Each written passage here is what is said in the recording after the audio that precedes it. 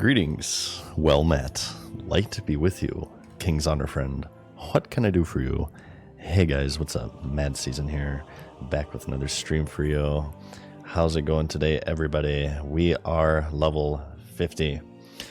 We are officially on the home stretch. Can you guys believe it? Let's see.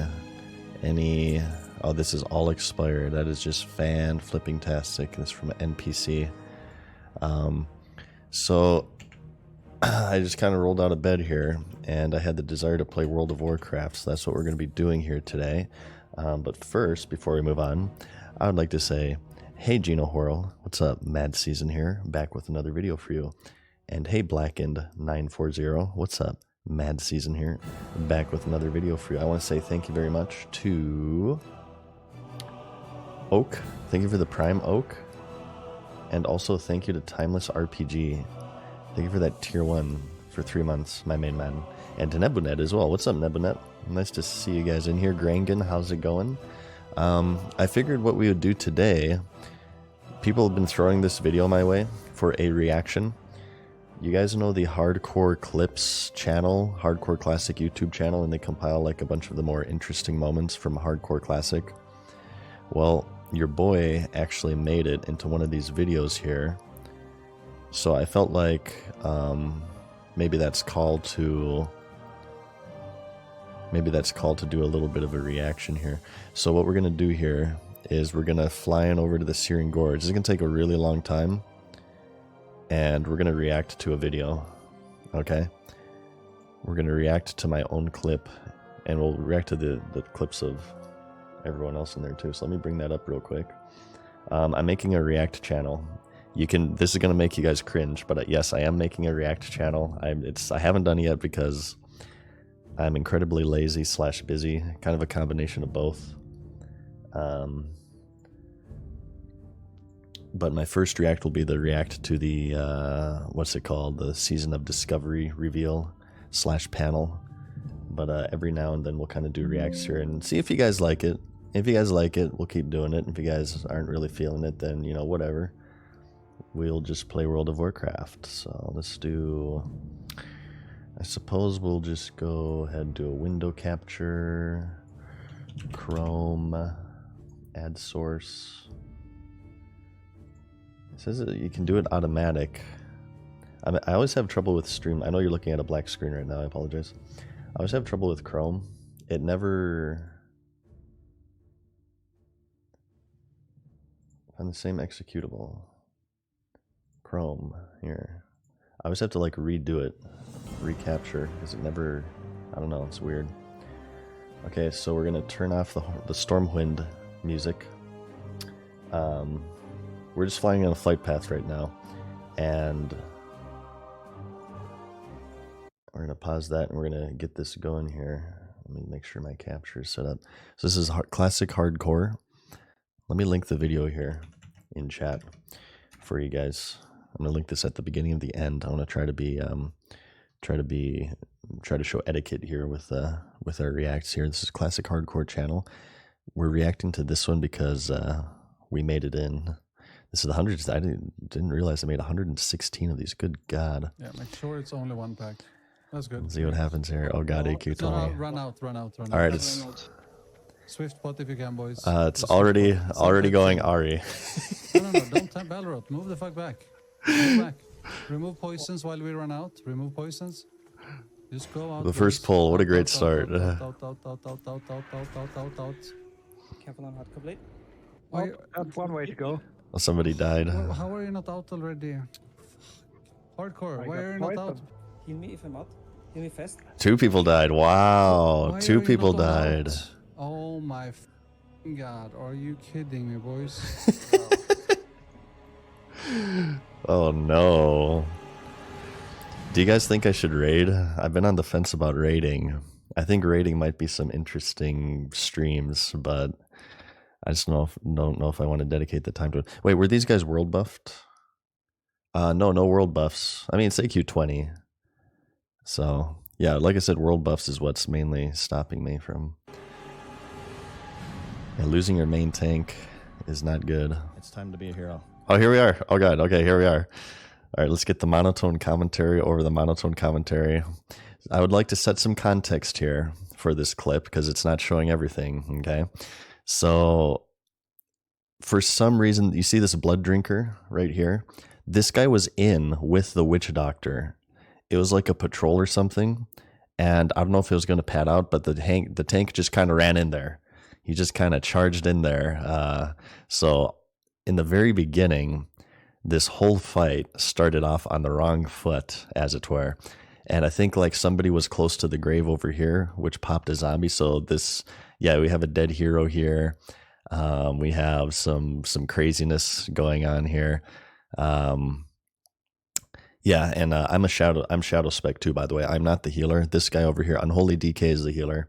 I just popped out of Shadow Spec because I noticed he's out of mana, and we have a bunch of shit up, and things are going Ari for the Monotone Madness here. This is I think like a week ago. We're like level 46 or something. Fade. Shield self. I'm also like a DBZ character, and whenever I use an ability, I like announce it. So we're being a hero right now. And we're making noises. Look at this clutch play too here, by the way. The Ward of Zoomrod. This spawns zombies, and this needs to die immediately. It spawns like 2 non-elite skeletons. So you'll see great awareness here on display by the Monotone Madness. I didn't get it in time, but well, we're making noises. There's a panic spin. Oh no. Real sticky glue. I didn't really know what to do. Okay, here, this is very bad here, though. I will say this. We did already actually commentate on this death right after it happened. So these are Frost Nova, okay? I should have maybe hugged the wall a little bit here, but I was kind of busy shitting my pants. And yeah, we were definitely going to get hit by it. You don't want to run by Frost Nova mobs, even if you don't have main aggro on them, they will hit you. And as you can see, boom, boom, boom, boom, Dades. The fear did work. The dead heroes are humanoids. It didn't work on the undead, obviously, but there are some humanoids in there. So right here, I'm kind of struggling. So I'm thinking to myself, all right, out of mana, I'm a priest. The entrance, we're like furthest possible distance from the entrance. There's no way I'm going to make it to the entrance. I don't know about any reset spots. I did not do this farm back in the 2019 re-release. I have zero knowledge of reset. Apparently there's a reset spot here. I feel like my only chance with the knowledge that I have was to nifty stopwatch, run away for the duration of the nifty stopwatch, and then hearth. Nifty stopwatch. We're making noises. It's very embarrassing, but we're making them. Hearth. See? This was the highest chance I feel, and luckily these things are attacking him. But here's this one right here. I swear to God, you can make an anime out of this moment. Hearthstone 0.6 mob just reaches me. What happens? What happens? Do I get hit or do I get the hearth off? The answer: both. And we make noises. Don't listen to that part. But I felt with the knowledge that I had, I played that perfectly, okay? I played that perfectly. What's this? Stratholm Undead? Undead side, right? Or humanoid?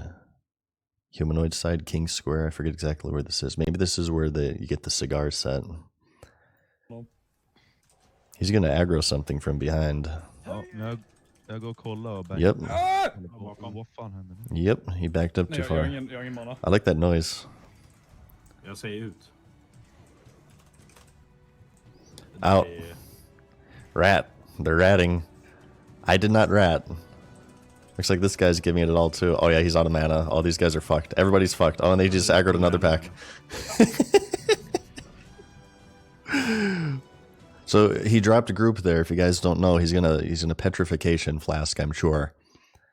This is the Wombo combo. You drop group, it teleports you out after a minute. When you see the window pop up, you petri flask and you'll be immune until you teleport out. That's like the fail-safe for dungeon runs in hardcore mode. Oh no, oh my god, a huge mistake. Oh no. They ran into the rats. Duxen. Åh, snyggt.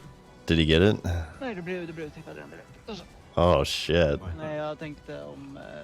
men om man lämnar sist så... Nej, inte Deadtracks med. I don't know what language this is. Fitt på det. Jag ser inget. Nej, alla dog. Vi skulle ha varit på disk. Cleara nu. Det hjälper inte. Listen to that clicking. I think he was mashing shield. Herregud, vilken timing. God. He made it though. He made it. Oh no. Oh my god. It's gonna happen, isn't it? This is funny. We were just talking about this last night. The pit. The pit in the Searing Gorge. He's gonna fall right through it. You have no idea how many times this happened. 2005 gaming. You wipe in Molten Core. Okay, you're ghost running back, and somebody falls in the mines of Mordor, or the mines of Moria rather, and they get lost. This guy's a warrior. He can save himself with a lip.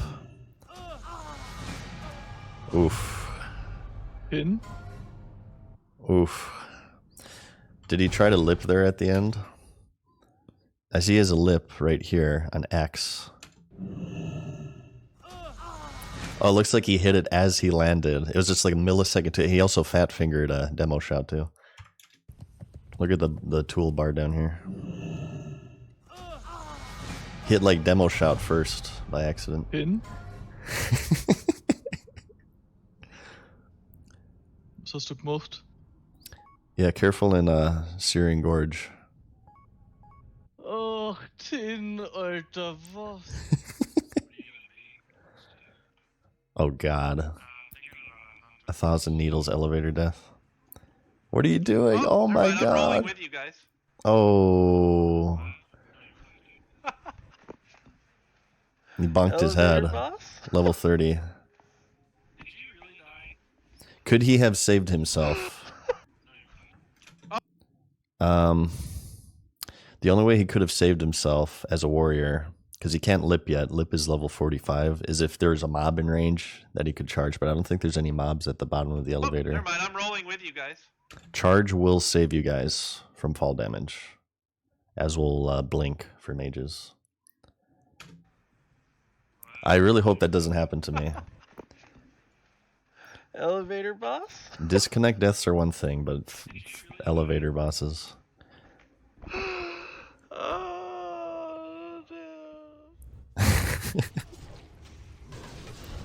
Where is this? Where is this? Felwood? Oh, this guy's in trouble. Oh, respawns. Death cave moment. This must be Felwood or something. 54. Yeah, it's probably Felwood. Oh yeah, he's fucked. He's fucked. He has a petrification flask. Shield wall. Wait, this is the entrance. He could make it. Oh, he turned around. Oh my god. What a Chad. Panic mode. You can see him processing right now.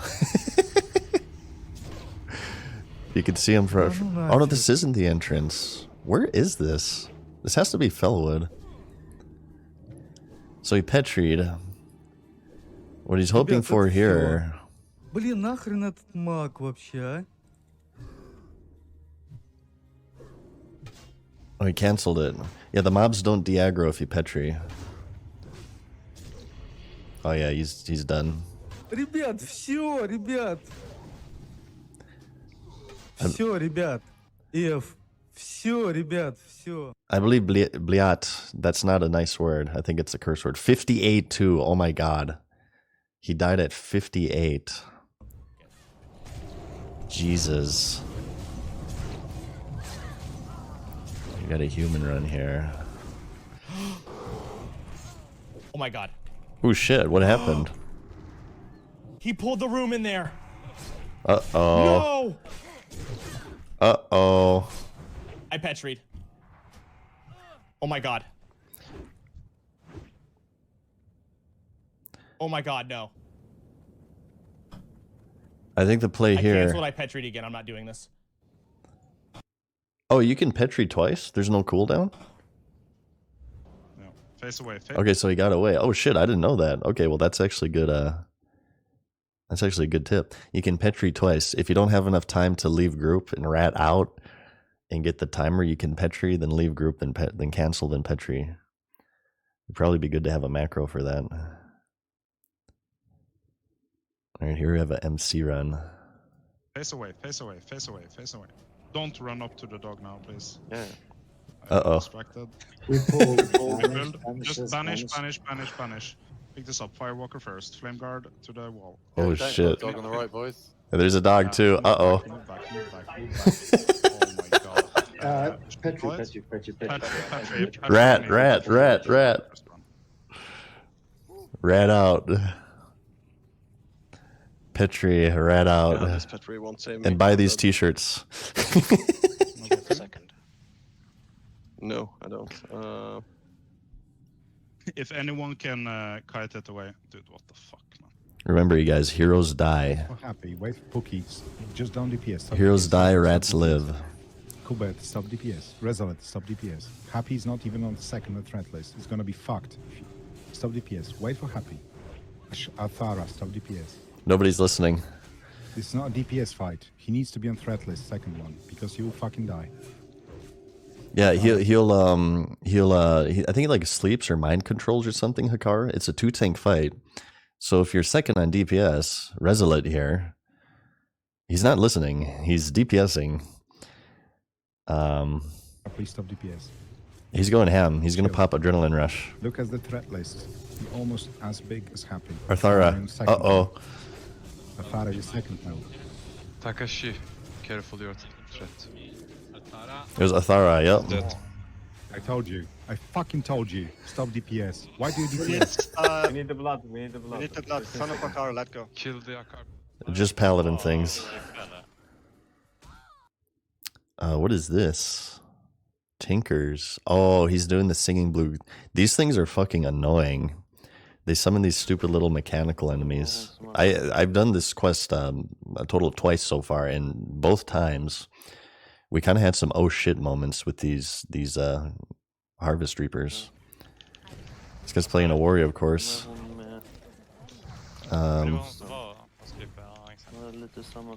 Uh-oh. Does he not have any potions? He doesn't have potions. Where I die? Target dummy. Target dummy doesn't work on mechanicals. They're immune to taunt. You can't target dummy mechanicals. I don't think, maybe he used a potion? He's going for the kite. Oh, go! Nice. Oh, this response. Oh, shit. Ooh, nice play there, actually. Did that save him? Oh my god. I'm not the only one who makes noises. See? I'm not the only one. That was a great play. The intercept into re-hamstring. I'm assuming he got away since they didn't show the death. That was a great play. But yeah, the target dummy doesn't work on mechanicals, so that's why that didn't do anything. You cannot taunt mechanicals or like mocking blow mechanicals. Oh my god. Alltså, Oh shit. det spårar 100 bo! Jag är död. Uh-oh. Jag får rage. Oh no. This is why I'm a fan of Piercing Howl for warriors. Well, actually, it looks like he's Fury. Maybe he has Piercing Howl. My plan for warrior is I want to be mainly arm spec, but I'm going to grab Piercing Howl because if I get into sticky situations such as this, you can Piercing Howl and Swiftness Pot. He's out of Swiftness Pots though, and target dummies. Volume warning. Måste fucking charge härifrån! Oh my god. Alltså den där poisonen! You should have rolled dwarf. Jag är död. That's it. That's it. Fuck av dem härifrån! Oh my god. Wow, that guy has a full rage bar in real life. Good lord. Okay, Drake Fire Amulet. This isn't going to be a fall damage, is it? Oh my god. Holy shit, Petri, bro. Petri, please. No fucking shot, bro. So what? So he accidentally stepped on the teleport, and there's mobs down there. Is what happened there? Oh shit! What did he do? Jump on the thing? He fucking died, bro. He stepped on the fucking rune. Oh shit! Ooh, an AOE mage. Uh-oh. Great music for this. Oh shit. Dulcin's tears. We're gonna see some Clutch Lord's tears here in a moment, potentially. Yeah, he has to lip immediately. And then run. Oh, just run. This is not salvageable. Just run. Oh god. The fucking spider rooted him. Is he gnome? He must be human, or maybe he's horde. I'm looking for a racial here. Oh no. Shoulda rolled gnome. This is why you roll gnome, you guys. I'm making a gnome mage, I think. No, it's over. It's over. Oh my god. Resist! He resists the root! Oh no. What killed him there? Was it a dot or something? It was the disease. Dude, if he got away there from that resist root, my god.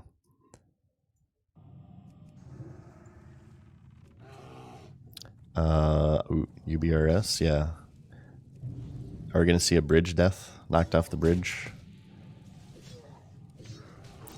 You never fight on the bridge. Yep. This is why they knock back. You never fight on this bridge. You pull back. You pull back into the big room. Or you fight in there, but preferably you pull back to the big room so you don't pull 2 packs. Wait, fucking god. Tank is down there. Oh no. What are we doing? Run.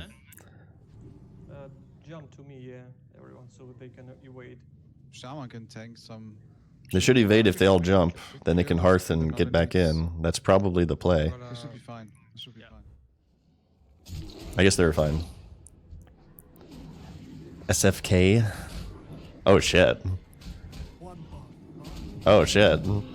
Oh god. Oh, this is Fucking idiots. potion. Oh no. Oh no. You had a potion. I feel I don't want to like comment on other people's deaths because when you're in the moment, it's easier. It's very, you know, shoulda, coulda, very easy to say shoulda, coulda, woulda.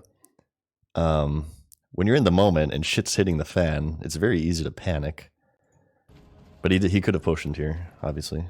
Please don't die. Fuck you! Stupid fucking idiots! Wow.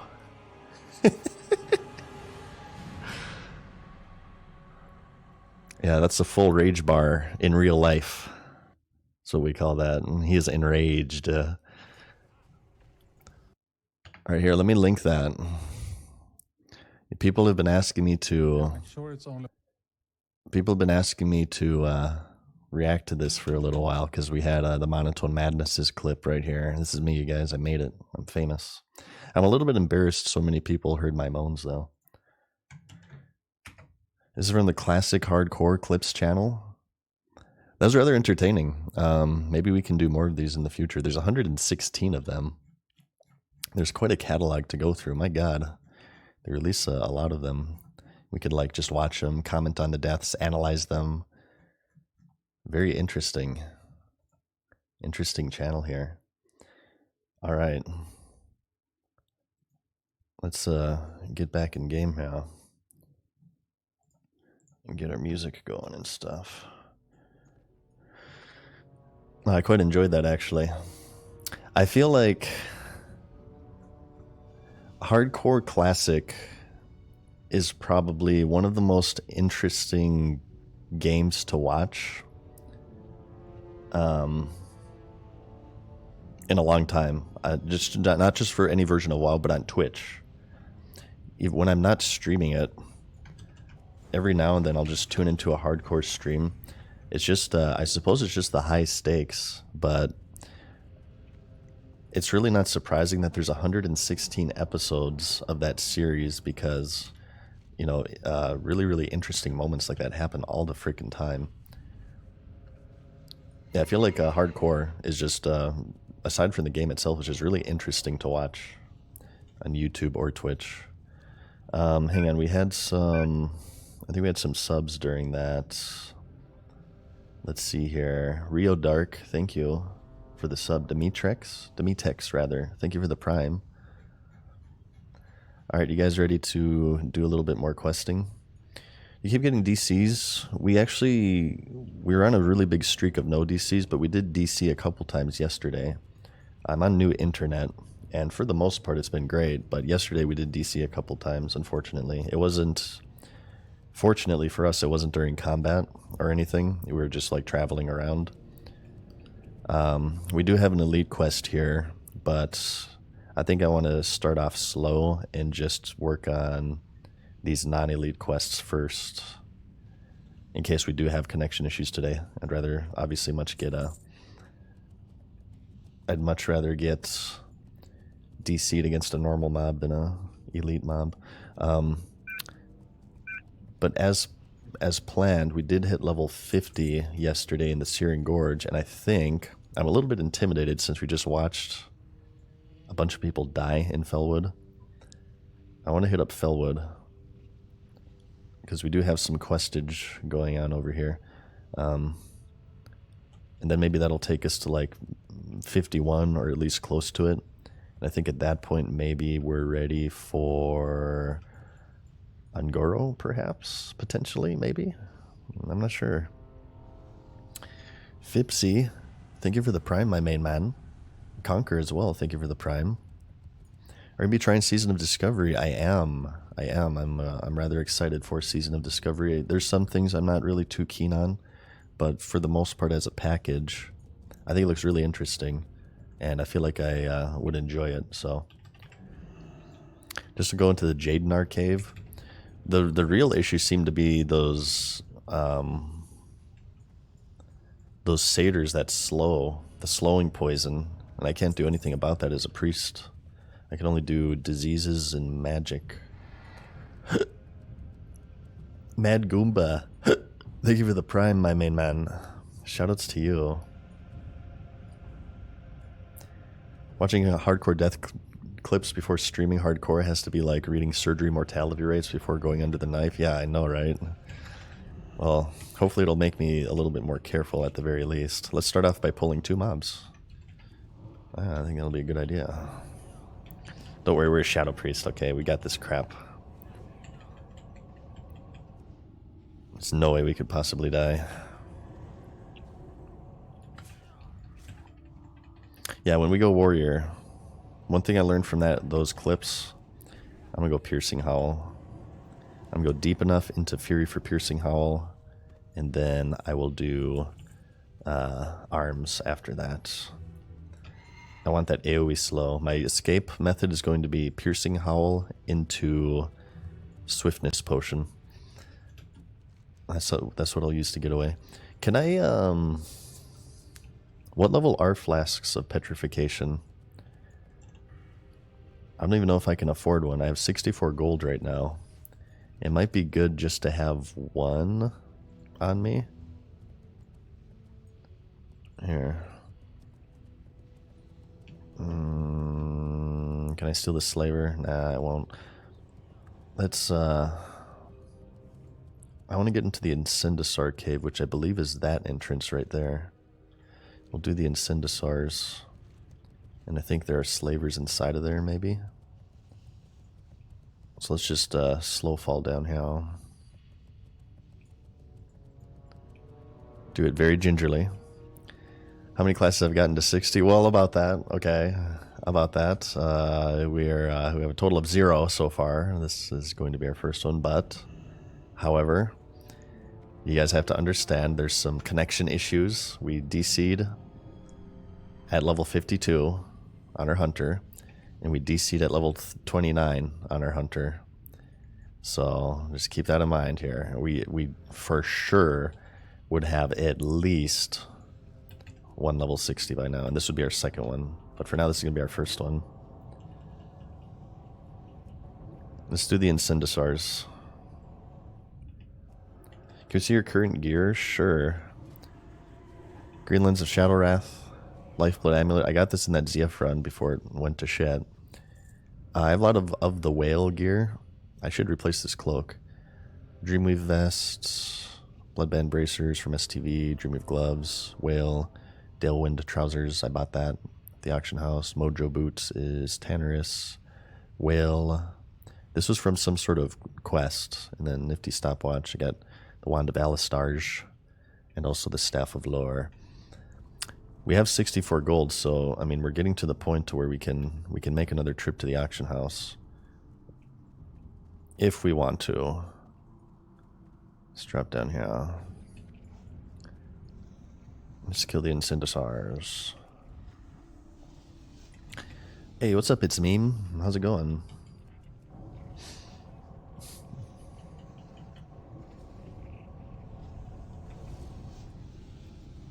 Especially if you're working, if you're not in the dungeon. It could be useful.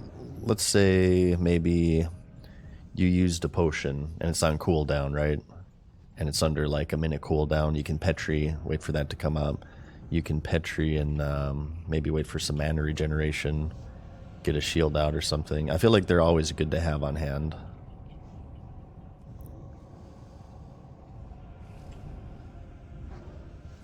Can you have a breakdown of your challenge progress? How many tunes do you have at level 60? Which classes? How many deaths? Zero at 60. So no classes yet. We should have a level 60 hunter, but we died at 52 to a disconnect.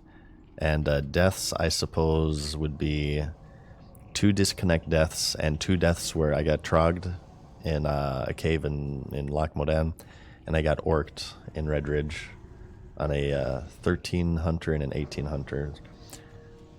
Those were the only non-disconnect deaths. But there was massive lag involved, okay? There was massive lag involved. It may have been brain lag, but it was still massive lag, okay? I plan on streaming for a decent bit today.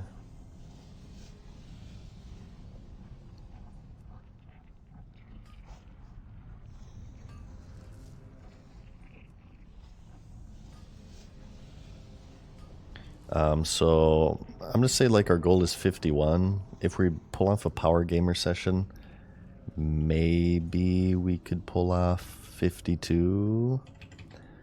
We'll see ultimately. We're just starting off with Searing Gorge here, obviously. But we're gonna go to Felwood after this. Searing Gorge, Felwood, Ungoro is what I'm thinking right now. I'm hoping I can get at least level 51 before I do Ungoro.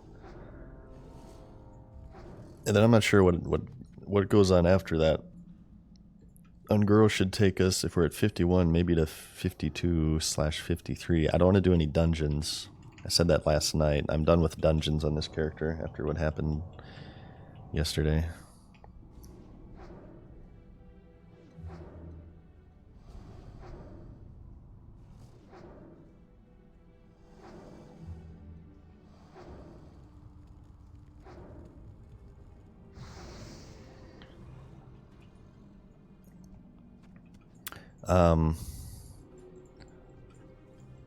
Aside from that, though, maybe we should start talking about what our next class will be.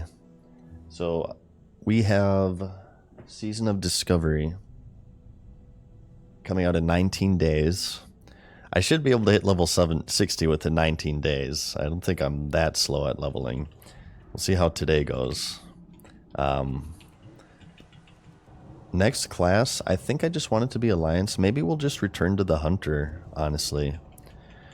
I'm thinking we'll return to the Hunter. We do have a Dwarf Hunter at level 6. And I think I mainly want to do that just to switch things up. I think I would like to alternate between Horde and Alliance for my leveling festivities. So we can like just, you know, show you guys different questing zones and just switch things up, different major cities and stuff. Try to keep it as interesting and fresh as possible. Obviously, there's going to be a lot of repeated content, leveling 9 classes to 60. But we'll just switch factions each time. And also as well, we're doing one of each race. We've amended our challenge. And we're doing Undead Shadow Priest. We're going to be doing No Mage, Human Warrior, Night Elf Druid, Dwarf Hunter, Orc Warlock, Troll.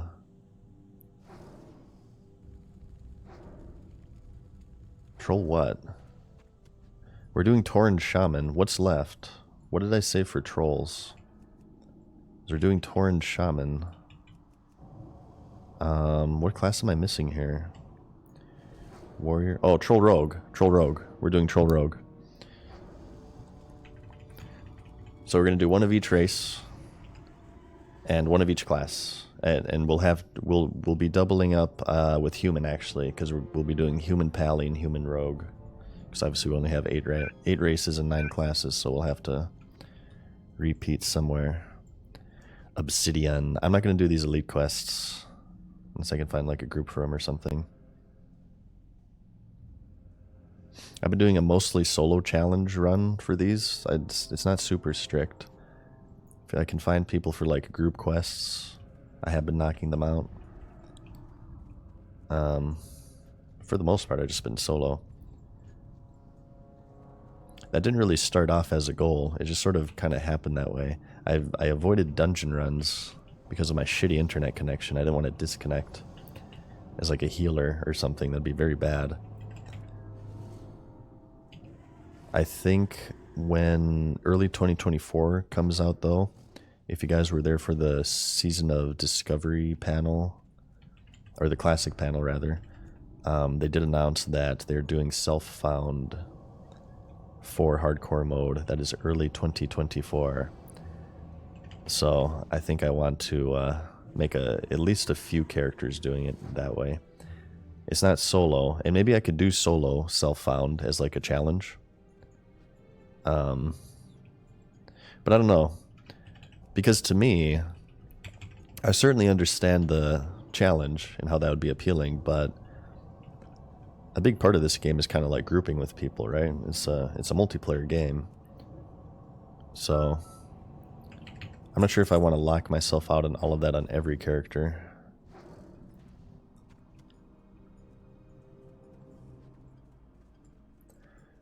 Rushed Thought, thanks for the Prime, man. Hey, what up, Tim Allen? Tim Allen's left toe, how's it going?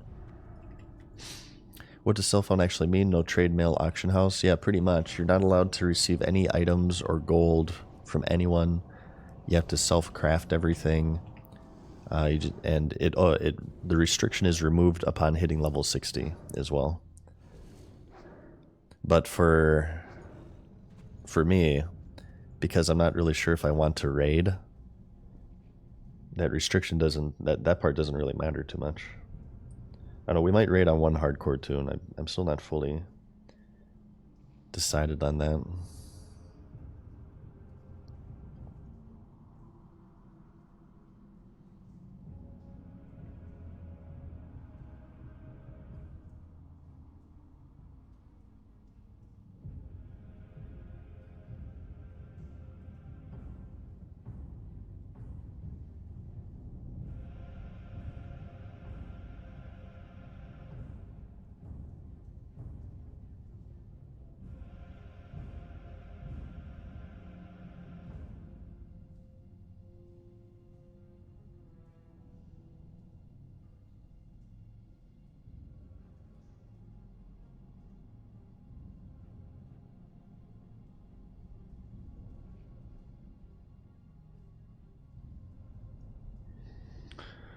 Okay.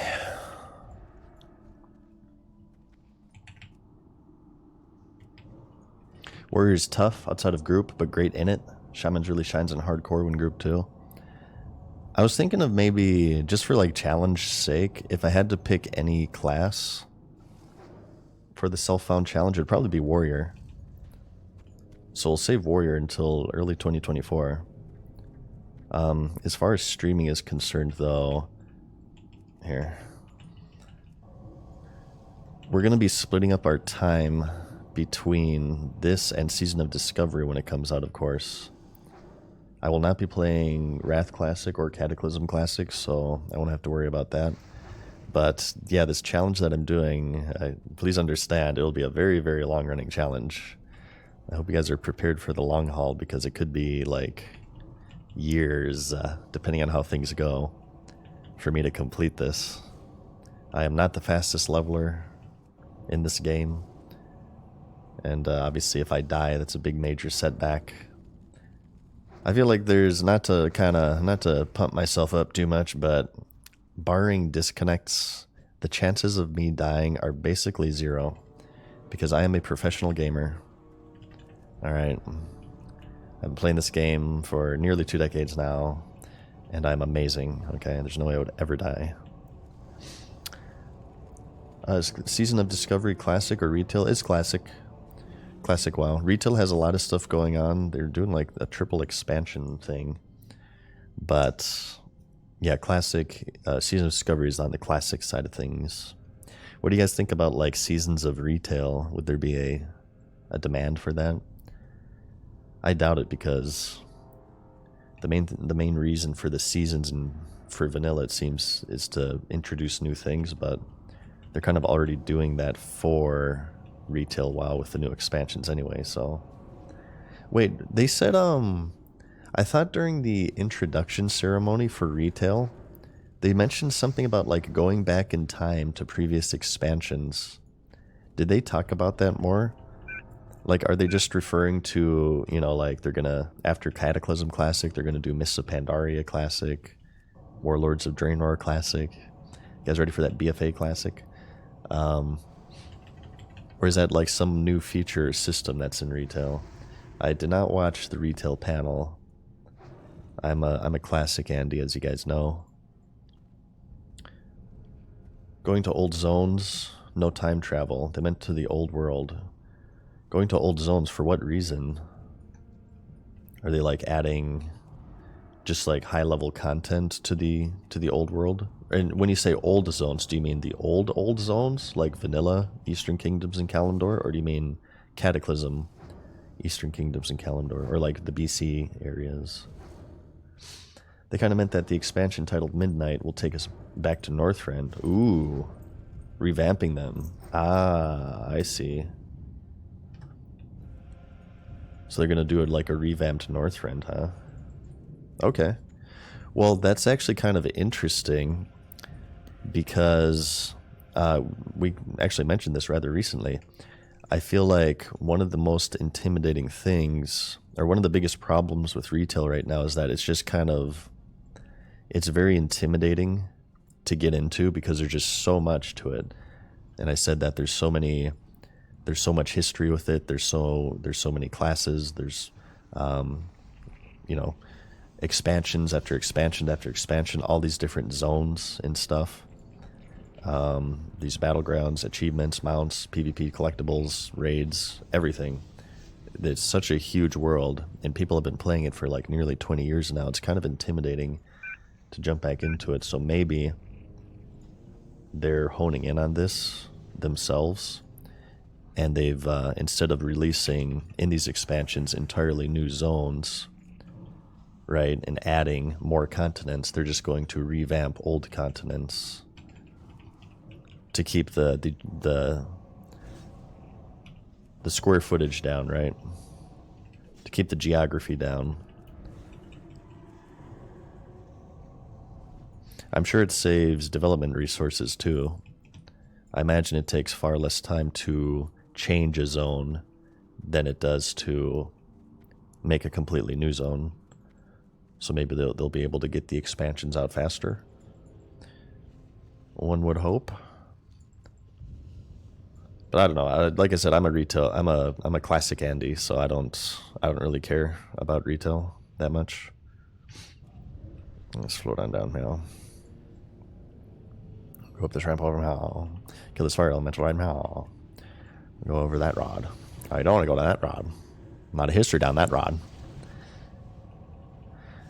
Rio Dark says, I think the most interesting thing to come out of BlizzCon for retail is the announcement of one cohesive story that will unfold in the next 3 expansions. It's mind-boggling to me. It could be good. One of my issues, though, this kind of gets into the Sylvanas plotline. So when did the Sylvanas plotline start? I would say the main plotline, I mean, started in vanilla, right? Or I guess Warcraft 3. But as far as WoW is concerned, in like the whole BFA Sylvanas, that started at the beginning of Legion when she basically abandoned Varian, right? And she was kind of acting mysterious, and then Vol'jin died and she became the new war chief of the Horde. I felt like the writers or developers kind of watched a little bit too much Game of Thrones. They tried to make like this very grandiose, complicated Game of Thrones plotline, something that maybe would be delivered in a season or two in Game of Thrones, which, you know, over the course of months or maybe like a year or so. But the issue with the Sylvanas plotline and why everybody was so fucking confused is that they delivered it over the course of 3 expansions. Legion, BFA, Shadowlands. So that's what, 6 years? 6 years to deliver a plotline? By the time you get to the Shadowlands shit, how many people even remembered or even played the Legion stuff? I feel like one of the biggest issues with the whole Sylvanas thing is nobody knew what the fuck was going on the whole time. Nothing really made sense, and you're waiting for that payoff for everything to be explained, and then they eventually explained it with like the jailer, from what I understand, right? I don't know, I lost interest, and I don't actually know the conclusion to that story because I quit Shadowlands early on. But it's like 6 years to deliver a plotline, just too much. I feel like that doesn't really fit too well in an MMO. I feel like you have to have these condensed storylines that maybe start in an expansion and end in an expansion. Because if you carry it on further than that, nobody knows what the hell is going on unless like they're going in lore channels and stuff, and they're reading up on wikis, and they're putting in like all this extra effort in order to just understand the basic story of the game. Story is important in an MMO. It's not the most important aspect, but it's an RPG, MMORPG, role-playing game. There has to be some sort of sense of story or world. Of course, with vanilla, as opposed to a story, it's more about the world. Instead of being this hero and, you know, engaging and interacting with Khadgar and Malfurion and Sylvanas and all these heroes, and they totally patronize you. And they try to convince you that you're a hero, the savior of Azeroth, despite the fact that it's a multiplayer game and everyone around you is the savior of Azeroth. But I mean, that's the route that retail goes down, right? It's more story-based. It's not really about the world as much as it is about the story and the characters. So, 2 very different styles, obviously. But if you're going to go down the story route, I just feel like 3 expansions for 1 plotline is just too long. Too long. And that's if the writing is good, which I would not describe the Sylvanas storyline as necessarily the best writing out there, to word it as gingerly as possible. Okay, so we're not disconnecting. Maybe we can try to get the symbol of Ragnaros now. You guys want to kill some elite enemies? Oh, champion. I'm gonna give you my Azerite, champion. Give me your Azerite all over my face, champion. Oh, yeah, champion. Freaking Magni. BFA made me hate Magni, rather. We have to heal Azerite's wounds, champion.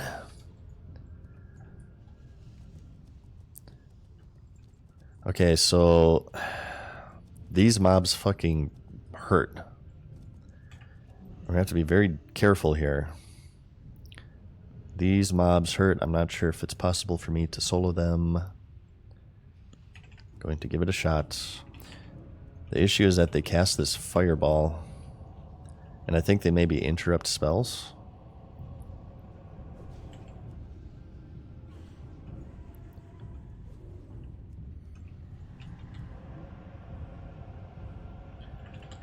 As long as I don't run out of mana, I think I'll be good. I'm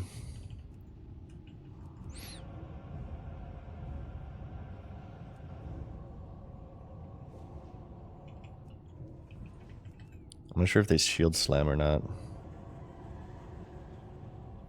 Alright, out of mana. Okay, we should be fine. I see how much damage though. Once they got through my shield, oh my god. That crit. Jesus. We just need a random ass quest drop from them. So this could be a quest where it drops in 2 kills or it drops in 40 kills.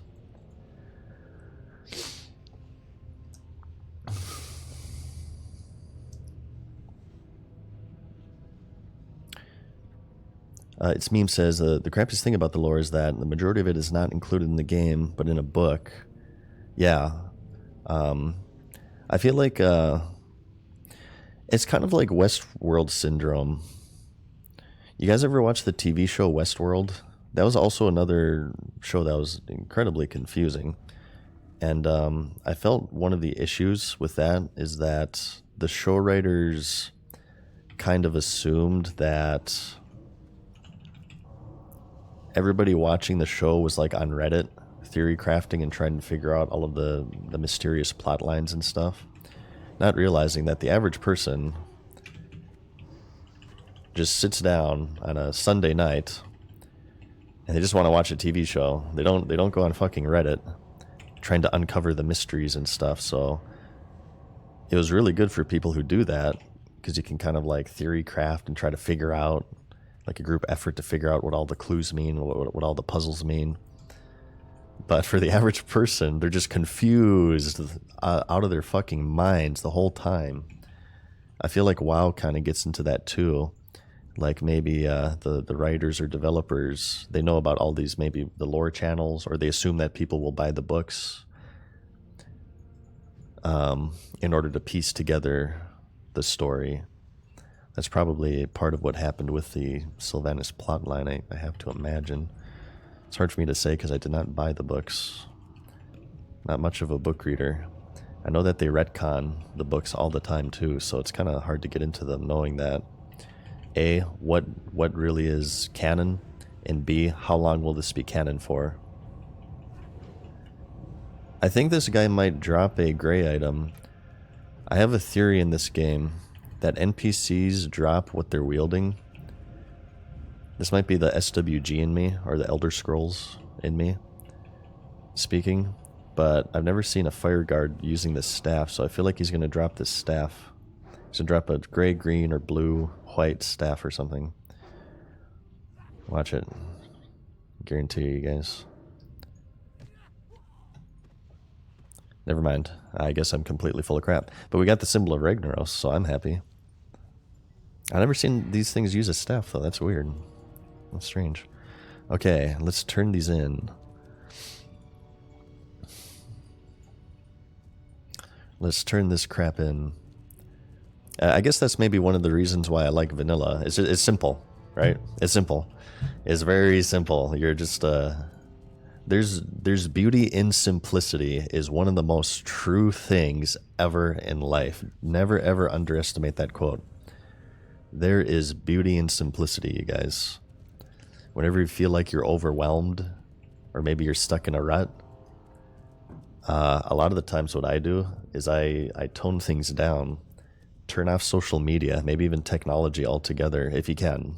I'm sure, your work, technology isn't inundated into most jobs these days, but shut off technology.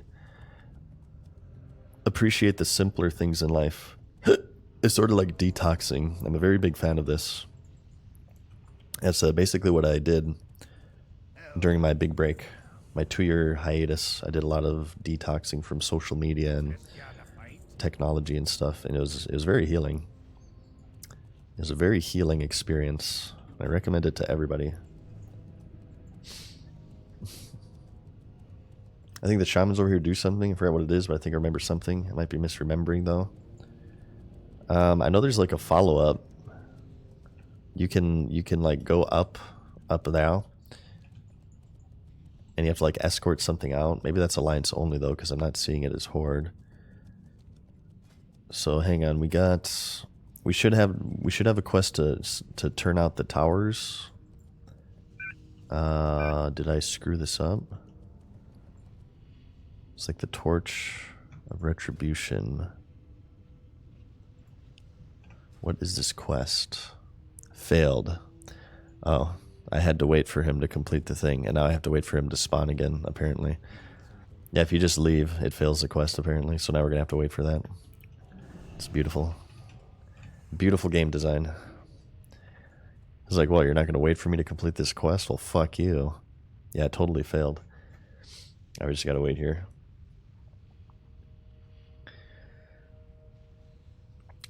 Care for the Bridge of Death down at the South Towers. Yeah, we actually we did this quest on our Hunter, and I know what bridge you're talking about. I will be careful. There's a big gap that you can just walk through, which the developers didn't seem appropriate to fix for hardcore mode, because screw that crap apparently.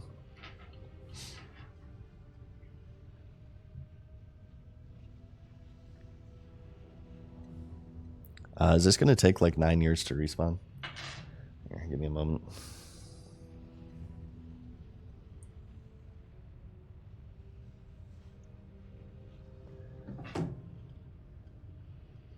A lot of people died on that bridge, apparently. I guess personally I haven't seen any clips, but I'm sure it's a part of falling here in Deathlog. The falling damage.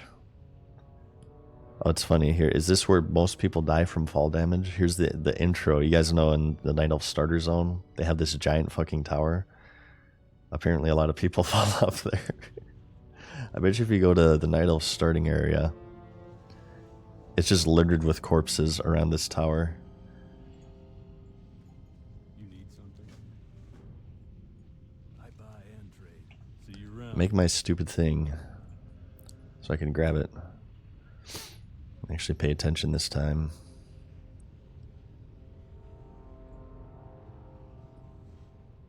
Come on.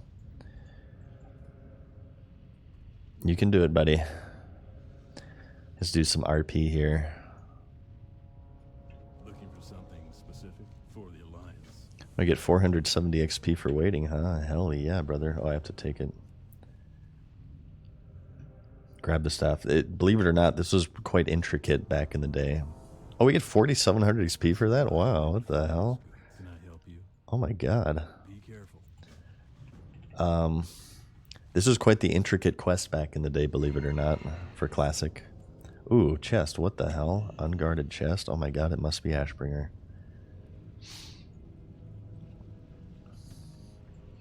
Spent season watch the post BlizzCon Q&A yet? I have not. We did a react earlier. We could potentially do that today if you guys want. How long is it? And is it classic only? Or is it like a general World of Warcraft one? Is there like a condensed classic Q&A? So I don't really care too much about retail. Alright, let's take this one out. We got an elite quest here, so be a little bit careful. A lot of elite quests here in Searing Gorge. Is the React channel up? Not yet. One of these days, I'm gonna probably skip a stream day. Right now, if I don't stream, it's because I'm doing IRL stuff. Whenever I have the time to stream, I always stream. But one of these days where I don't have IRL stuff going on, I'm just going to skip stream and just do a bunch of YouTube. I'll make it a YouTube day. And I'll get the React channel going up, and I'll work on my hardcore classic review. That's been on hiatus since forever. But we've done 2 reacts now, I suppose. We did one to start off this stream. We watched the Hardcore Clips channel with my clip on there. Okay.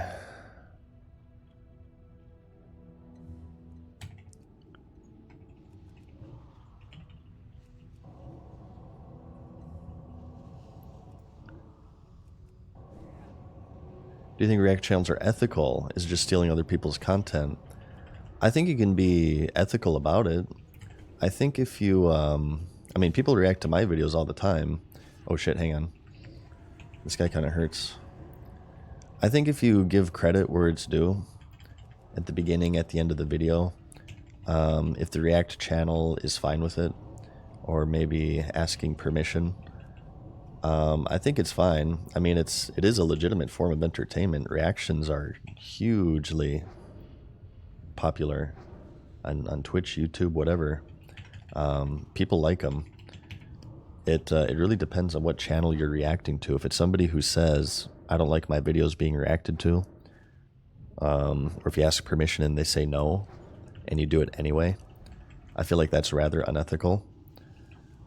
But I feel like that, I don't know, I don't have ultimate knowledge of all reactions, but I don't really see that situation happen.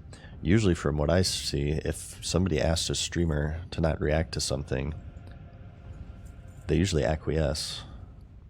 And they say, okay, well, I won't react to it. It's not like, haha, I'm going to react and there's nothing you can do about it. Has that happened before? Maybe. I guess I personally have not seen that. But I wouldn't want to watch a streamer who did that, because I think it is, I mean, you can make an argument of fair use and stuff and adding something to it, I suppose, but I feel like the video creator should always have final say if their video gets posted. And I say this as somebody who's been editing videos for 10 years now. Personally, I'm fine with reactions on my channel, but I can't speak for anyone else. There are downsides to it. I actually made a video about this on YouTube. It's called React Streamers.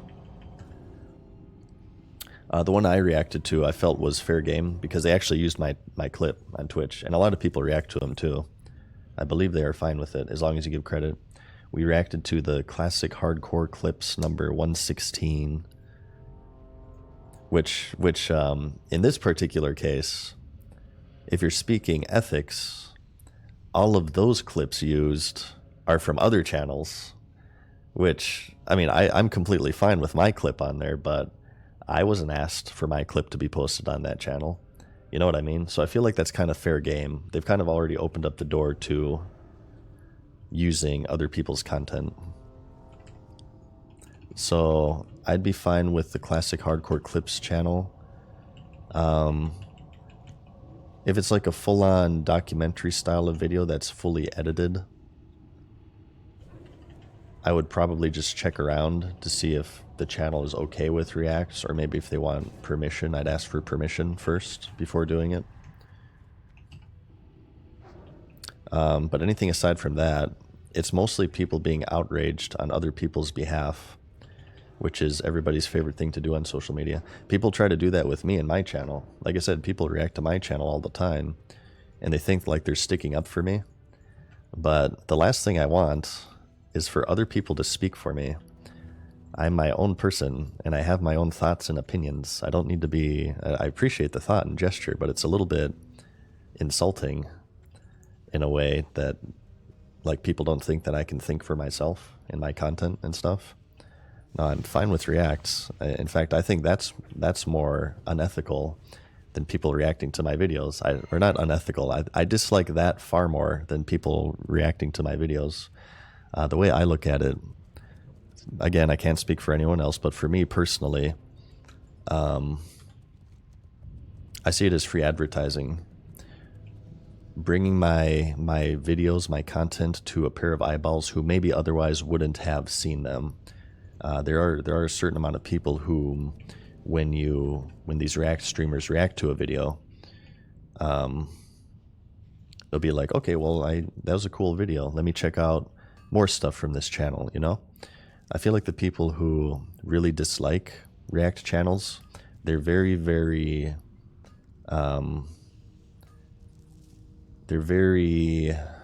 resistant to their positive effects too. And, well, both sides really honestly try to polarize it and say that they're only good or that they're only bad. Oh shit, well, this guy that attacked me, let's give him a wide berth here. They're very resistant to... This is just social media 101. This is with anything. React streams, politics, whatever, World of Warcraft. They're very resistant to ever entertaining the other side of the story. That with benefits come... With positives come negatives, and with negatives come positives.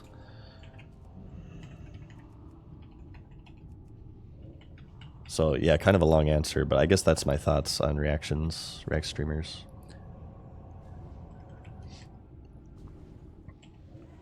There's actually a big issue with that. I'm not going to name any names. Speaking on secondhand defenders, somebody tried to pull me into drama, actually. This was years ago. And you guys might be able to connect the dots, but somebody was reacting to my videos, and there's another content creator who is basically speaking on my behalf, saying that it's unethical to do this, and basically trying to rope me into drama on their side. So that's why I really don't like that when people try to like speak on my behalf. Again, I appreciate the thought. I see where it's coming from, but it's a little bit disrespectful, I guess, in a way. Right here, let's take out the sentry.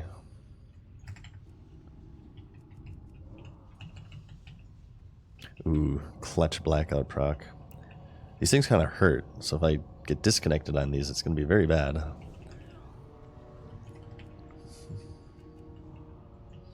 I still demand payment for the use of a clip of my characters in 90% of videos. Hey, what's up, Tech? I'll make sure to use that in the Hardcore Classic review. That, along with my one PvP clip where I'm like beasting at Blacksmith in Arathi Basin, and I'm just like popping off. I have Berserker, I have Recklessness going. Oh my god. That's probably like my most used clips on YouTube at this point. I love that clip. I watch it every night before bedtime. It's my happy space. Tech is are you guys checking out Season of Discovery? I will probably be playing it. I was gonna bend your guys' ears if you're doing a guild, or if you're doing a raid rather, for Season of Discovery. Mind or Maver rather, Mind probably will not play. He's busy being a daddy. You will? Oh shit. Oh shit. That's what I'm talking about. We gotta talk about that. Hell yeah. Yeah, Mind will not be playing though. He's busy. He's being a dad. He's been fluid exchanging like crazy, popping out babies left and right. No real details planned yet. Okay. Well, keep me posted. I'd definitely be down. Hell yeah, I get the crew back together. Hell yeah. Really looking forward to it, says Masutin. Like I said earlier, I mean, I have a few reservations. You guys know me, I have to complain about something. But overall, as a package, I'm rather excited for it.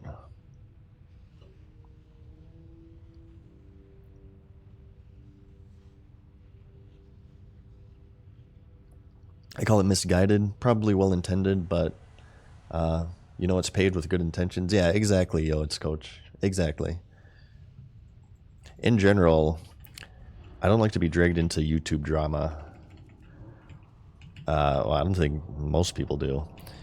But, yeah, that has happened over the years. People try to drag me into various dramas. That was one of the instances. React streams, React channels. Alright, so here's the bridge. So this side is fine. I'm just going to jump. It's this side over here. I'll show you guys. Be very careful when you're in the Searing Gorge, okay? This is the final tower for this quest. It's also the most scary because we don't really have as much room to kite. But this is the bridge. What weapon are you using? I'm just using, you see that? I'm using the Torch of Retribution. It's a statless staff for this quest only. You see that gap right there? Yeah, you can fall through that, apparently. So make sure you jump when you're coming and crossing over. And then that's death down there. I haven't seen any clips of people dying there, but people have warned me about this spot both times I've been here. Once on my Dwarf Hunter that died from a disconnect because this game is fucking bullshit. and this guy now, obviously. Real question, if you did participate in the Makara tournament, how far do you feel you could have get? Well, the thing is, the Makara tournament is still going. What you guys saw was just the competition for the rights to duel the Monotone Madness. So it's going to be Snuts versus Mad Season for the 100K. Okay? Yeah. I'm like the final boss of Final Fight. And you earned the right to duel me. That's what the tournament was for.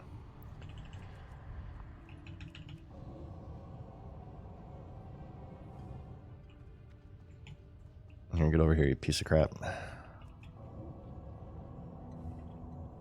So the answer to your question is the end, because I've already reached it.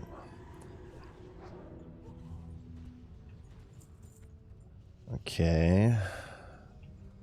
Just be very careful here. One slip up could be disastrous. Okay, we can equip our normal weapon here. Where is it? The Spirit Staff of Lore. Alright, let's cross this bridge here. I do have Levitate ready. I have my finger on the button. Okay. If you make grunts, you jump hard, you jump further. Always remember that. You guys ever play platformers and your entire body tenses with each jump you do? It makes you go further, okay?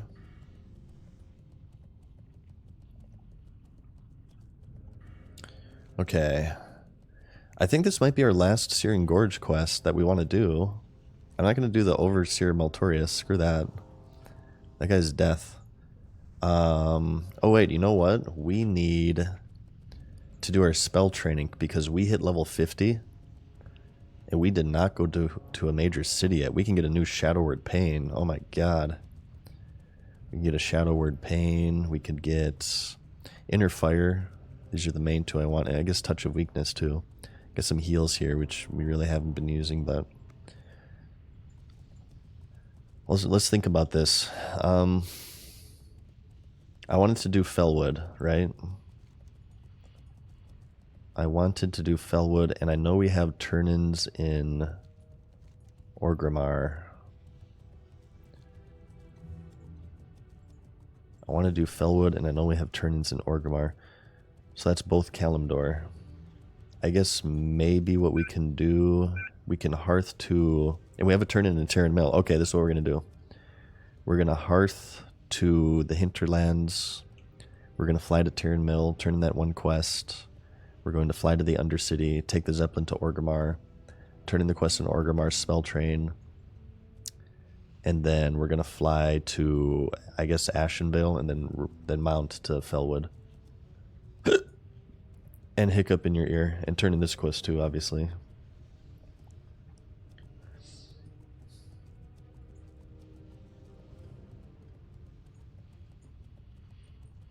You guys think we can hit 52 today? Oh, look at this awesome strength agility cloth pants. Oh god, I'm so excited. Is 52 feasible for the Monotone Madness? Oh wait, we're gonna have another follow-up here in the Burning Steps, I believe, right? That was 7,600 XP. Nice. So that quest was... Okay, we didn't get a quest, but we got this, which will give us shit we can't carry. But it's the Black Dragonflight Molt. You turn this in, I believe, like northeastern Burning Steps for a quest. And Burning Steps is just going to be a little bit too high level for us right now, I believe. Yeah, right. Well, there's a couple of yellows. I think more will open up at like 52-ish. Level 50 is a little bit rosy for Burning Steps right now. Dude, Crime Stream, thanks for the tier 1 for 2 months, my main man. Or for 8 months total, actually, I'm sorry. How's it going, dude? No, Classic is oh shit, I don't want to. Jesus. I'm still in Alliance mode. Classic is... I feel like it's looking pretty good right now. I'm kind of excited for it. I'm really happy with hardcore, and I think Season of Discovery looks rather interesting. Wait, I said I was gonna Hearth, didn't I? Screw the Swamp of Sorrows. I don't think I'm ever gonna go there. Yeah, I said I was gonna Hearth. Let's do that in this, like, vendor. Clear bags. Derry Kyle, thank you for the prime, my main man. We just reached the sub goal. Hell yeah. Thank you, guys. Actually, I didn't, I forgot to set my goals. Maybe I'll do that right here on the flight over. I also have to poop. Do I have your guys' permission to poop? Is that cool? Let's get rid of this. I'm just going to vendor the weapons. And I believe we can just get rid of this. We got some more stuff to sell. Wait, can I use this? No, that's worse. How do we get a level 36 screen in our bags? I want to sell Mage Weave. Okay, we're going to do like auction stuff as well. I guess I can equip the loofah. Why not? Okay.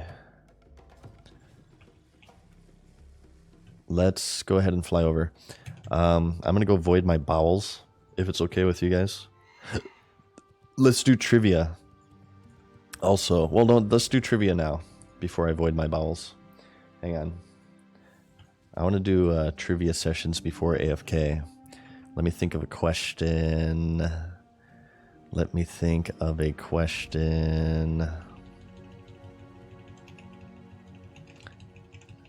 Hang on, you guys. Well, maybe, hang on, I can go on the flight path, I suppose. We're going to do trivia. Anybody who isn't subscribed, you have a chance to win a subscription here. If your World of Warcraft knowledge is good enough and your fingers are fast enough. I just have to think of a question. Terran Mill. Shit, it's kind of hard to concentrate when I have to poop. Okay.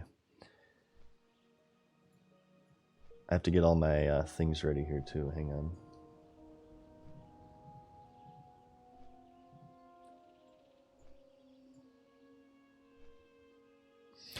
Okay. Let's start off with an easy one today. Welcome, ladies and gentlemen, to another rousing episode of the Monotone Madness's Extreme Trivia Challenge, the only game show on Twitch where the streamer pays you with gifted subscriptions. The rules are simple. They are as follows. The first person, the first non-subscriber, in fact, to answer this World of Warcraft related trivia question correctly receives a gifted subscription from the Monotone Madness himself, and I will also say her name, and our parasocial relationship will grow to levels you never thought possible before. And you also have to be following me, because I'm not going to gift out subscriptions to non-followers. I will ban you. So make sure you're following me, log in, get those fingers ready, massage that vanilla brain, engorge it, and be prepared to be a winner or a loser. This is your chance to be a winner. Actually, if you're watching my stream, you're probably a winner because you have great taste. You're a winner in my book, but there's going to be an ultra winner here in a moment. Give some people some time to log in. Click that follow button, okay? Click that heart. Unless you're already following, don't click the heart because that will unfollow me, and then I will ban you. This will be an easy one. Are you guys ready? Hang on, we have to turn off this music. In vanilla World of Warcraft, there's a YouTube channel, a warrior in fact, who became popular for his tips and tricks video series. What was this YouTuber's name? PvP Warrior. I'll give you a hint. Night Elf PvP Warrior. Made videos for warrior tips and tricks. In Dalamar. It's incorrect. Asmongold. I'm sorry. It's incorrect. Tech 702 says Swifty. Tech.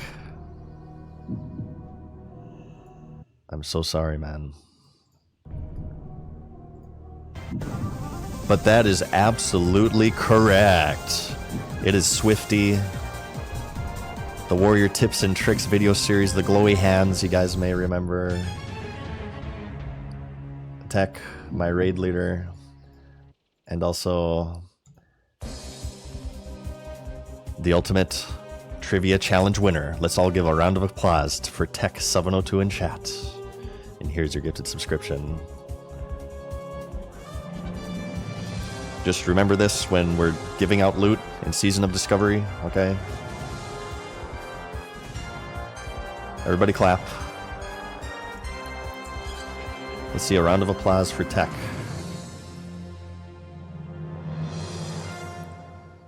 Please clap. Please clap. With those speedy fingers and that World of Warcraft knowledge, I have to imagine he's pretty popular with the ladies, am I right? Hell yeah. Hell yeah. Rigged. It's actually kind of funny that my raid leader won the trivia challenge. It's a little bit suspicious. A little bit suspicious, but no, that was natural, I swear. And I'll be checking my mail for the check, okay? I'll keep an eye out for that. Okay, I'm gonna go poop. We'll be doing more trivia later, so if you guys were slow on the draw there, you'll have another opportunity, okay? I'm gonna go void my bowels. I'm gonna play some advertisements while I do so they don't play during actual gameplay. I haven't got all day. And I'll be right back, you guys.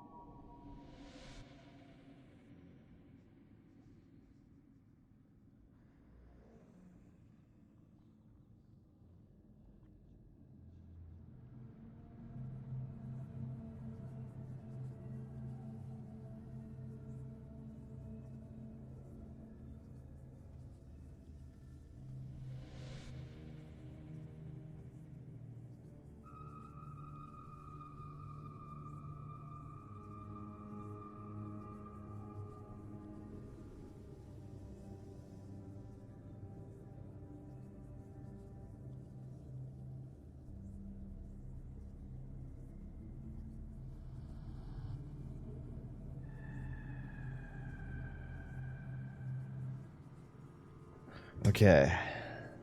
So what did... while I was on the can, I was wondering... We turned in the Venom bottle. Did we get a follow-up for that? Elixir of Agony. Let's get rid of that. Undamaged Venom Sac. Bring the Undamaged Venom Sac to Apothecary Leiden. Is a Hinterlands quest. Wow. Annoying much. So a quest in Hinterlands that sends you to Terran Mill, that sends you to Hinterlands, that sends you back to fucking Terran Mill. Jesus. Developers. What on earth were you thinking? Okay. That's classic for you, though. Our bags are full. We had just voided our bowels. Now let us void our bags. We need to put stuff on the auction house pronto. Because our bank is looking full too now at this point. At a certain point, I do want to do profession shit. If you guys don't mind. I'm kind of happy with engineer right now. The next thing I want are thorium grenades, so I don't know. I've been kind of holding off on doing profession stuff for a long time, but it's getting to the point to where our bank is just getting full. Let's scan the auction house and put some crap out. And we'll also do spell training. Hey, what's up, Broccoli Tom, my main man? How's it going?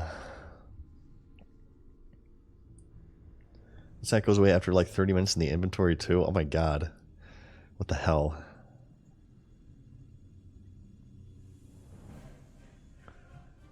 Here. I'll put 5 stacks up. I think I'm going to do some shopping. Some Chopin. Winter's Bite. Heavy leather. Get it out of my bags. Dark iron ore. Wow, dark iron ore sells for a lot. That's crazy. Put all this stuff on. I usually do 8 hours.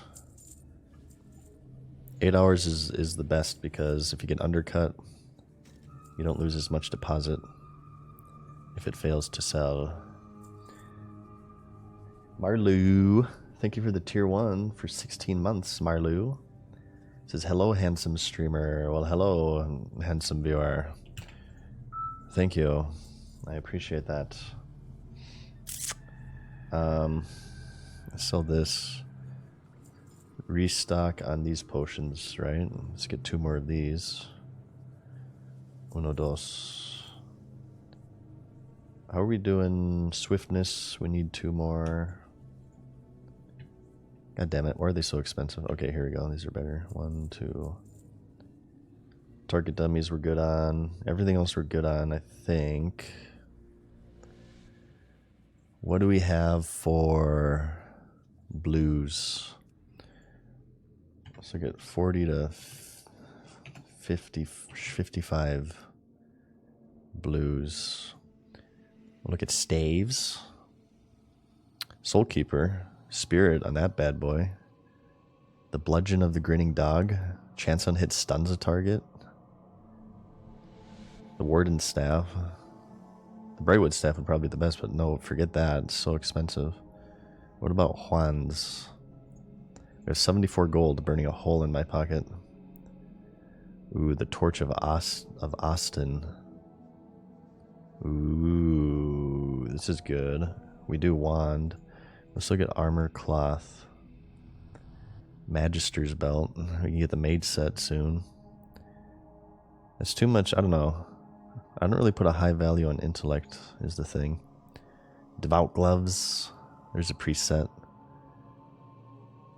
Actually get some tier 0 here if we want. Not quite, but it's so expensive though. God, it's so expensive. The Magister's belt actually is feasible. All this other shit, my god. Actually, I think what I want to do... Stamina, intellect... I think I want...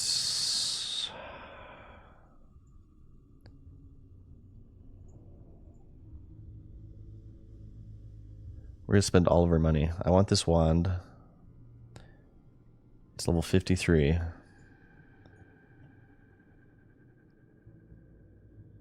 I want this wand. Boom. And I want this staff. Spirit staff. Spend all of the money. Oh shit, we might not have enough for training now. Oh god. Well, we only really care about 2 spells for training, so it's not that big of a deal. Call to arms the plague lands. Really? We're not ready for Western plague lands yet, surely. Hang on, I don't know if I believe this.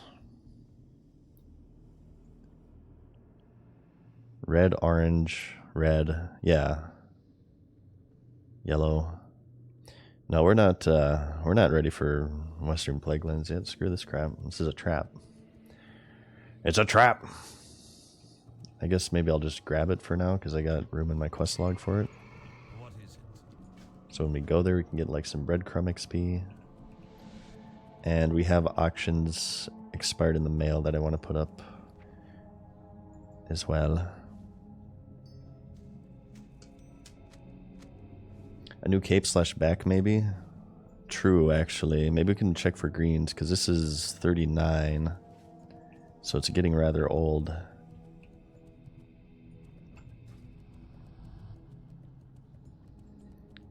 And it has like strength on it and crap. Here, cloth. Back. Maybe we could just search of the whale. 9 stamina, 9-9. Here's a 9-9 for 11 gold. Ooh, a 9-8 for 1 gold, 50 silver. That's the winner right there. Okay, equip the Soul Keeper. Oh, it looks like that questing torch that we just got. Cool. We'll hold on to the Torch of Austin for now. That's level 53. That'll be a big upgrade. Let's put all of these on the auction house, though. Hopefully we can recoup some of our gold costs. I'm very spendy in this game, if you guys haven't noticed yet. But I figure, you know what? In hardcore mode, the only thing shittier than dying is like dying with a bunch of gold that could otherwise, you know, have saved you had you not have been stingy with it. So I tend to be more spendy on hardcore mode. We have to put up these green lenses as well. Okay, the concentration ones are just not going to sell. The healing one might sell. We'll try that. Nature's Wrath for shamans. And regeneration. These 3 aren't going to sell. I'm just going to vendor them, I think. I think I'm ready now. War Quarter, right? For priest training. I wouldn't even touch Western Plague Lands till almost 60. We tried Western Plague Lands, I think like at 51 or Hunter, and it was rough. One of those quests just triggered the absolute fuck out of me. There's like, I hope that's Alliance only and I don't have to deal with this as Horde, but it's like, go to the outhouse, but to get to the key to the outhouse, you have to get this box, but to get to the key to the box, you have to find this NPC or something. It was like a multi-layered thing to where you needed keys for keys. And everything respawned incredibly quickly. And I was getting very angry. Shadow Word Pain. Touch of Weakness. I guess maybe we'll put on a better Flash Heal would be good. We can only choose some of these. A Renew maybe. Alright, that's all we can afford. We gotta leave the rest. So Inner Foya. Let's drag that on. Where the hell is it? There. Boom, baby. Even more tanky now. Inner Fire, Shadow Word Pain. I love a new Shadow Word Pain. Hell yeah. Especially since we have improved Shadow Word Pain. Touch of Weakness, of course. That goes right now. And then Flash Shield Renew. It's holy, right? Flash Heal. Renew. I always like the process of like upgrading your ranks on your spells. It feels so powerful, you guys. Oh my god. Wait, how do I have mail still? Surprise Resurrection is still on the menu. Yeah, they should remove that. Why do they have Resurrection in hardcore mode? Oh, yeah, because we won this auction. Derp. Yeah, huge upgrade here. This vendor. This.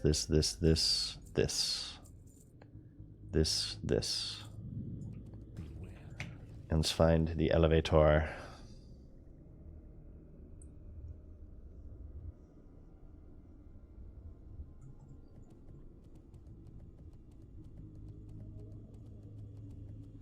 And what did we want to do? Zeppelin to Orgrimmar, right? Is that what we decided on? Zeppelin to Orgrimmar. Turn in Orgrimmar. We have a quest turn in there. And then we fly to Ashenvale. And then we're going to do Fellwood now. We're going to do Fellwood. Hopefully that'll take us to 51. And at 51, I was thinking of doing Ungoro. You guys told me last night 52 for Ungoro, which fair enough, but you have to consider that I'm extremely skilled at video games. So we should be able to do Ungoro at 51.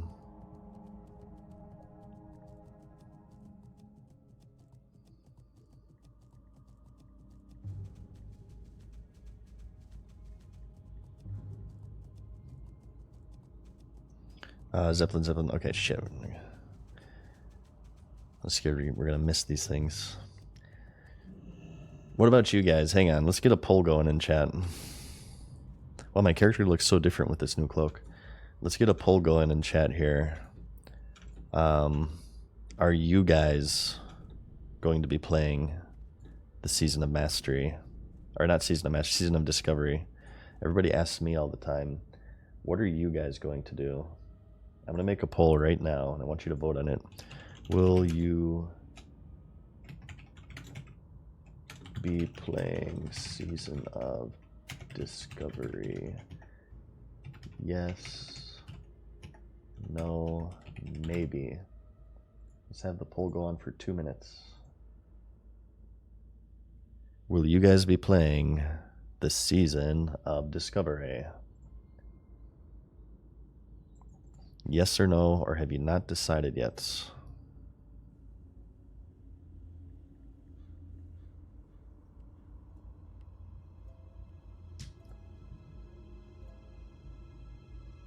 For sure. For better or for worse, you're going to be a part of it. I think the launch should be memorable. Say what you will about any expansion. Even if they turn out to be giant catastrophes, usually the launches are rather fun and memorable. Did that guy just die?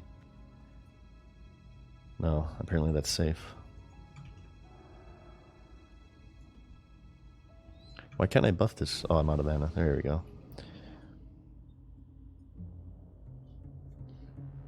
Let's see what this is. 64% so far, yes. 16% no. 20% maybe. Overall, it seems like you guys are kind of in favor for it. For the no people, do you guys not want to play it because it doesn't appeal to you, or are you just like lacking time? You don't have the time to invest. Looking forward to not fearing a DC. Sounds fun. Yeah, it'll definitely be a nice change of pace from hardcore mode. I feel like when I just want to be a little bit more low key, I'll just load up Season of Discovery. I'll stream a little bit more too, because I do still have my old setup with my shitty internet. Oh, mate, run! Oh god! Oh god! Oh god! Oh shit! Oh, he lived. He lived. My god, you are crazy. Like he almost lost hours to save minutes. Jesus. I do still have my old setup with my shitty internet, and there's some times where I'm at my old setup and I kind of want to stream, but obviously I don't want to stream hardcore mode with my shitty internet. So in those instances, I could actually just load up Season of Discovery. So you guys may see an increase in streamage once Season of Discovery comes out. Will this be your first 60 with this tune? Hell yeah, it will be. Terranaz, hell yeah. First, it's kind of funny. My first 60 will be Horde. Blech.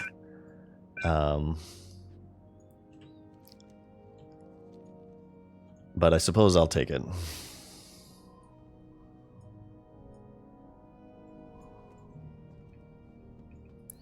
Okay, what quest turn in? We have some turn in here in Orgrimmar. Rise of the Silithid. 5400 XP for this. We have March of the Silithid as a follow-up. Necklace's Recovery, that's Maradin. About leveled that. Tabitha's Task, screw Tabitha. She leads you into a death trap. And Cenarian Aid. Oh, they want me to go to Shara. Dare we flirt with Ashara? I did see we had some quests there. Here. We got a couple, well, these are green now, actually. And we got a yellow, an orange. These ones, I think this is like a mage hub. Do a mage quest there or something. Then Kim Jail, indeed. We have, like, some quests in Ashara. And we have the flight path for it. Maybe we do Ashara. Before Felwood. There's not a lot going on. Ashara is one of the infamous unfinished zones, if you guys didn't know. Here, are you ready? Gaming power. Activated. No, they didn't have enough time to finish Ashara. They realized, like, halfway through developing it, it's actually really bad game design. Oh, we have this quest here, too. It's really bad game design to have, like, a zone where half of it is a giant fucking cliff, because it makes it really, really, really annoying to navigate. So they cut it loose. They put in a few quests here and there, but for the most part, it's abandoned.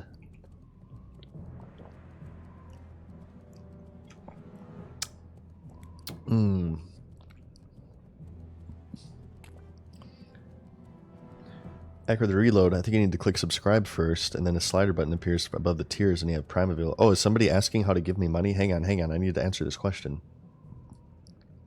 Acre the Reload asks, wasn't there a button on screen to sub with Prime? Can only find the regular sub button. Yeah, I think there should be a drop down. You guys, let me just take a small moment here. Here's how you give me money. Okay, there should be a drop down. It should be subscribe, and I believe if you click on that drop down, there should be like a Prime. As long as your Twitch account is linked to your Amazon account, there should be a button to subscribe with your Twitch Prime. It costs you no money, you guys. It's this very interesting thing, very great thing done by the great Amazon here. If you have Amazon Prime, you are allowed, did you guys know about this? You are allowed to give one free subscription to a streamer of your choice on this website. Oh my god, it's so amazing. Morena, see, look, showing you guys that it's true. Oh, it's so good. Hell yeah. Thank you, Morena. Thank you so much. Oh, I love Amazon. Cenarian Aid. Okay, I changed my mind. We're gonna do Ashara. Okay. The Butterlord, hell yeah. Thank you for the Prime for 2 months now. You can do it for multiple months, as you guys know. So if you've done it once before, you know, you can just click the button again. Yeah, it's great. It's amazing.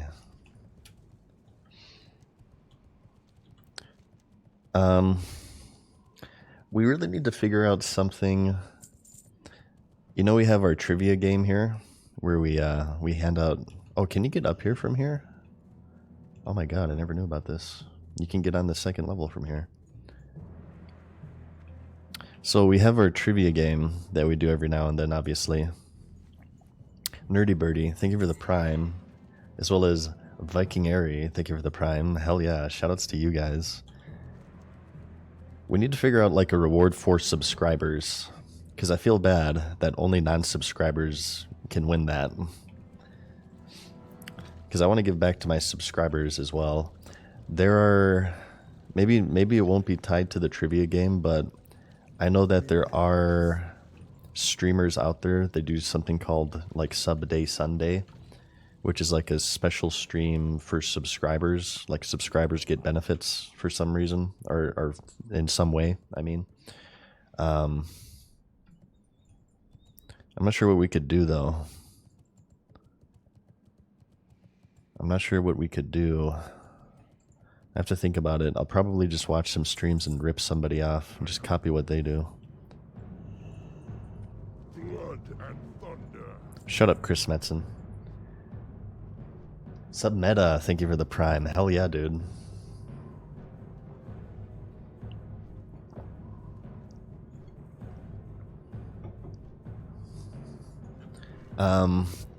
I suppose if it's a multiplayer game, we could do like some sort of community event.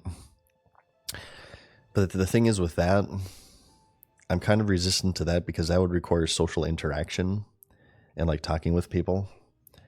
And as you guys know, I've been playing World of Warcraft for 20 years, so that's not really my favorite thing to do. No offense to you guys, by the way. So I'm not sure about that one. Maybe we can do like requests. I bet you on Twitch there is a way to restrict polls to only subscribers. And then we can have you guys like vote on maybe like what character I play or maybe it can be like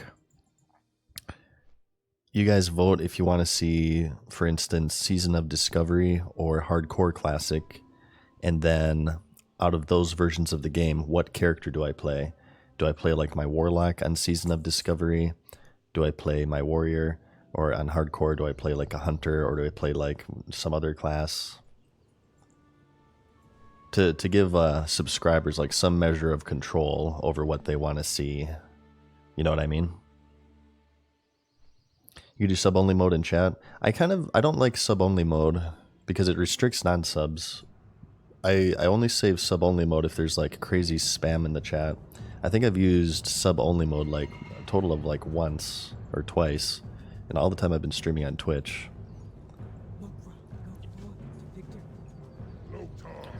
Shut up, Chris Metzen. Let's head back down here and grab these quests. Yeah, this is okay. I don't think I've ever done Horde Ashara questing, even back in 2005. So these are going to be like completely new for me. This might be interesting here. You're rolling Warlock for Season of Discovery. Well, we're rolling a few actually. Iron, Intoxicated Idiot. Thank you for the prime for 2 months, my main man. We're rolling a Soul Link Warlock, an Orc Soul Link Warlock because we're cheap as F.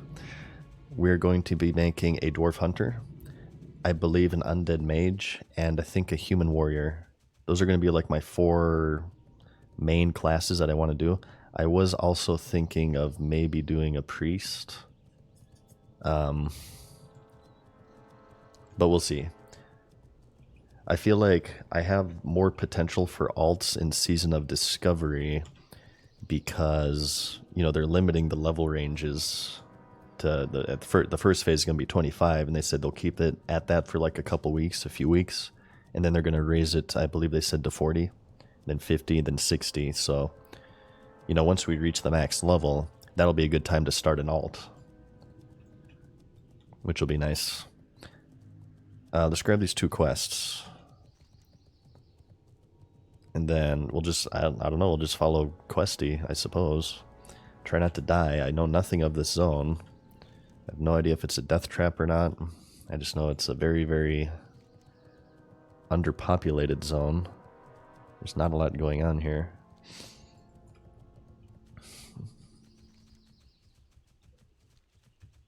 A human warrior, you say? Yes, I am that guy, actually. This game with orcs and elves and dragons, oh shit, and magic and fantasy and demons. What class does the Monotone Madness play?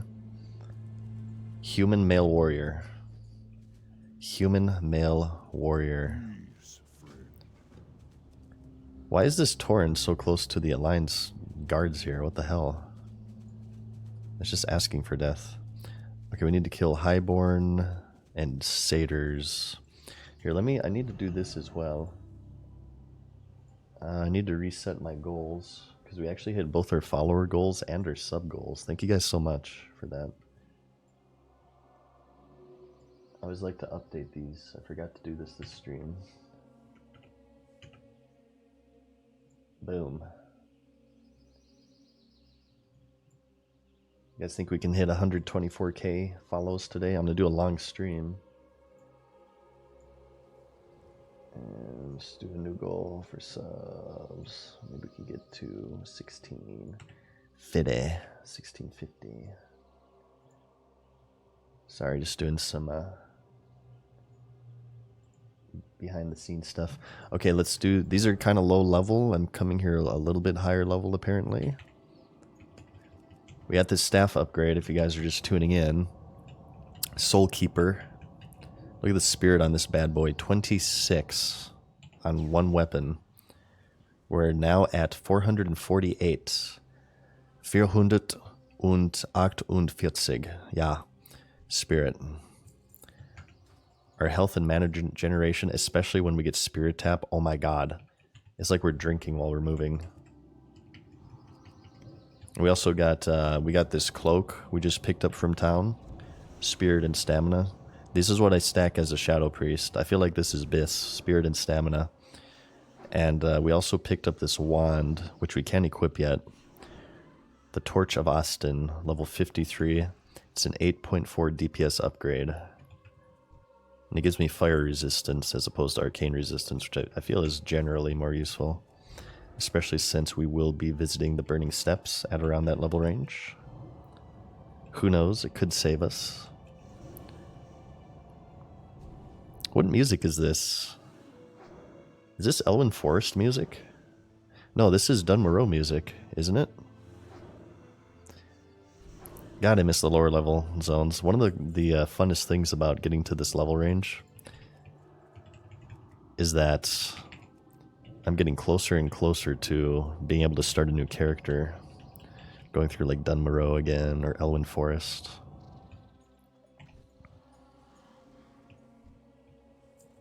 Here, what is this? A mithril deposit. Yeah, let's grab that too. I feel like we have more than enough mithril to get to the thorium range. Right now we're just waiting on thorium.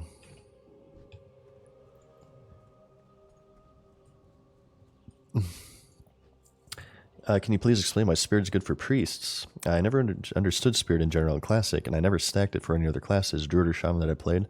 It's not just good for priests, it's great for leveling in general. Because, as you can see, it increases your health and mana regeneration. So the idea here is that you don't have as much downtime in between mobs, so it greatly speeds up your leveling. So right now, I'm getting like 70 per tick, about. Looks like 69 per tick. 69, it's the sex number, you guys. 69 mana per tick, just by running around. And it's doubly good for priests as well, because we get a talent called Spirit Tap, where whenever we kill a target that gives honor or experience, we double our spirit. And we also allow 50% of our regeneration to continue through casting. So it's especially good for priests because of Spirit Tap. A lot of people really love Spirit on like warriors and stuff. I think that like for hardcore mode, as a warrior, I'd more be worried about in-combat stuff than out-of-combat stuff. You know what I mean? So as a warrior, I'm just going to go stamina strength mainly, as opposed to Spirit. But for Shadow Priest, since mana is like a really big issue, I really love Spirit on them. Like look how much this is. Look how much this ticks. Boom. Boom. Like 130 with Spirit Tap.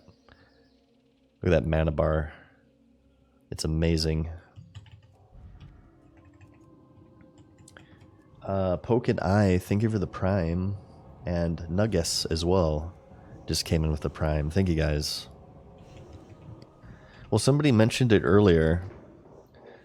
Do you guys see if you have a Prime subscription available, is that popping up as an overlay on the stream? Because apparently that extension like broke for me for like the first 2 months since my return, and it wasn't working. So I re-enabled it. And somebody was asking earlier that they couldn't see it. Do you guys see that if you have a Prime available? Yes. Yes, no. If you're already subscribed, or if you don't have a Prime available, you probably won't see it. Okay, you guys do see it. Okay, good.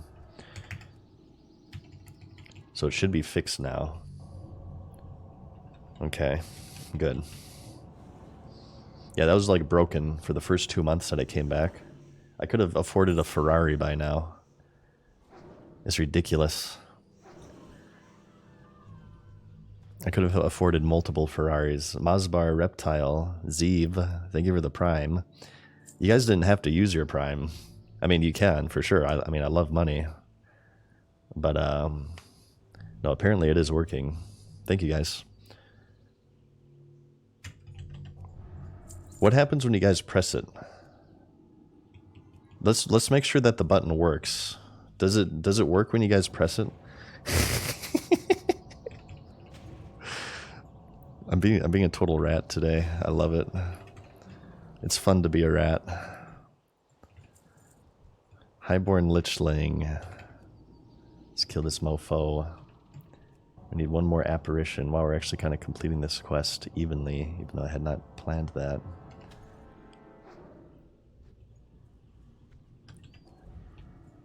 Ooh, chest. Ashbringer. Oh, here we go. Shit. Come on, man. Oh, there's another guy here. Bot, maybe? Is this a botting spot? Whenever I see a hunter, I assume bot.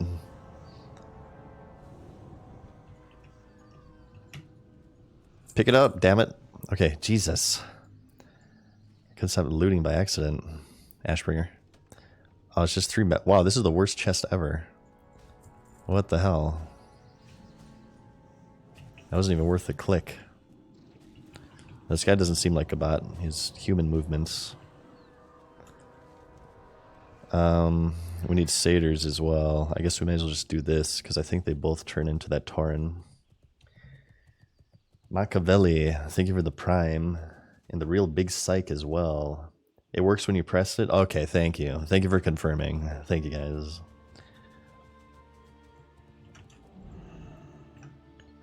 Oh shit, these things have stupid demons too. Of course.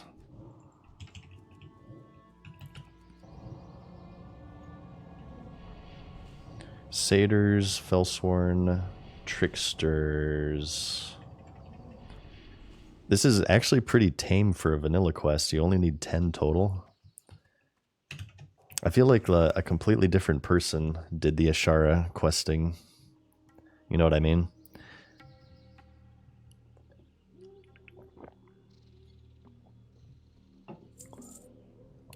Broccoli Tom, hell yeah, man.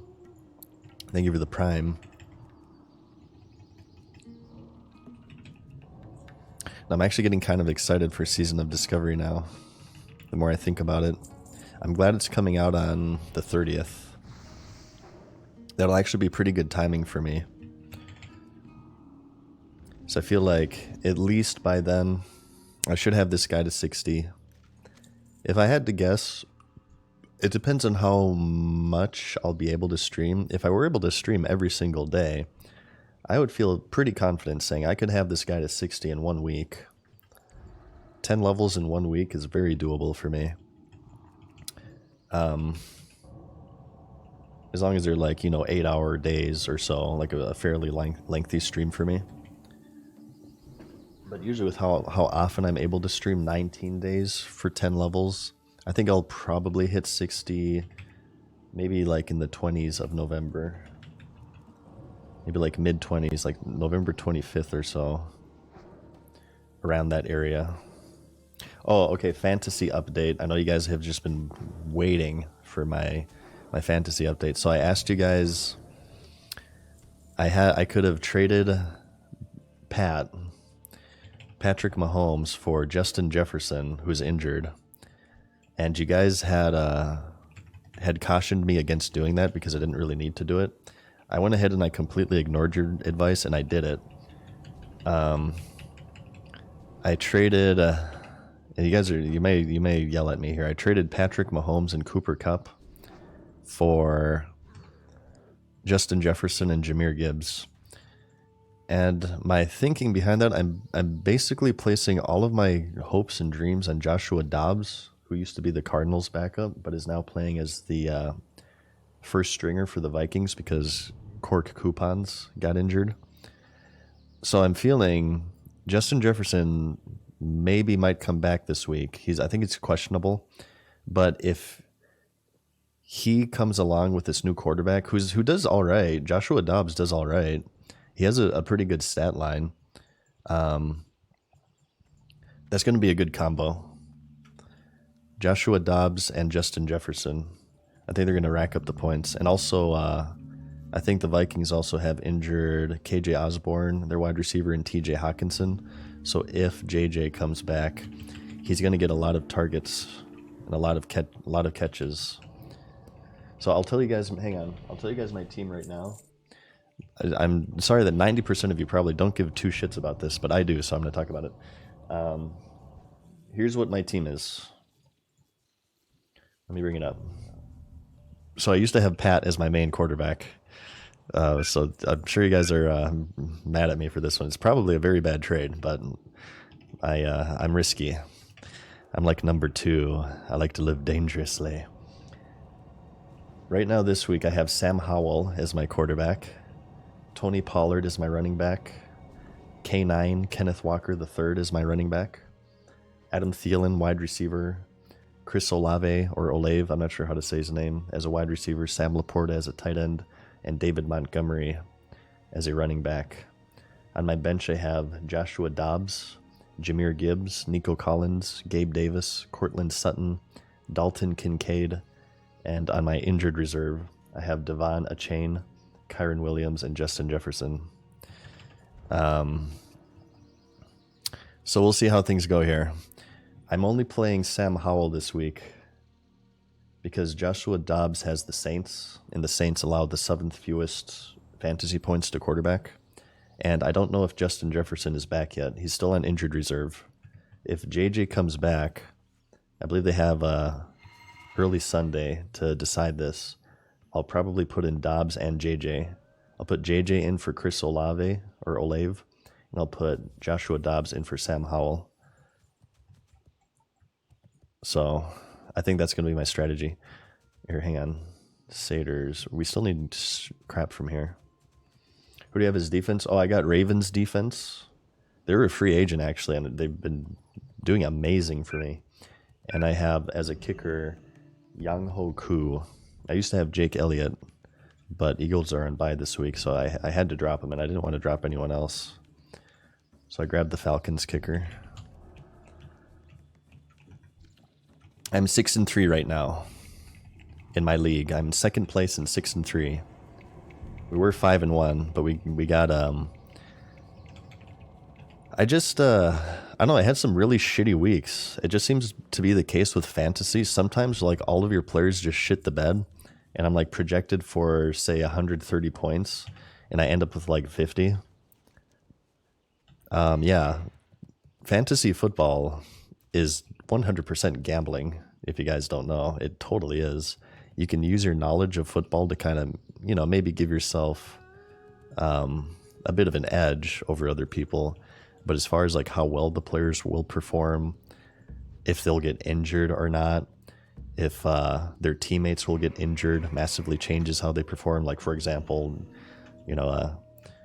Aaron Rodgers going down after like 1 minute for the Jets totally fucked Garrett Wilson, because now they got I think they got a rookie quarterback, and he hasn't been doing too well over there at the Jets.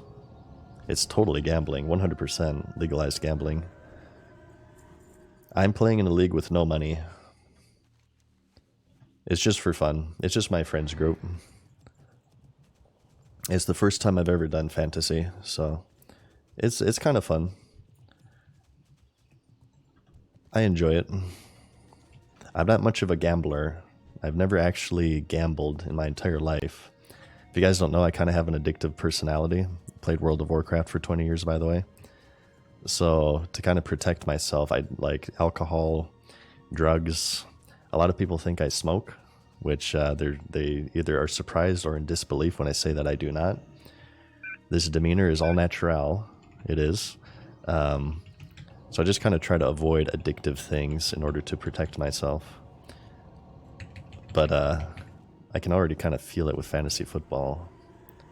I'm really into it.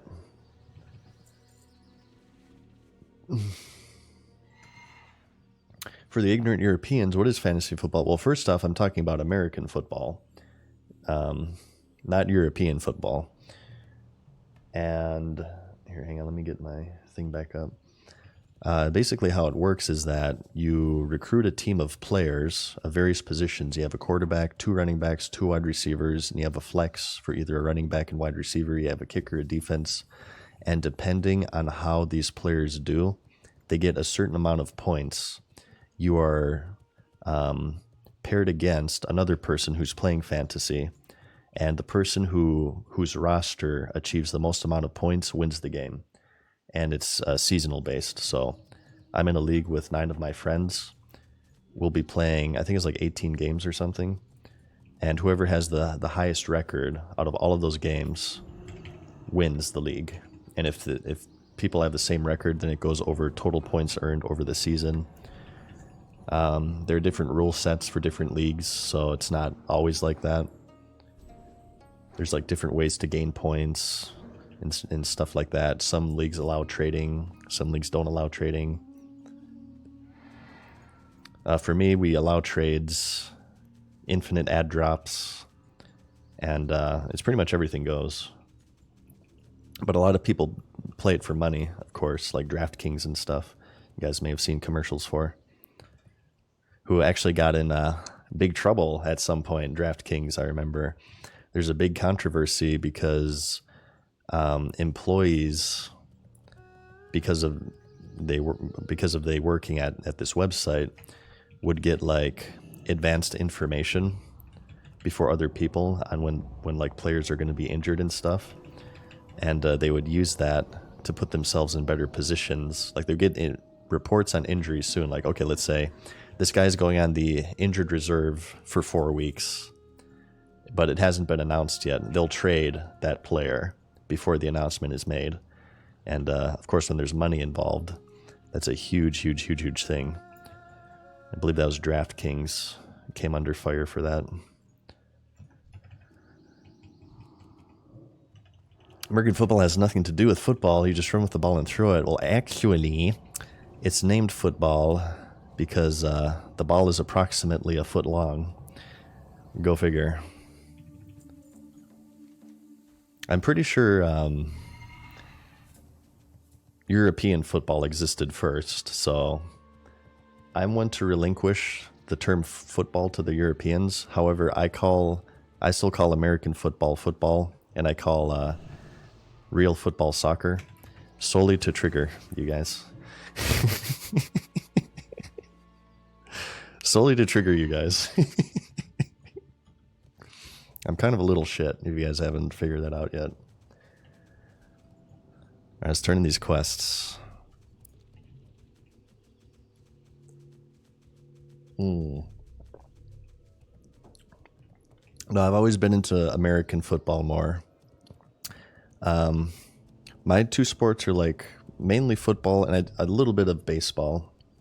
The best thing about baseball is when people get into like big fights and stuff. The baseball brawls is the best thing about baseball. And if you guys are into baseball, I would like to recommend a channel called Jomboy. You may have heard it already. It's a really popular baseball related analysis channel. Every now and then I'll just binge that guy's videos. Like I'll just spend hours going through all the videos that I've missed. I kind of want to maybe we can do that with like hardcore death analyses.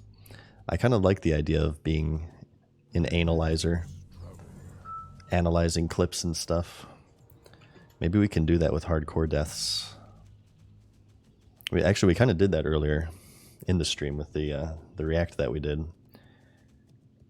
I feel a little bit, the only thing with that is I feel like with deaths in hardcore mode, it's very easy to kind of look back and point out the mistakes of other people. But I mean, I'll tell you, when you're in the heat of the moment and shit is hitting the fan, it's not that easy. You're in panic mode because you're looking at, losing days, weeks, months of progress on your character, and it causes our primitive brains to go into a panic, You don't really think that much. So it's kind of easy to say, oh yeah, you should have done this, you could have done this. I can look at my own clips and probably pick my gameplay apart.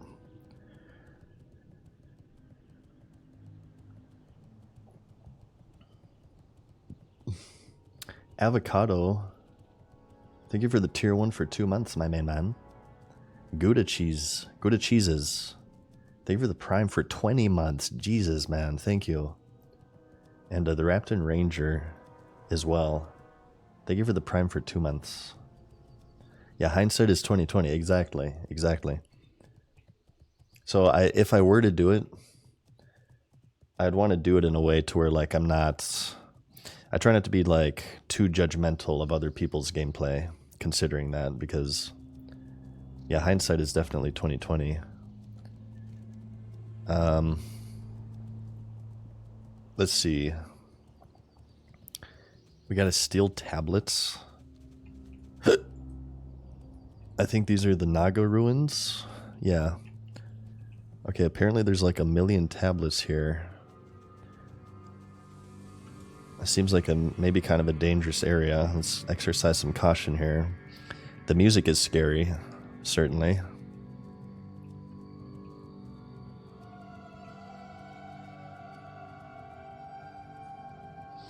I've been out of it for a while. Where are we 1080 now? Internet got better. I got an internet package upgrade, Henigosa. We finally got it. And we were able to do 1080p, and our disconnects are much lessened. We had a couple of disconnects yesterday, but they did not result in deaths. Luckily, they happened when we were traveling, so... Ooh, frost shot, that's going to be dangerous here. These are 52 as well. Okay, this is getting kind of higher level. There's one tablet. This is what they look like, huh? They kind of look like meeting stones. Okay. Let's be careful here. I'm gonna have to go concentration mode.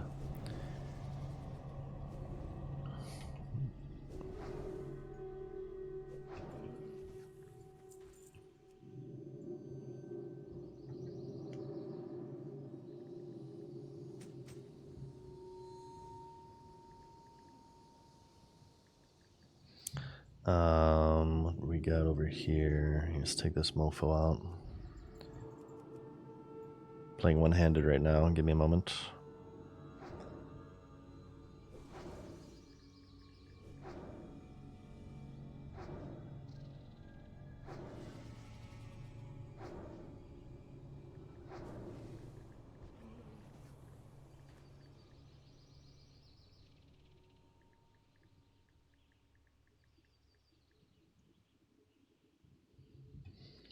Hey, what's up, Eskimo? How's it going? If you guys ever want to get my attention, I mean, I try to read most of my messages. Obviously with hardcore mode, I'm usually pretty preoccupied. But I usually catch the Mads Wave emote a little bit better than the hey in chat. And if you're not subscribed, you can spend Doritos to purchase that emote temporarily. So if you guys ever want to get my attention, if you want me to say your name to grow our parasocial relationship to levels you never thought possible before, that's the way to do it. Alright, where the F are these tabs? Tablets, rather. I feel like I'm missing a quest here. Usually, like, there's a pickup quest. You know what? I'm gonna head out. I'm gonna get this Cenarian aid quest. Let's get rid of this renew. I'm gonna grab this quest because I bet you this guy, like, here, kill like 10 sirens and 10 melee guys. Can I just run through this town? Famous last words. Teddy Toes, what's up, my main man? Well, they're kind of spread out enough. But the thing is that Shar is very cliffy, so... Oh god. Keep an eye out for tablets. There's one right there. Let's grab this one. I'm gonna aggro this one. Oh, you son of a bitch! Okay, interesting thing to point out. original vanilla WoW, priest shields and various other absorbs wouldn't get interrupted if you got like damaged like that. They changed it, I remember. I think you could even like Hearth if you had a power word shield on and they didn't break through it. But they nerfed it. It was too OP. Chests you could also grab out of combat. Yeah, that's how I remember it actually, because as a priest, what I would do is that if you saw a chest with a mob guarding it, you could just shield yourself and grab it.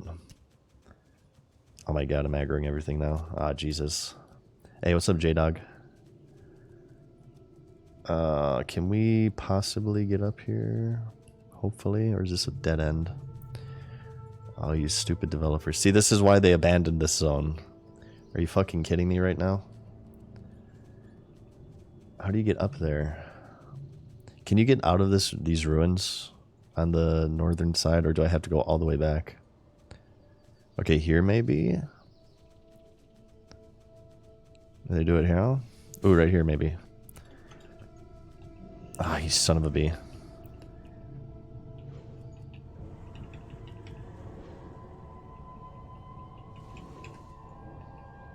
I think maybe I can make like this jump, possibly. I don't know, it looks kind of twite. Like a toiga. What's up, Cat's up? How's it going? Oh. Ah, damn it. Oh. Oh. Yeah, look at that crap. Look at that crap. Hardcore parkour. I'm the jumping master, you guys. I can just go along here. And he'll be up in this cliff, I guess.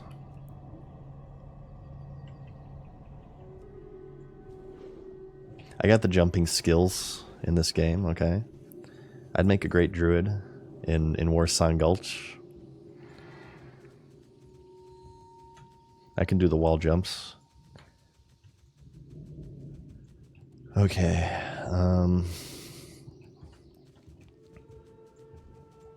let's go around this way and see if my theory is correct, and this thing will give me a quest to kill the Naga, so I can double up on it.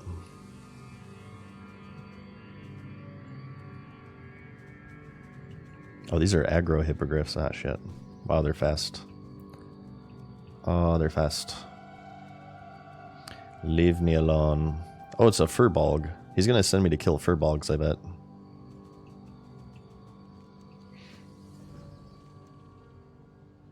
Of courses we know. Ah, okay, never mind. I guess I'm full of crap, you guys. Well, let's just go back in here then, I suppose. Wait, what's this? Mithril. Let's grab this one. We need coursers. We need the deers. We'll hit up here as well.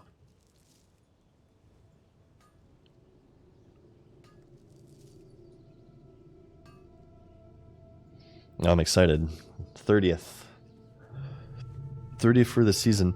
I think that it'll be fun. Regardless if Season of Discovery, maybe the Season of Discovery will be really shitty. You never know. I would be surprised if it would be. But I think just the launch itself will be super fun. I think I'll really enjoy being there on launch and streaming that initial leveling surge with you guys and discovering everything.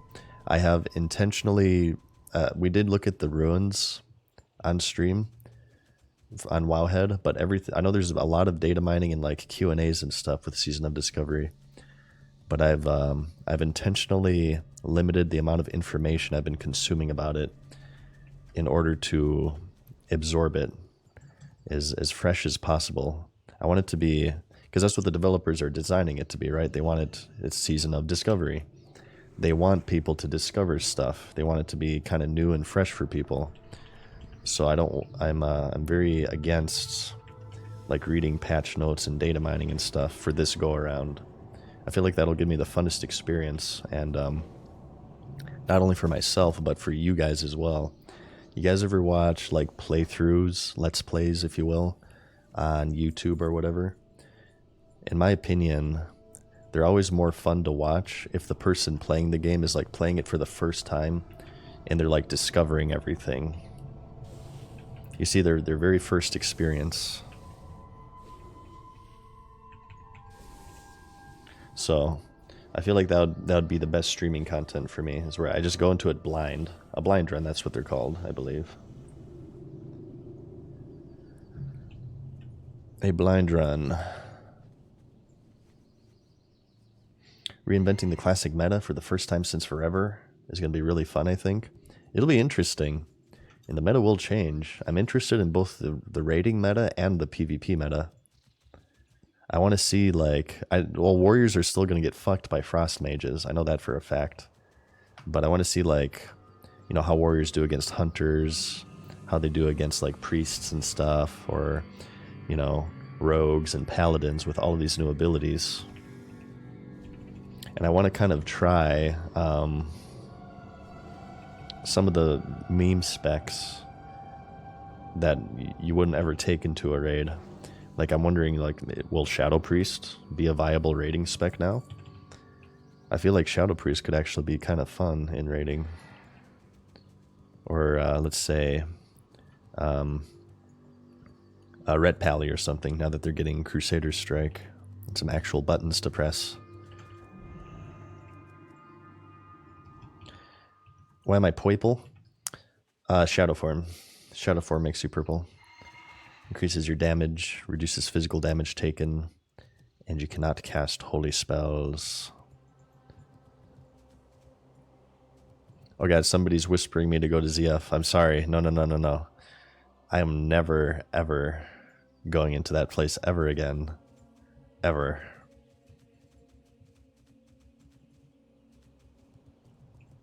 Or where the F? Okay, there's one. All these things are hidden. Do, like, only one of these spawn in this entire area, or are there, like, can multiple be up at the same time?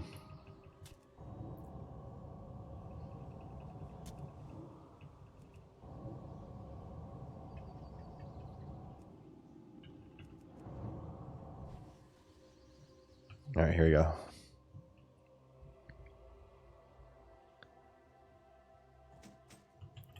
Tablet of Yin Jail. There are multiple? Okay. I think we just need one more. No, two more. Beth Amara and Markri. Okay. I remember seeing my very first bot in this game, in this zone. Or I'm not sure if it was the first. It's the first one that I believed was a bot. In 2005. There are, like, blue dragonkins, I believe, like, shit, in the northern area of this zone. And there is a bot killing him, a hunter bot. I believe Ashara was a rather popular zone to bot. Oh my god, that guy's 55. Okay, there's another tablet.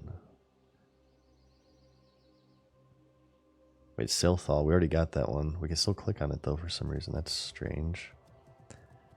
Ishar is a good zone to bot because there's not a lot of people in it, for obvious reasons, because it sucks and nobody wants to be in Ashara. Just came where you're never gonna go again, ZF. Not on this character, at least. That place is a death trap. Screw ZF. It is actually one of my favorite dungeons, but I'm scared. I don't want to do it again. What level can you use the Flask of Petrification? I asked this earlier, but I didn't like look at chat for the answer. You guys probably told me. The Tablet of Markri. This is another quest that's made far easier with Questy. Maybe I should have bought a Flask of Petrification instead of this gear.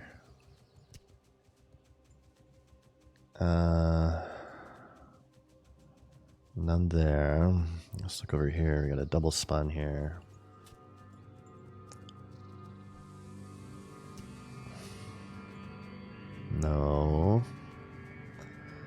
9. Tablet of Markery. How do I know that? Like, I have a feeling that this one's gonna take forever. Shit. Oh god. Problem. Nifty stopwatch. This stopwatch is rather nifty. I hope it saves my behind. Okay, good. Let's start killing stuff instead of running past it. It's kind of dangerous with my internet connection. If I disconnect with 3 mobs chasing me, that's another character lost to a disconnect. Level 50 for the flask? Okay. Well, I could have bought one then, because I probably had enough money. But I bought items and gear instead. Maybe we can like do this. I suppose this would be a safer way of doing it.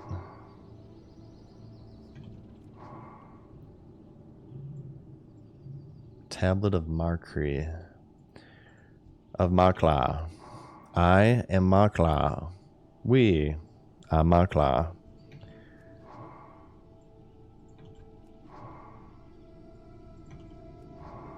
I told you this was going to be an annoying one.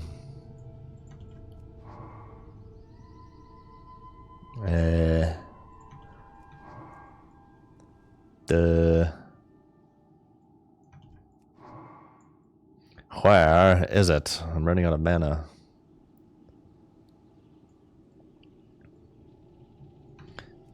They weren't at any of the questy spots. Questy has failed me. Beth Amara. There's a lot of Beth Amaras. And Sail Halls. Beth Amaras and Sail Halls. There's a chest here.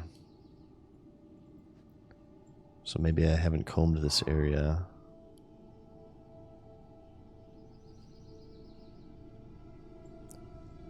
Let's do you. Shout out if you guys see it, okay? Oh, I'm out of effing mana. Damn it. I bet you it's probably over here. Yeah, let's mana up, actually.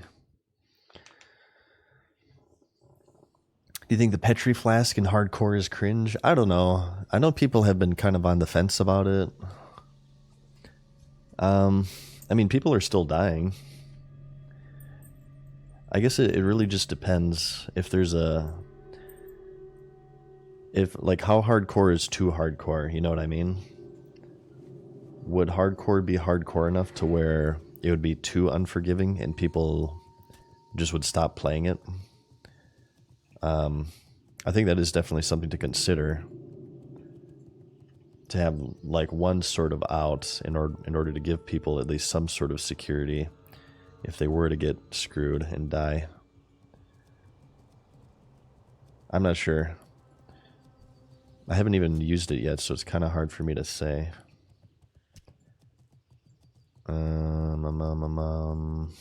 Where the fuck is this effing tablet, damn it?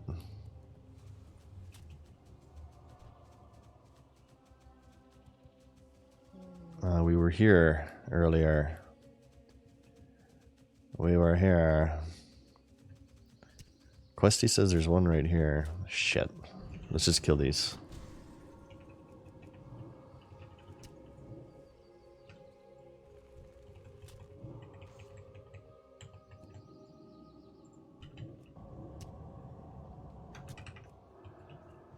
No renew for you.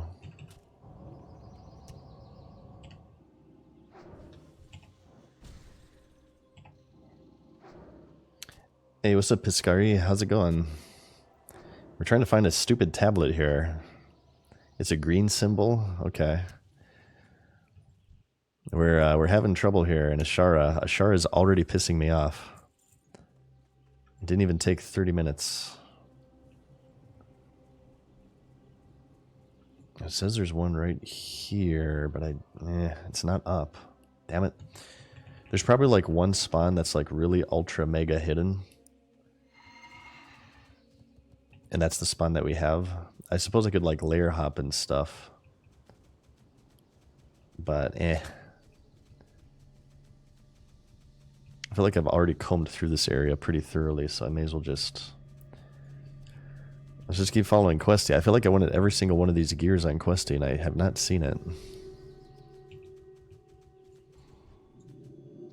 Here's one right here. This is the chest. Please stop following me, thank you. Dankeschön. Ashbringer, don't you dare. Serpent Guard.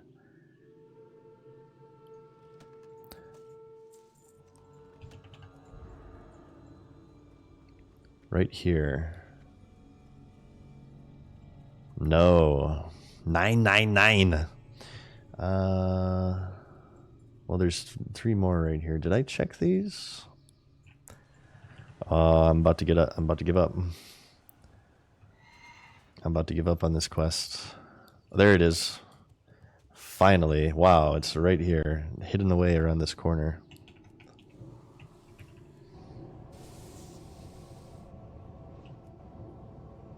If you Petri and log out, when a dungeon pull goes wrong, do the mobs aggro on relog?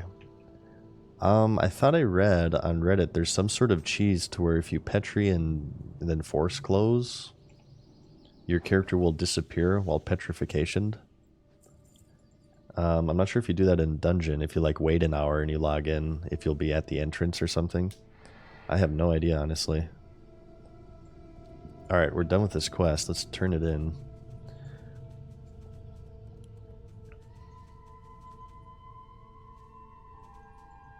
But the main method of getting out with Petri is you drop group and you wait a few seconds and it'll try to boot you out of the instance after 60 seconds. Once that window comes up, you Petri. You'll be immune until you teleport out. I also learned today too, by watching that death clip, is that you can petrification if you don't have enough time to wait those extra seconds. If you want to use 2 flasks, you can just immediately petrification, drop group, and then wait for the window to pop up, and then click it off, and then Petri again, because there's no cooldown on flasks, apparently. I mean, it's expensive, but I'm pretty sure you'd want to do that to save your level 60 character.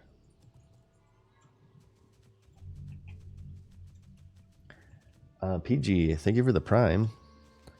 Alright, I hope we don't have to go back into those ruins, because those ruins are terrible. I'm going to turn this quest right now. And then I suppose we could do the coursers. How much are flasks of petrification? 80 to 100 gold? Yeah, it's pretty expensive.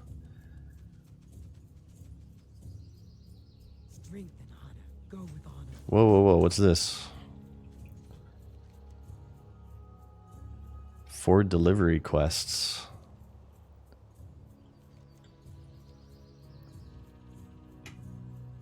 $2,500 XP each. Wow, she just sent us everywhere. Delivery to everywhere. Thunderbluff, Ashara, Orgrimmar, and Undercity. Okay. I'm sure we'll be going to all of those cities eventually anyway. We can do this one.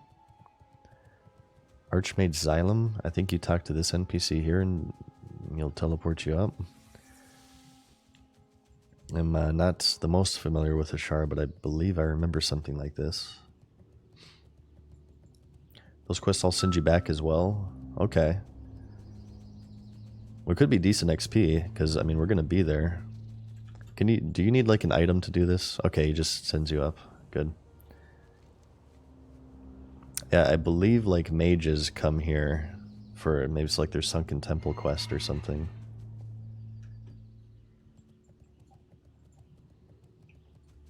Alright, well, I'm surprised at how many quests there are in Ashara, actually. I didn't realize the Horde had this many. This is Horde favoritism at its best, or at its worst, rather.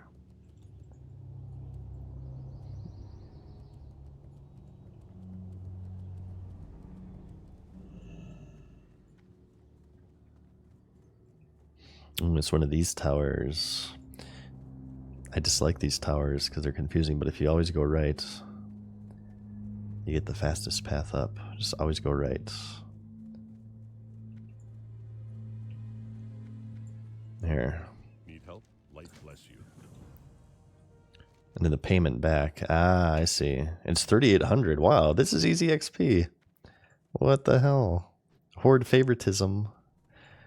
Did the Alliance get a quest series like this? This is crazy. Total Horde favoritism. This is unbelievable stuff. So I'm sure we're going to be heading back to camp anyway. So I won't really worry about that too much. Let's do like this quest. We can do this quest. This one I'm kind of afraid of though, because aren't there those wandering giants in this area, and also a world boss, Azure Ghost? I think it'll be wiser to do that quest up north, so we don't have to contend with the giants. Good day to you. Wait, what? Oh, okay.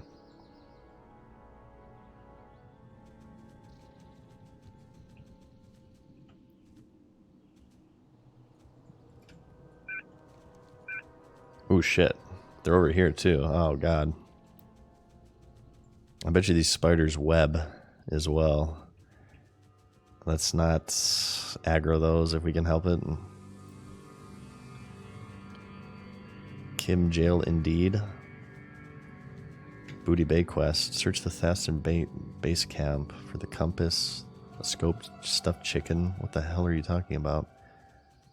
Ooh, you killed blood elves here, really? There's a blood elf presence in Ashara. These are orange. I'm not sure if this is wise. We can maybe check it out. And if it's too high level, we'll probably GTFO. What does the guild look like now that the tournament is over? I actually got booted from the guild. They trimmed the fat and got rid of everybody who wasn't level 60. I'm filing the lawsuit right now as we speak, actually. It's coming. They're gonna get served.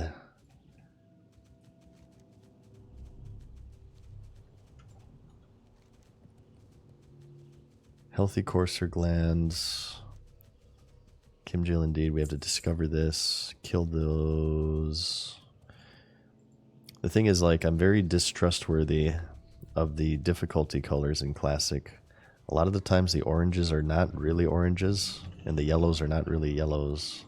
They're either way easier or way harder than what they're advertised. Jukafez, thank you for the prime. Shoutouts to you.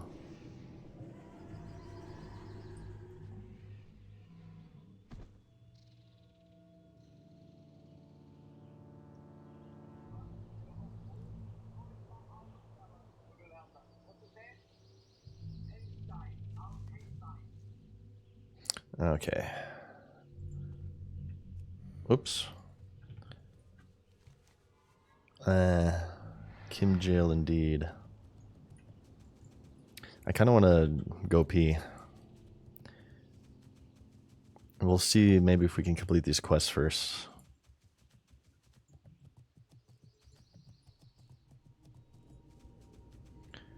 '51s. Oh god. '52s.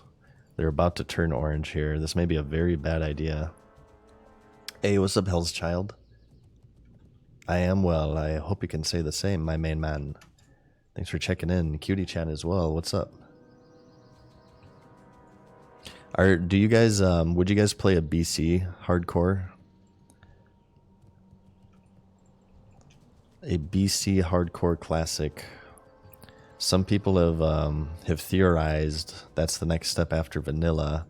I would actually be kind of sad if they were to do that. And I would hope that they would at least keep a vanilla hardcore rolling. I don't think I'd enjoy BC classic hardcore. Although I suppose that, assuming that they wouldn't do a level boost or WoW token, because it kind of defeats the entire purpose of hardcore, that would be a version of BC, uninhibited by microtransactions. Jesus Christ. Look at how much damage those things did. I'm scared. Hang on here. We got a rebuff. And we gotta like drink and stuff. Shit, we're kind of surrounded here too. Scary. Very scary. Let's drink and eat. Yeah, those furbolgs are crazy. What the hell? Why do they deal so much damage? Janky Mas, thank you for the tier 1 for 20 months.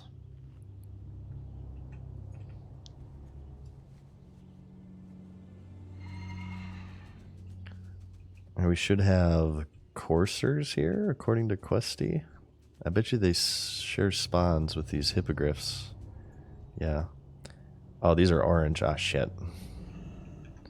Let's kill this first. Because it's in the way. I think we can probably do this. It's kind of pushing it. This is quite the level range, though. I feel like we started this zone off like early greens. But the further north you go, now they're already orange. That's crazy.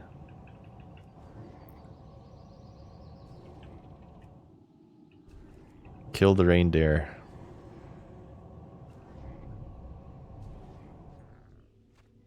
Boom, baby. I hope this is a 100% drop rate quest. Don't kill the furbolgs. You need to get the rep back up with them in Fellwood. That's right. Fellwood will have some quests to grind their reps, so I'll try not to do any quests for them, if I get them, at least. Maybe that's why they deal so much damage, is the game doesn't like want you to kill them.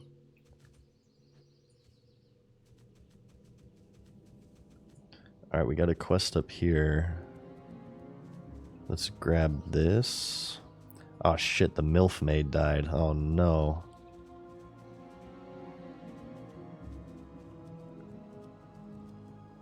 How do you get up here? Let's go around this way. Fall damage, death incoming. Oh god. I can already predict it. Oh noes. Oh no. I can't see shit. Okay, there we go. Time is money, friend. Oh, my quest log is full. What do we get rid of here? We can get rid of this one, because it's just a breadcrumb. Okay, he sends us in here too, so we're going to have 2 quests in this Blood Elf hub. Let's check it out. If they're orange, I can probably do it. I just have to be extremely careful. Let's see what happens. Got hippogriffs everywhere. It's oops, all hippogriffs. Okay, yellow. Alright, alright. I'm a fan of this. I suppose that when Burning Crusade came about, the Blood Elves just totally forgot about the Horde quests in Ashara. I'm scared.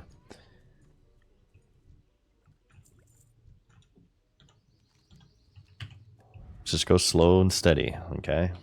These are all... Okay, there's a 53 right there. The Reclaimers can be 53s. So I have to be extra careful with them. We need to pick up stuff. Here we go. We need to keep an eye out for these boxes. Kim Jail's equipment.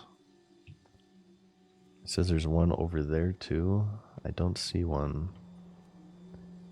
I'm sure this is another multiple spawn location one.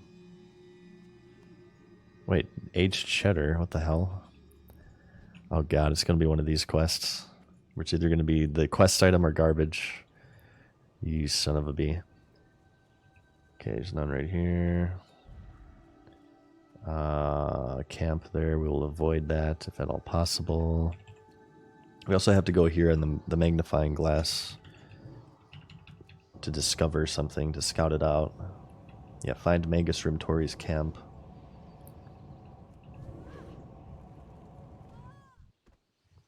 Ooh, rune cloth. Nice. We're finally getting rune cloth. Hell yeah.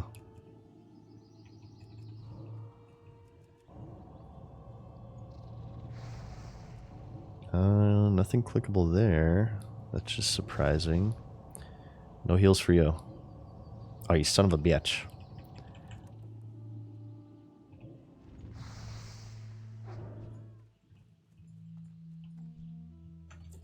Okay. They're very spread out, so it's not too bad. I believe there's no caves here, so we should be okay. Let's just make contain just junk, not even a quest item, and have random spawns. Oh god. Jesus Christ, no wonder nobody goes to this stupid zone. I'm going to try to save the kill quest for last, because it seems like maybe this pickup quest is going to be the more annoying one. Here we go, here's one.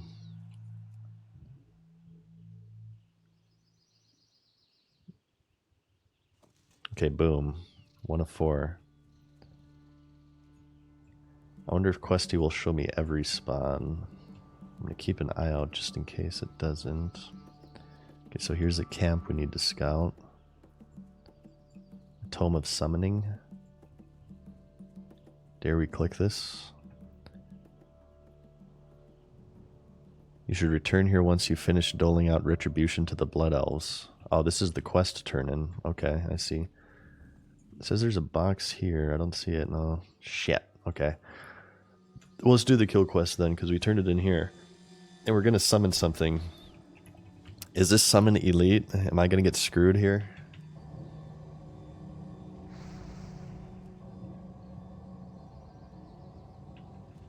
These blows kills both Fireball, Heal, and Renew. Multi-classing cheaters? Yeah, I know, right?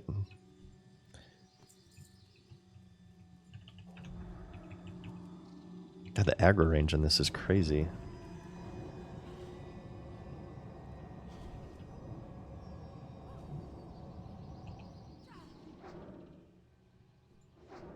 It's non-elite? Okay, good.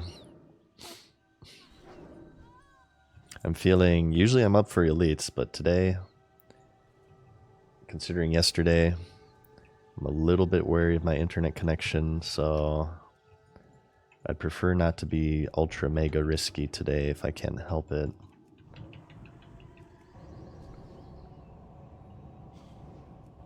It's 3 mobs. One is 55, I think. Oh, shit. Oh, God. Well, maybe we'll save that one then. 55. That's going to be red to me.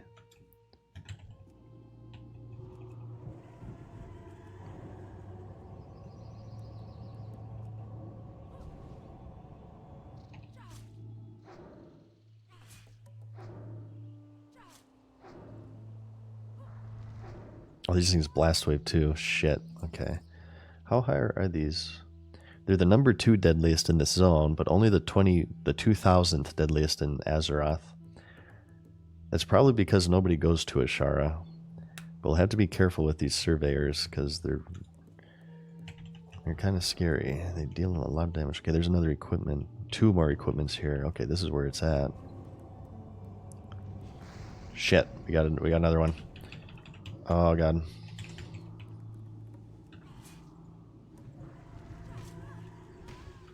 Resist. I think we should be okay. This is gonna be kind of scary though.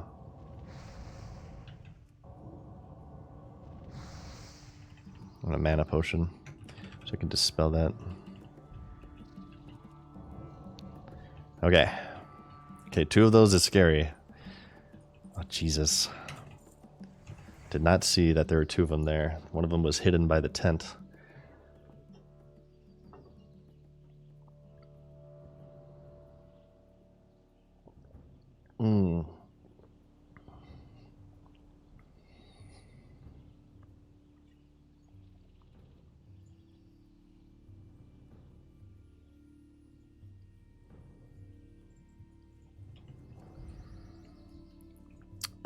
Let's grab this. That's my phone. I set an alarm for 3 o'clock for some reason. I don't know why. Oh, because I wanted to check this actually. Hang on.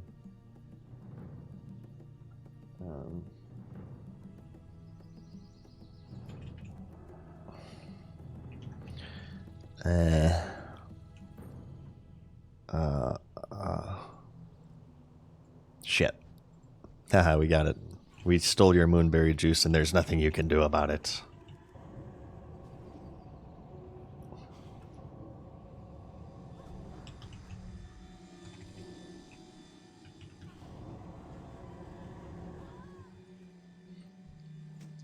Default alarm causing PTSD. It's funny you mentioned that. That particular alarm. So Animal Crossing is probably one of the most soothing games of all time. However, the day music in Animal Crossing sounds very, very similar to that alarm that you just heard. And whenever I catch wind of it, I actually, like, my anxiety increases a lot. So in a way, Animal Crossing is one of the highest anxiety-inducing games for me. I kind of want to, like, find a way to change the music because it sounds too similar to the Android alarm sound.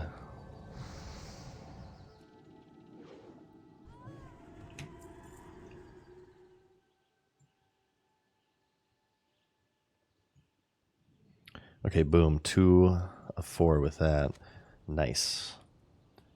How many of these do we need? We need 6 more reclaimers. Let's try to kill the yellow ones if we can, right?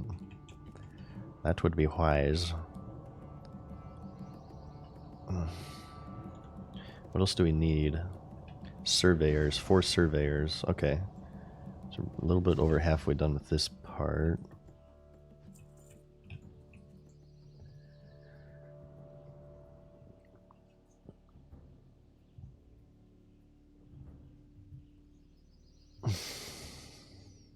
I never woken up to that without being severely confused of what's going on, only with that alarm. Never ever make your favorite songs, in my opinion, your alarm sound. Some people do that. That would make me hate my favorite songs. I hate alarms so much. I can't stand alarms. That would ruin my favorite songs if I were to do that. Oh, there's one right there. Okay. Let's grab these supplies.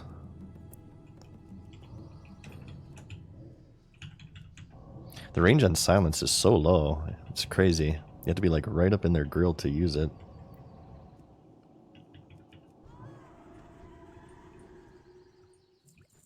Ooh, nice. Mana potion. Alright, come on, baby. In fact, you made it to 50 with a giant chode on your ways to be commended. This is a priest candle, sir. Let's get our minds out of the gutter here, okay? This is a priest candle with a wick coming out on top. I'm just RPing my class with my UI, okay? It's not my fault if you guys see something else. I wonder if this guy wants to group up. Let's see if we want to double up on this. Maybe a solo player.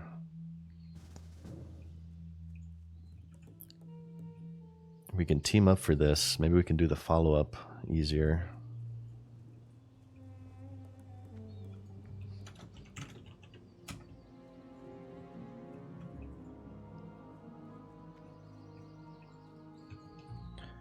Let's see here. We've teamed up with the Gonzo.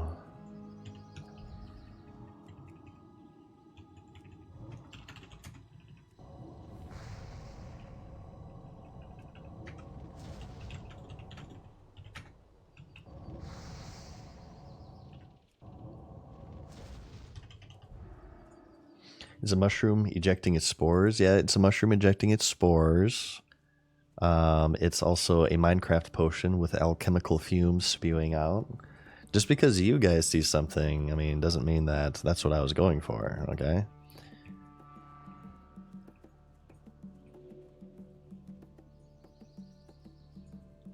Let's see here. Did these respawn yet?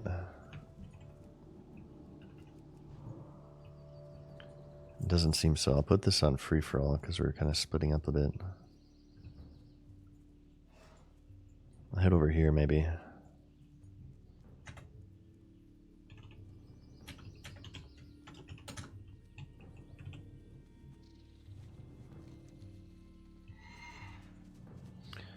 Ooh, there's one right there. Go, go, go, go, go. Oh, there's doubles here. Oh my god, this is it. At least these kind of respawn fairly quickly, I will say. God damn it. This is kind of a shitty quest, but at least they had the mercy to make them respawn fast. Oh, okay, this is a shitty quest. Never mind, I changed my mind. I hate it. I hate it. Come on, man. Oh, here's one here too. Okay. It seems like the crates respawn faster than the enemies at the very least. Oh my god. Let's check the ones out. Yeah. What's like the drop chance on the quest items? I feel like we've opened like 10 and we got 2. 20%? Oh my god. Please. Just give me the crap.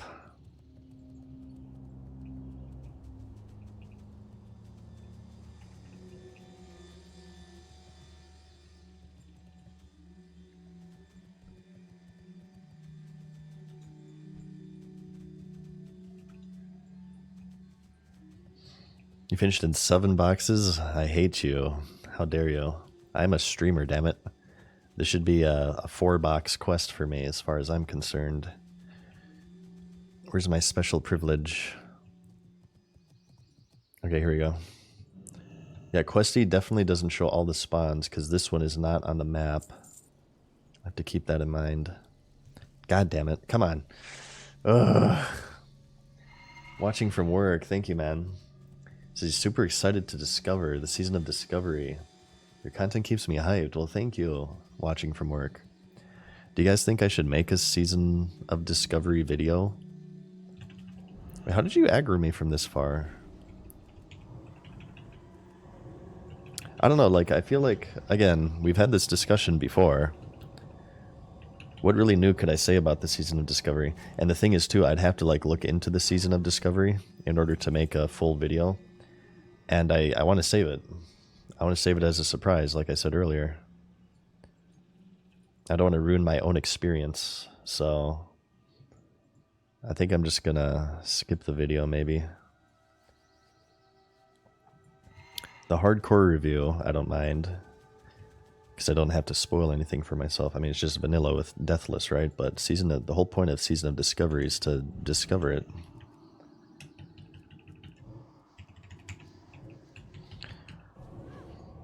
Alright, one more Reclaimer, 2 Surveyors. We're gonna see what's going on with this turn-in. Someone said earlier it spawns 3 mobs, one of them being level 55. So we're gonna have to get ready to just run.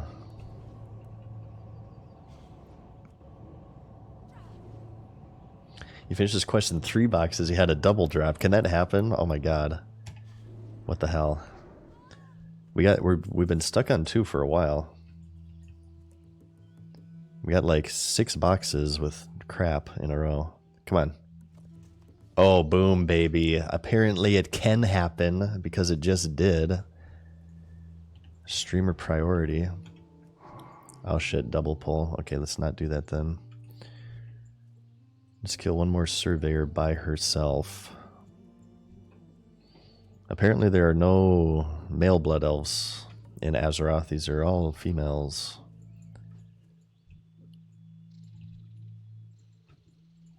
Let's grab this one solo if we can.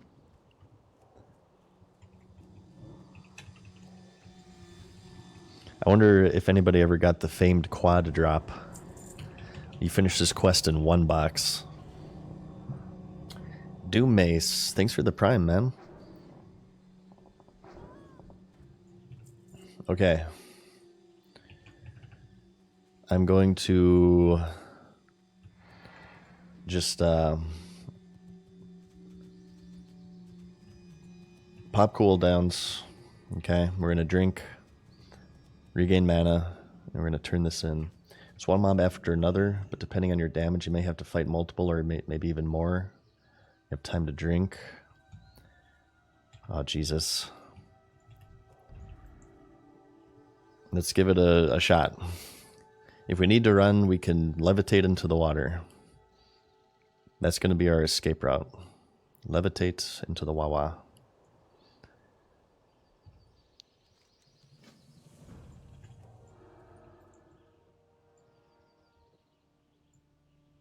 Oh, I have to click this. The arcane focusing crystal.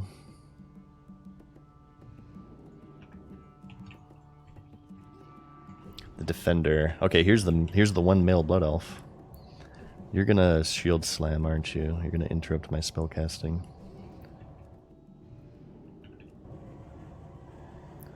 Okay. 55. Silence. Granada. Resist, as expected. Scary. Scary. Getting scared. But we do have 5 hit from our talents.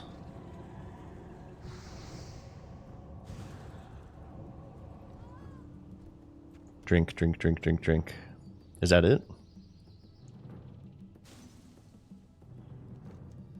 Turnin'. That's it.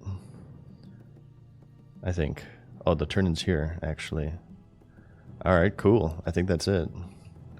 That was just 2 mob spawns. I don't know if I got lucky, but it was just a defender and then her. Okay. Not too shabby.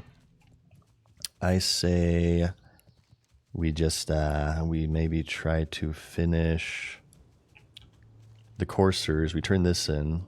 We do the coursers. We have something down here. Filled vials, and then we can turn in over yonder. I should have set my hearth somewhere. It's still in Hinterlands. I should have set it in like Orgrimmar for now or something. But we kind of decided to do Ashara off the cuff. I had initially planned to go to Fellwood. Wow, there's like 0 coursers here.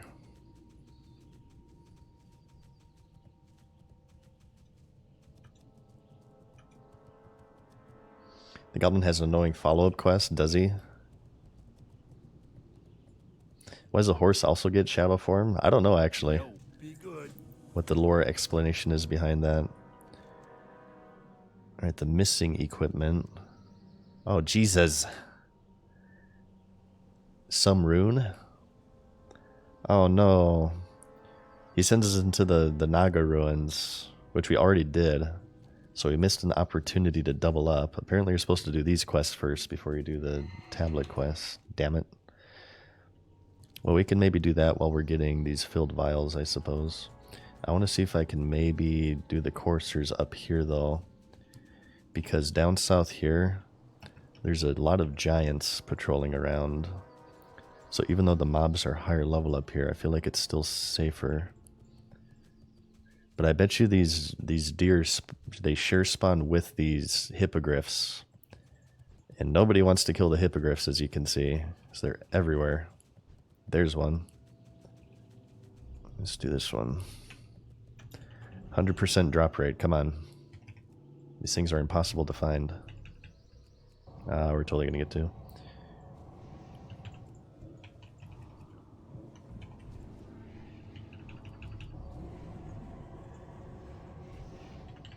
These things enrage.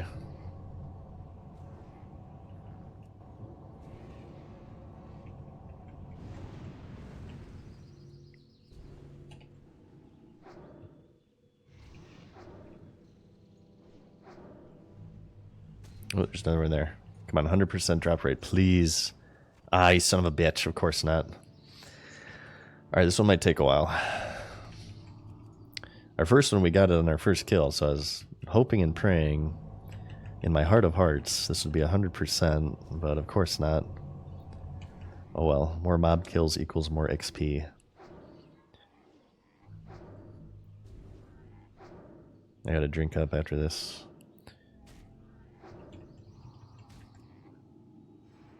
Hey, what's up, Fraggle? How's it going, man? Don't aggro me. God, this thing fucking hurts. Please, die. Okay, boom. Well, we're 2 of 3, so I can't really complain too much. Our bags are getting full though, so I'm about to start complaining about that. Box of empty vials. Oh god. Alright, complain. Yeah. Urge to complain rising. Another quest that like fills your bags with crap. Okay.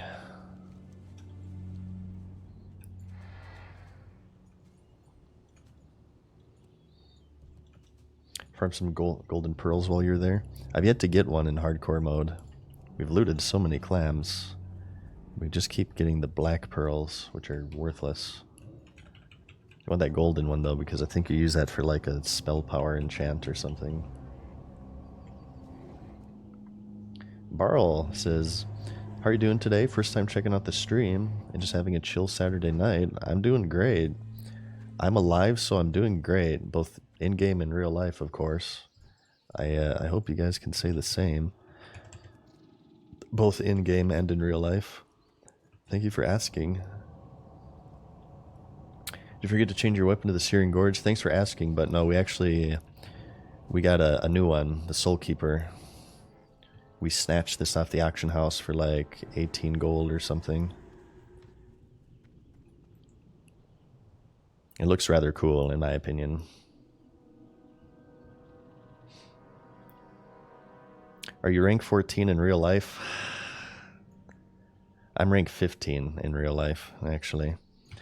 Did you guys know there was a rank 15 initially planned, and it would be limited to 1 person per server? It was called the City Protector, and you had to maintain the rank for the special ability to teleport to your race's capital. If you were rank 15 in this original system as a human, you gained like a teleport to Stormwind. If you were a dwarf, you could teleport to Ironforge. If you were Night Elf, you could teleport to Darnassus. Somebody made a video about it once. Do you guys know who that person was? He's rather charming. He's one of the best World of Warcraft YouTubers of all time, as far as I'm concerned.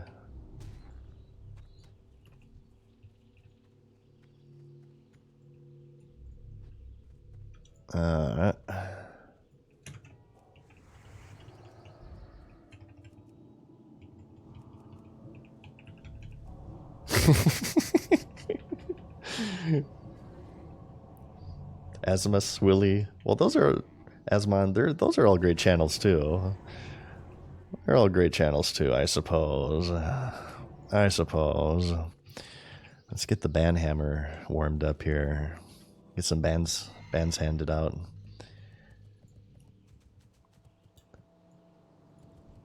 Okay, we don't attack these. Okay, come on, we need one more of these stupid things. Please drop. I'm tired of your meat. I need the glands, damn it.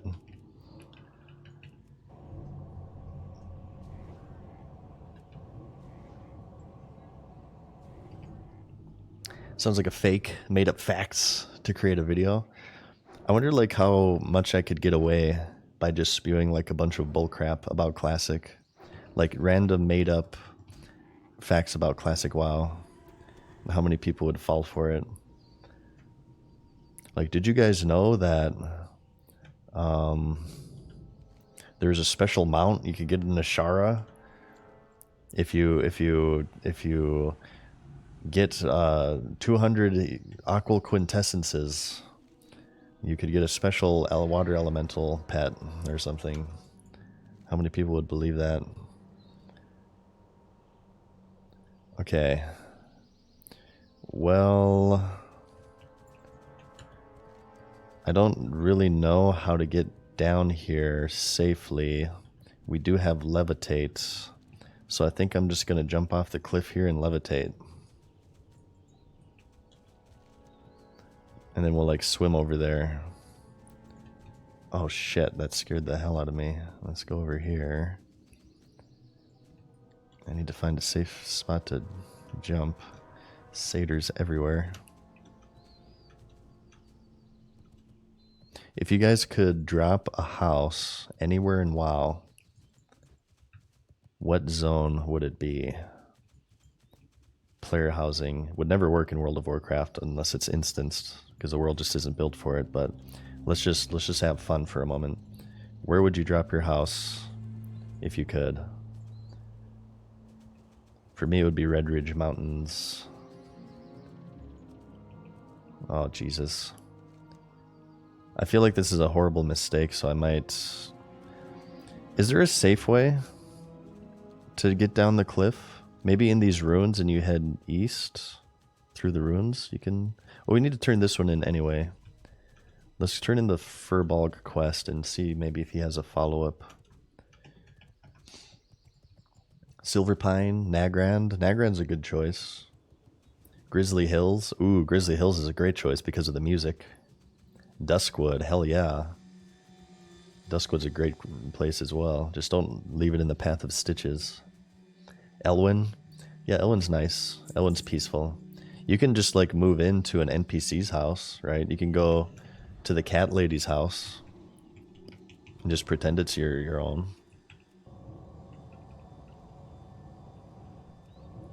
Entropy Online, thank you for the prime, dude. In a Shara, so you're away from everybody. Hey, there you go. Westfall, I like Westfall. Well, for me it'd be Red Ridge. Red Ridge is my favorite zone. Where in Red Ridge though? I'm not sure. I'd have to think about that. Maybe I'll just move into the house next to Belly Grub.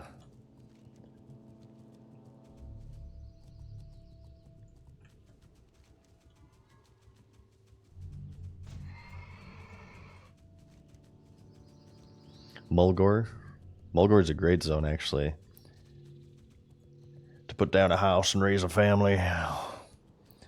Mulgore is very peaceful. Let's turn this in. Of coursers we know. I wonder if this will give me Timberma rep. That would be good because then that would help me, because we're gonna go to Fellwood after this anyway. That would give me a head start on that reputation quest. Empty camp, suspicious stealthers. Ooh, Mithril Vein, hell yeah.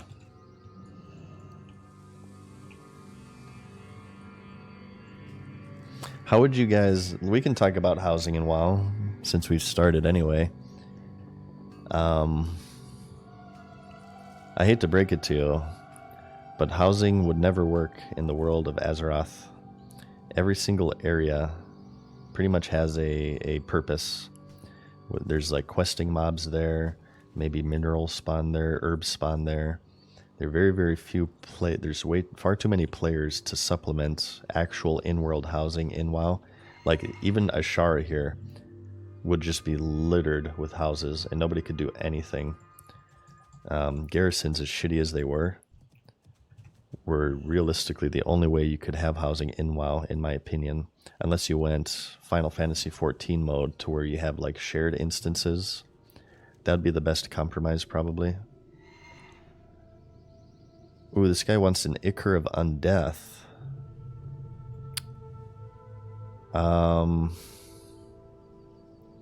We could go for it.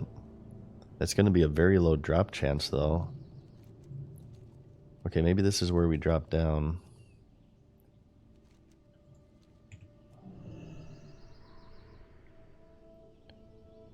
Oh, Jesus. The thing is, I'm afraid I'm going to, like, drop in front of a bunch of mobs. Oh, no.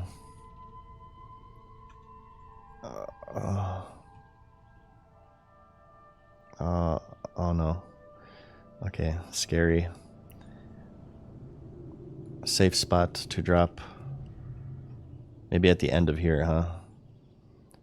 Here we go. Okay. And we'll just have to find our way back up. How do we get back to these ruins? Do you guys know? Is there like a ramp that we can go through to get to those ruins again? This is the shitty thing about Ashara. It's just so annoying to navigate. Even if they remade maps for housing, they would be so empty. They wouldn't even be good maps. Well, that's how SWG did it actually, Dylan. Dylan, you son of a bitch. SWG had I think like 9 planets or so, and you couldn't build houses on all of them, but they were huge, absolutely huge. I would say both Eastern Kingdoms and Kalimdor combined was maybe like 1/4 of the size of a planet on SWG. But the thing is as you would expect, they were mostly empty. But they were made to be such to, first off, give the feeling of just being in this ginormous world, but also to supplement player housing. So you could have areas for players to drop houses. And SWG had one of the best player housing systems in MMOs ever, even to this day. You can not only have player houses, you can have player cities. If enough players dropped houses close enough to each other, they could evolve it into a city and gain special buildings. Like you could place a shuttle port so people could fly to your city instead of having to ride out there. You could place a hospital where doctors could buff, a cantina where dancers could strip. You could have shopping malls. You could have merchants set up vendors to sell armor, items, weapons to players. You could have profession trainers. You could have mission terminals for people to run missions, and then the city would gain a cut of the money earned from those missions. I feel like in the subject of player housing, modern MMO developers can learn a lot from SWG. They could definitely learn a lot. SWG had one of the greatest player housing systems ever, and I want to play that for you guys someday. To show you firsthand one of the greatest MMOs of all time, despite the fact that it failed. It's still one of the greatest.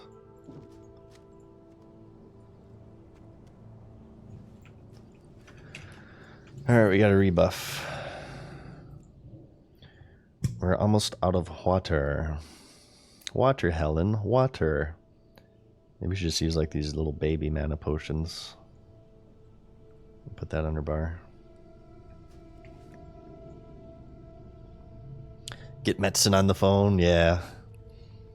No, I mean, for WoW, they could release these giant continents that are mostly empty and do player housing that way. But other than that, it would have to be some form of instance, whether it be the shitty garrisons or the Final Fantasy XIV style, where you have like these districts that you share with other people. The issue with the garrisons was that it just took people out of the world. Warlords of Draenor didn't have a ton of players because it was a pretty bad expansion, but it seemed even more empty because everybody was AFK in their garrison, and it really hurt the MMO aspect, the MMO part of MMORPG. Didn't feel like a multiplayer game a lot of the times. And a lot of that isn't even due to just them being instanced. The developers just put way too much shit in the garrisons. Like, you could do professions in your garrison. If you had the right building, you could do the auction house in your garrison. And you had all of your daily quests. Or not all, but you had a bunch of daily quests in your garrison. If it was just an instanced house with, you know, not a huge reason to AFK in it 24/7, it wouldn't have been as bad. So yeah, they were very flawed in multiple ways. We need some rune. Is this going to be one of those quests where it takes like 9 million kills? We got to fill up these vials too? Where? What do you mean the Twitter update was the best WoW update? Oh my god, you remember when they put in Twitter integration? Do they still have that? Do they still have the Twitter integration? Pepe was the best part? I actually liked Pepe. Or Pepe. I'm not sure how you say that.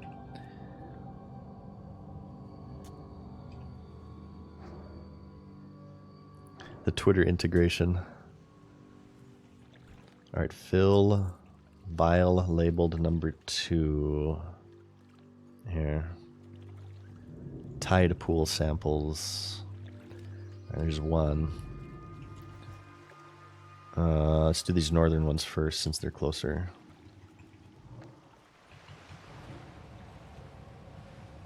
It's X now. Yeah, I know they changed it to X. And it's no longer retweet. It's repost. Or posting. I do not. I do have a Twitter or an X, but I assure you, I try to not use it. I really solely only use it for like YouTube updates and Twitch updates. I think most social media is kind of a cesspool. Like I guess, you know, Twitch is social media and so is YouTube, but more of just like kind of like the Facebook, MySpace, Instagram. I don't know. I never really got into it. Here we got a shit. We're running out of water. This is not good. I try to stay away from social media. I would not have an X if I did not have a YouTube channel / Twitch channel. I use it only for my YouTube channels. It took me a long time to kind of accept that YouTube was social media. It pretty much is, but I don't know. I feel like it's more. I feel like. Do you guys agree that YouTube is less social media than something like X or Instagram or TikTok or whatever? Because it's more just based around like you can interact with YouTube without ever having to say anything. Chatting. You can just watch videos. You don't even need an account. You can just watch videos and that's it. Whereas I feel like websites like X and whatnot, they're more based around you actually like, you know, contributing to the vomit that is social media. And I guess Twitch is maybe a little bit more social because, you know, it's more of like a live interaction between streamers and viewers. Like the conversation it's more of like a casual conversation as opposed to like this produced video that you can consume. If I had to rank it, I would say like the most social media would be sites like Facebook, MySpace, even though MySpace is dead, X / Twitter, and then Twitch is there. And after Twitch, I would say, well, maybe TikTok. I have no idea what the hell's going on in TikTok. I'm kind of a boomer. I'm not into TikTok nor Instagram. But I'll put YouTube as like the least social media of the social media platforms. Oh god. Alright, vial 4. Honestly, if I can find my way up this zone, up these massive cliffs, I might just hearth to the other continent and take a Zeppelin back. That's how much I despise this zone. But I need the quests. I feel like ideally I'd like to get into Ungoro Crater at 52. And I don't think Fellwood would be enough to take me to 52. Maybe Ashara and Fellwood combined, but not Fellwood alone. Is Reddit social media? Oh yeah, I would say, yeah, Reddit's a big one, for sure. Reddit is social media. Any point-based community interaction, I would say, is social media. I don't typically use Reddit either. I used to look at the classic WoW and WoW subreddits. Obviously the WoW subreddit more when I played retail WoW. I kind of shied away from them though because they started to get echo chambery as the communities grew. Especially once official classic WoW announced, it got a huge surge in user base. When communities grow, they tend to become like more toxic. You can make a lot of comparisons between like small streamers and large streamers. The chats.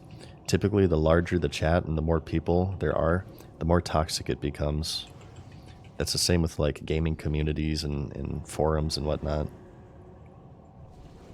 I think it's part of de-individuation and herd mentality.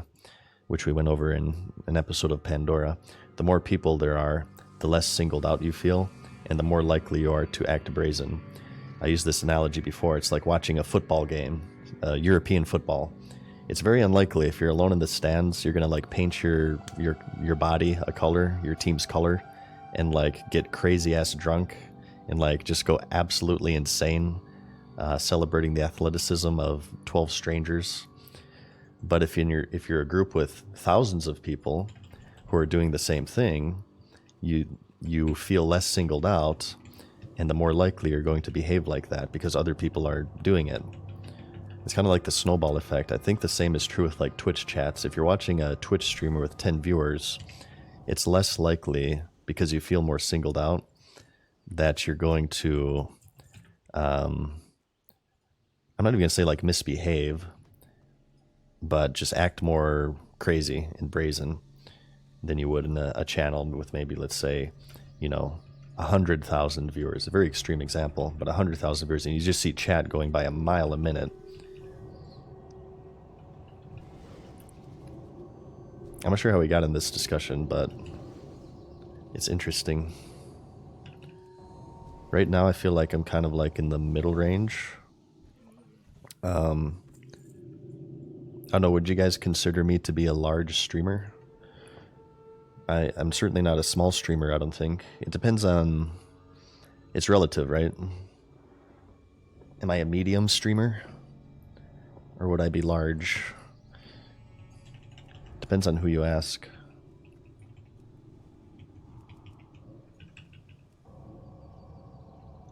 This chat is chill because most people here are 25-year-olds. Oh yeah, we talked about that too. My primary viewing demographic, most of us are, I mean, obviously I'm a classic WoW fan, so a lot of you guys are kind of 20, 30, 40s.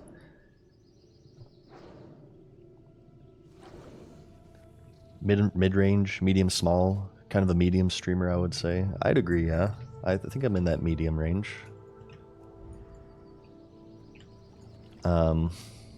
Most people don't get 10 plus views. True, actually. We talked about this in my React streamers video.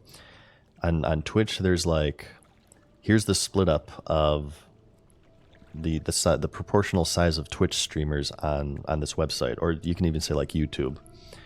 You have the top 0.1% that have like thousands and thousands, and then like the next 1% are like the mid-range, which I guess that would be me.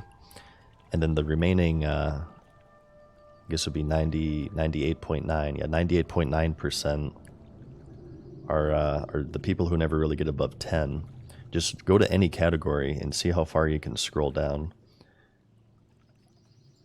And really, breaking out of that range, the 10 viewer range, is fucking brutal, because none of these websites are designed to really promote small streamers. I think Twitch has actually done a few things to change this a little bit. I do every now and then see kind of smaller streamers higher up on the list. But generally, the further you scroll down, that's where you see all the people with like 2 to 3 viewers, because, I mean, financially, what makes more sense? Promoting a stream on your website of somebody who's been proven to be entertaining and proven to being capable of holding an audience, or maybe it's like somebody who's under 10 viewers who very well may be far more entertaining than a larger streamer, but they just haven't really had the opportunity to prove themselves. So, that's all of these platforms. That's Twitch, YouTube. I'm not familiar with TikTok, but I'm sure it's the same over there. They're designed to make the big channels bigger, and really breaking out of that 10 viewer range requires a shit ton of persistence, and I think a little bit of luck also as well. I've certainly had both throughout my time on these websites. I told you guys my method of breaking out. So it was like a year of making videos, and they did well. They did more than enough for what I wanted out of them. But really, like, the most they would get would be like maybe, I'd say, under 1,000-ish views. And I never really got like more than, I think it was like in the 100 range of subscribers. But one day there's a channel by the name of Old Bess who gave me a shout out. He's a very big gold farming channel. I had made a a video series about soloing Vicitus, and I believe this was Warlords of Draenor, because he drops a pet that's worth a lot of money. So I kind of made a gold guide, and I made guides on how to kill him with every class, because he's not super straightforward to kill. Remember, you have to hit him with frost attacks to freeze him, and then physical attacks to shatter him. So I made a guide for each class, and then he made a guide for it, but he saw that I already covered it, so he's like, okay, well, just look at this MadSeasonShow videos. He already made them, and he did a good job with them, and that actually ended up giving me like this huge surge of activity on my channel, and that was the way that I broke out of that low range, you know, that under 1,000 subscriber range on YouTube, or under 10 viewers on Twitch. That's why a lot of the times here on stream, when we end it, every now and then we try to raid small streamers, because I try to pay it forward, because there definitely are smaller streamers out there that if they had the opportunity, they would be incredibly entertaining streams. But it's just getting that opportunity, right? It's getting that opportunity. That's the struggle on these websites. There are people out there who think that they drop everything. They drop their job, studies, school, in order to like make it big on Twitch. And they may very well be capable of that, but it's more than just being able to hold people's attention. It's getting opportunities, and you can't force opportunities, really. They just sort of come to you, and you have to be prepared for it. If you guys are looking for any advice, that's what I have to say. Shit, I'm out of drinks. Strength of Rum.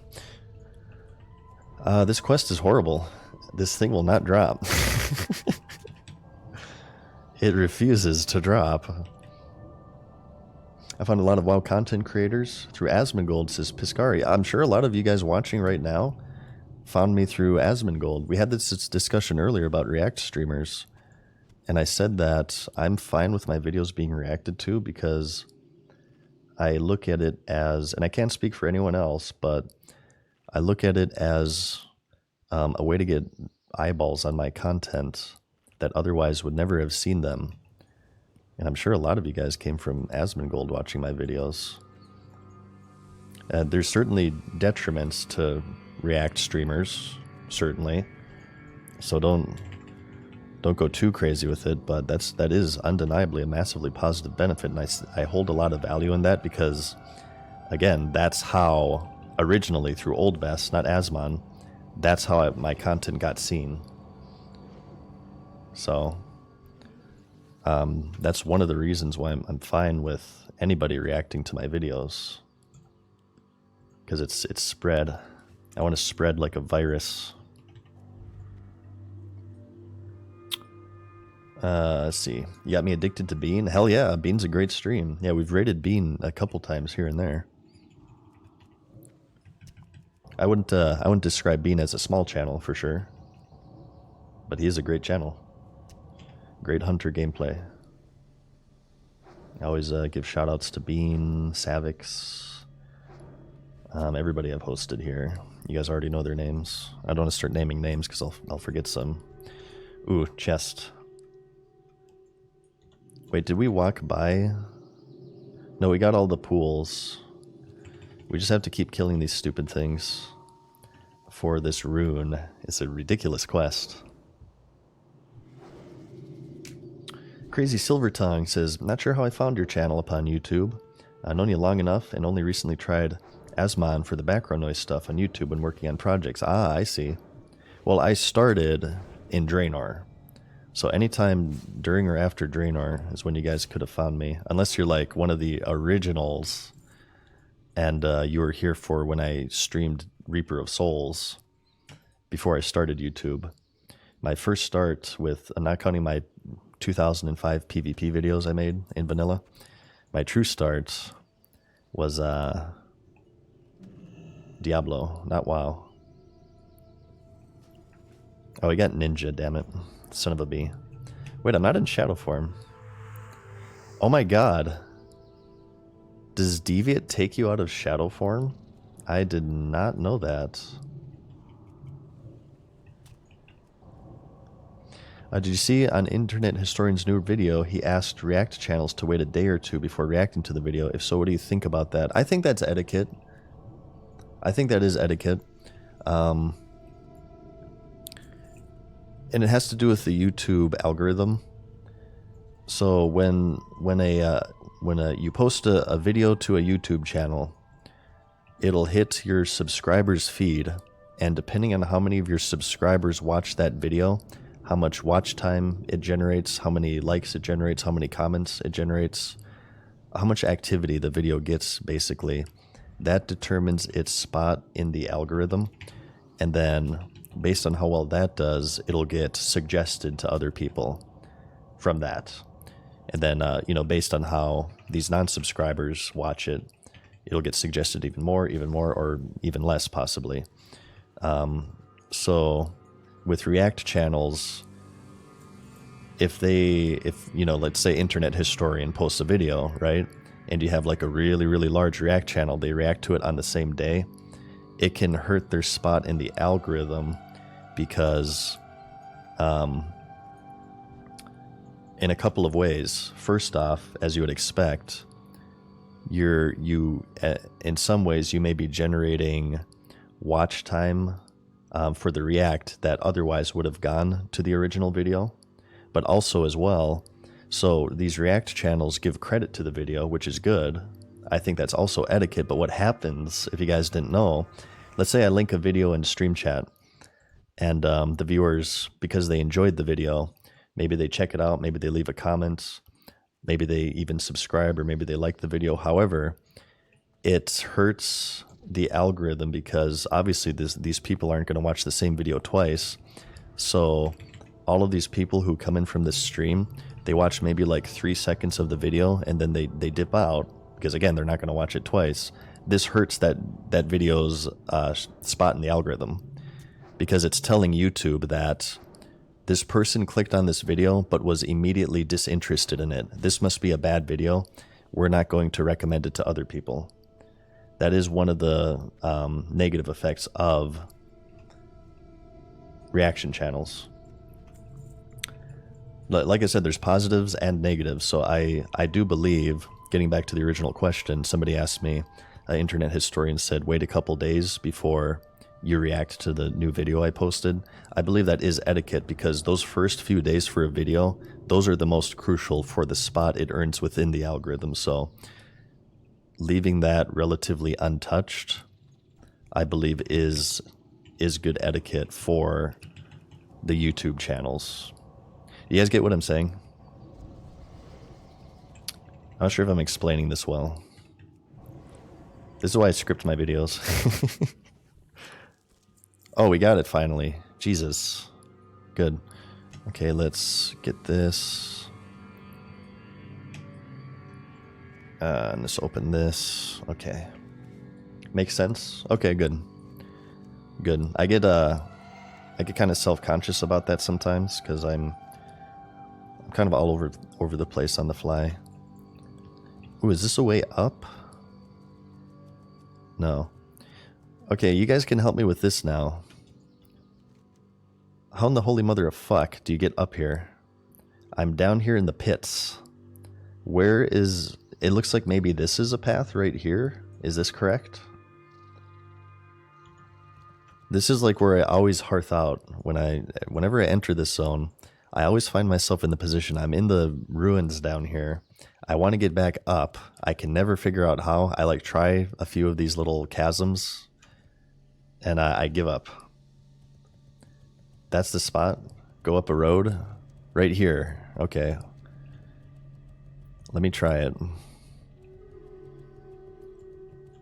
And we can maybe try for the Ichor of Undeath too.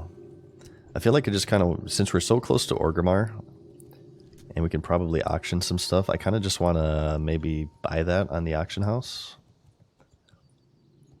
You have a ram to the north and west, says Walturian. Okay. Well, let's check it out. I feel like it's not really clearly indicated enough on the map is the issue. Just don't think you get to 52 today? It depends on how long I stream. If I do a long stream, I feel pretty confident in hitting 52. Oh, here we go, here we go. Yes. Okay, awesome. Okay, this is the trick. There's like a road here, okay? Just go to the road. Okay, here we go. Great. It shows we can loot these off of these undead enemies, which are stealthed, I believe, right? Should aggro them right here. Oh no, I'm not going to farm stealthed undead enemies. Yeah, we're just going to buy that off the auction house. Can we get up here? Maybe, maybe not. Shit. Oh, this is, okay, it's another, it's a layered one. He's son of a bee. Let's just kill this right now. Oh, never mind, they evaded back. How long have you streamed so far? I don't know, actually. A few hours, probably.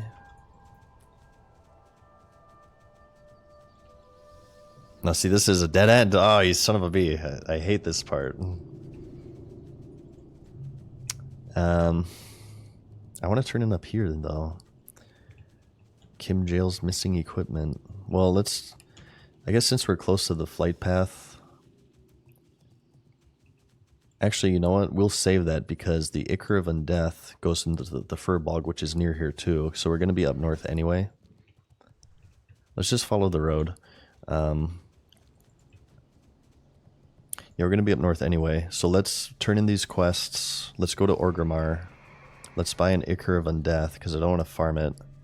Maybe we'll do some auction stuff. We'll probably void our bowels. And then we'll continue the leveling goodness. Yeah, let's just do it this way.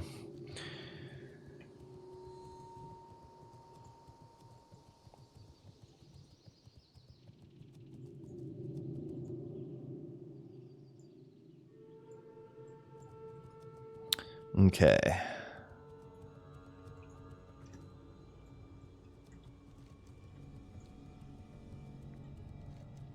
Ooh, we should do another trivia. You guys want to do trivia? Out of Crazy Silvertongue says, out of curiosity, have you considered posting your streams from Twitch to your YouTube channel? I wouldn't do it to MadSeasonShow. I have considered, since we're doing a challenge, we want to get every single class to 60 on hardcore mode. As long as my past broadcasts haven't faded, for every character I successfully get to 60, I could gather up all the broadcasts for that character and edit them into one, you know, like 100-hour video, or however long it takes me, and post that on my alternate channel, MadSeasonShow. That would take a long time to process, though. A 100-hour video would take like a few days to process, probably. So I wouldn't even be able to look at pornography during then. I'm not sure if I can handle that. Bruh. Shut up, Chris Smetson. Oh, look at that guy moonwalking. Beautiful. What do you need? We got a couple of Chris Smetson orcs here. Yeah, let's get rid of this here. Ooh, he gave me a buff. Thank you so much, my main man. I'll give you shadow protection too.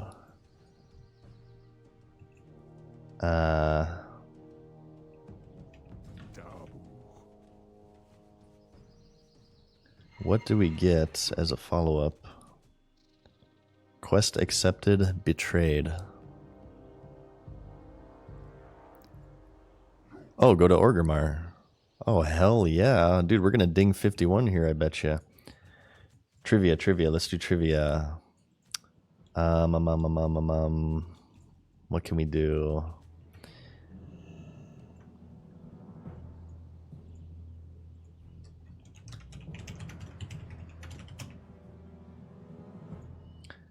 You guys want to have a chance to win a subscription here? We're going to do another trivia session. Okay.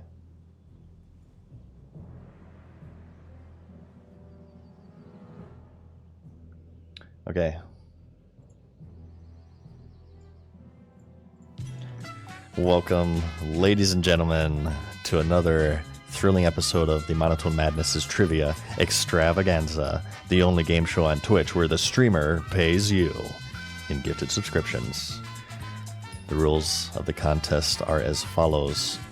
The first non-subscriber to answer my World of Warcraft related trivia question correctly in chat wins a gifted subscription from the Monotone Madness himself.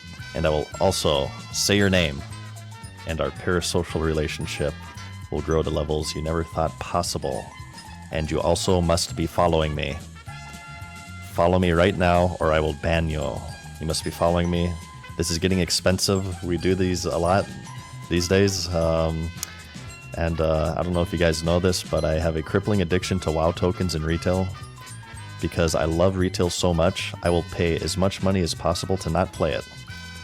Those are the true fans of retail. So follow me, is what I'm trying to say. And get those fingers ready. Massage that giant engorged vanilla brain, because it is your chance to be a winner. Every single person, and you can participate if you're subscribed. I can only give you a consolation prize. You guys ready? You guys ready for this crap? In classic World of Warcraft, in the Stranglethorn Vale Zone, there's a mob known as Scalebelly that drops this highly sought-after sword. What is the sword's name? Huge transmog item worth hundreds of thousands of gold in retail WoW, sought after by transmog enthusiasts everywhere. What's the name of the sword? What is the name of this sword? Beghar, I'm sorry, that's incorrect. Ashbringer. Incorrect. The Necro Sword, says Zaltharian. Zaltharian, I'm sorry. But that's incorrect. TB, 9001 TV, says the Chromatic Sword. TB, I'm also sorry, man.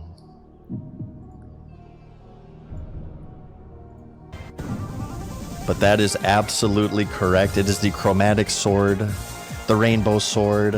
TB, you are a winner, both in-game and in real life. Everybody, let's get a round of applause right now. Everybody clap for TB and his giant engorged vanilla gamer brain. Everybody, please clap. Please clap.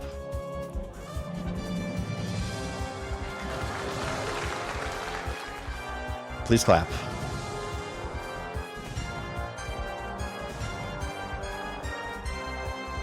Hell yeah, man. Shoutouts to you. We got a few people said it. I want to give yeah, we got a few gamer brains here in chat. I want to give special shoutouts here to, let's see, Hanalas. You were very close, Hanalas, as was Walterian. Shoutouts to you, Walterian.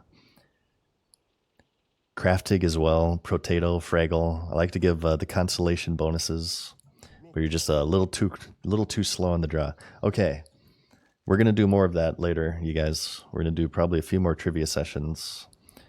But for now, what I want to do, I want to head on over to Orgrimmar because we have some turn-ins here. I think. Yeah, 2 turn-ins, and I want to get the Ichor of Undeath.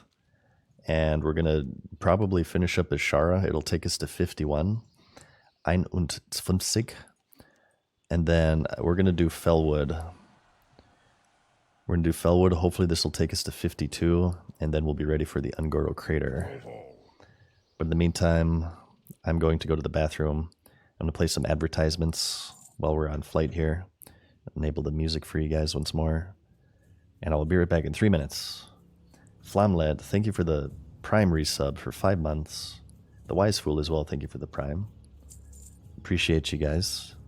Alright, I'll be right back, you guys.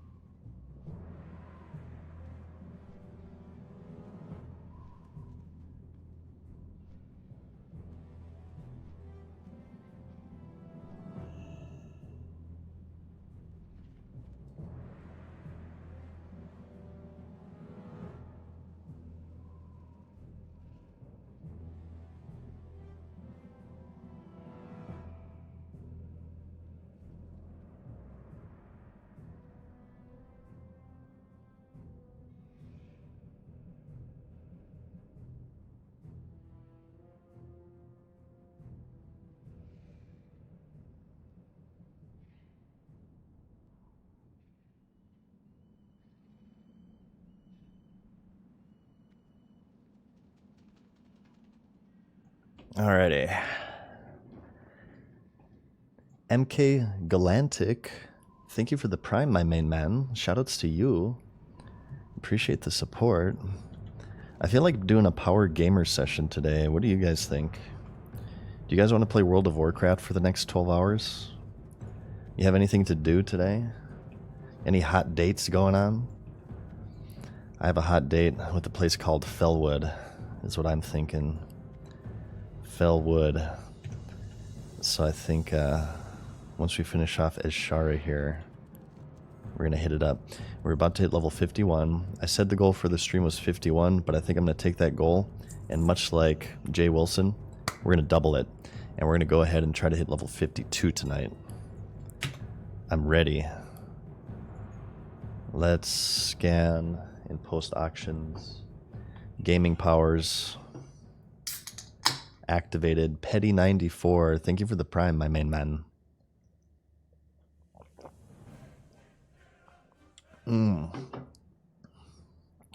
Oh, let's do this crap.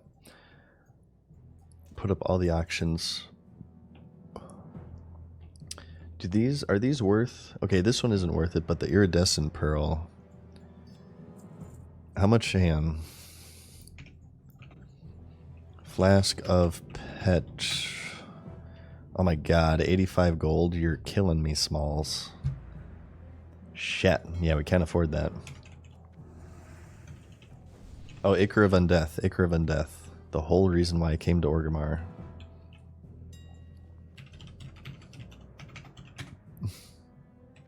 There. 6 silver. I will definitely spend 6 silver to save myself 2 hours of farming that damn thing. Is there any follow-up to this? I guess I can look it up. It's the Furbolg who needs the Ichor of Undeath. Is he gonna like ask for more trade materials that I can just buy right now and save myself a trip? Okay, 23 gold. That's pretty thugnificent right there. Wait, stag meat. Can we vendor this? Yeah, let's just vendor that. It vendors for more than it auctions.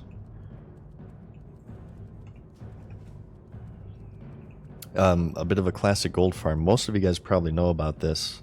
Silk cloth. You get so much of it that people sell it for crazy cheap. If you can find a stack of silk cloth for, I think, under 40 silver, if you have first aid, you can convert it into heavy silk bandages and vendor it for 40 silver. So it's a bit of a classic auction house flip there. You guys want some quick money while you're in town. Under 40 silver each. Buy it, turn it into heavy silk bandages, vendor.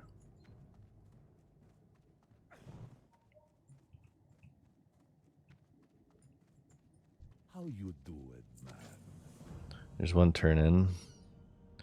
Oh, this is the payment quest. Okay, so now we have to return to Eshara. We also have one in Orgrimmar.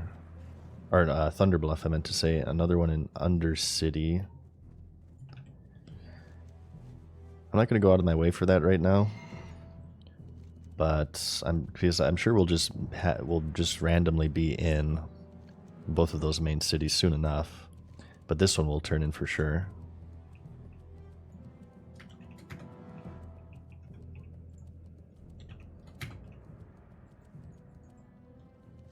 Ooh, water too. Thank you guys. Yeah, we'll pick up some water.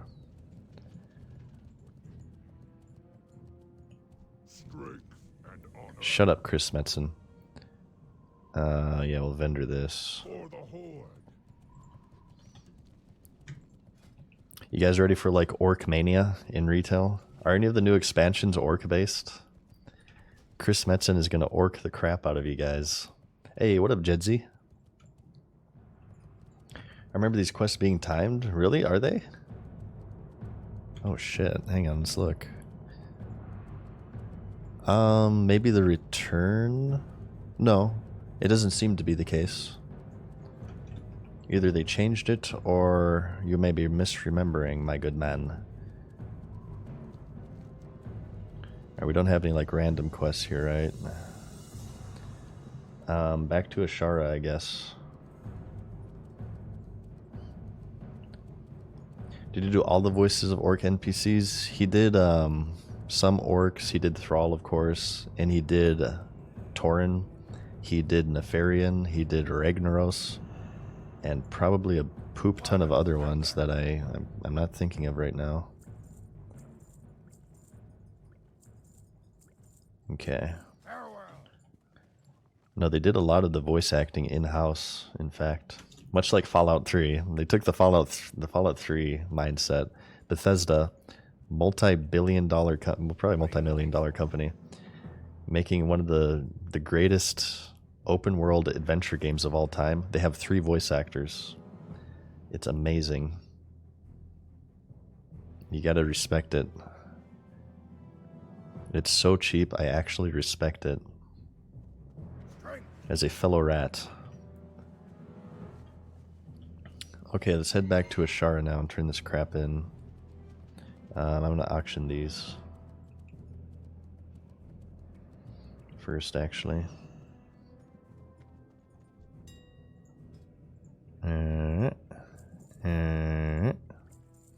Okay. Are we looking good? I'm looking California. I'm feeling Minnesota. Why does this show up as blue?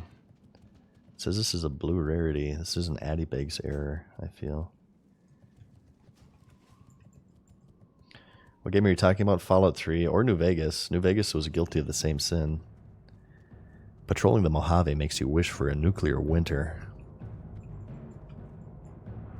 Bum, bum, bum, bum. Oh shit, hang on. No, we can't be...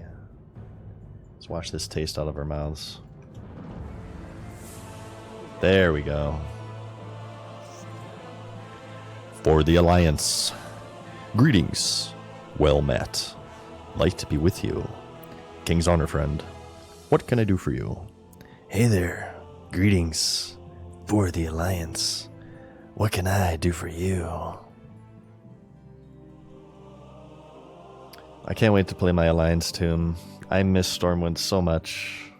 I miss Ironforge so much. Darnassus. I don't really give a crap about Darnassus. Sorry to any Night Elves in chat. Your main city kind of sucks. The music is stupid. You don't even have a smelter. But those other two I do miss.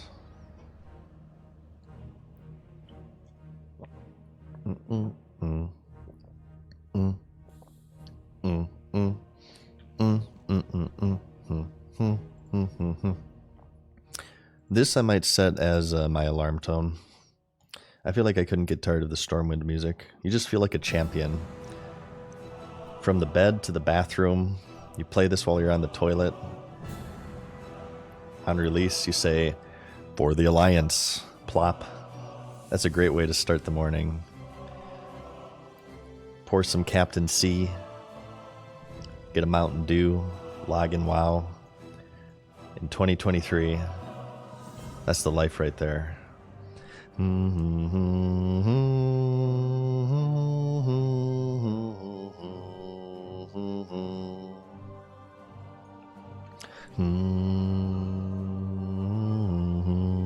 know I'm making it worse by humming, but I can't stop myself. It's just too effing good. Boom, baby. Can we set our hearth here? Shit. That's kind of another mistake. I should have set my hearth to Orgrimmar, because now when we turn these in, we're going to have to walk all the way back. Alright, talent point goes into Blackout. We're going to finish off Blackout, and then we're done with Shadow talents. Yes, I am putting 38 points into Shadow. Call me crazy. After that, we will get improved Power Word Shield and improved Fort. And Inner Focus. And then I think maybe like we can grab a couple points in Meditation, but we'll hit 60 at that point.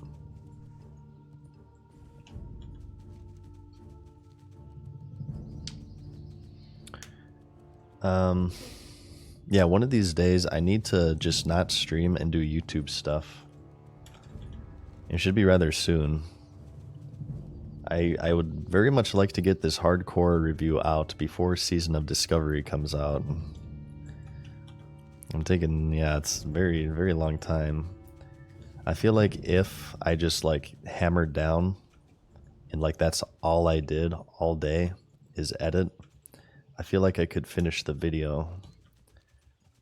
But you guys wouldn't see a stream for me that particular day. Rafter Mania, what's up, my main man? SOD's out by the end of the month. Yep, November 30th is the launch of SOD. What day is that? Is that a weekend?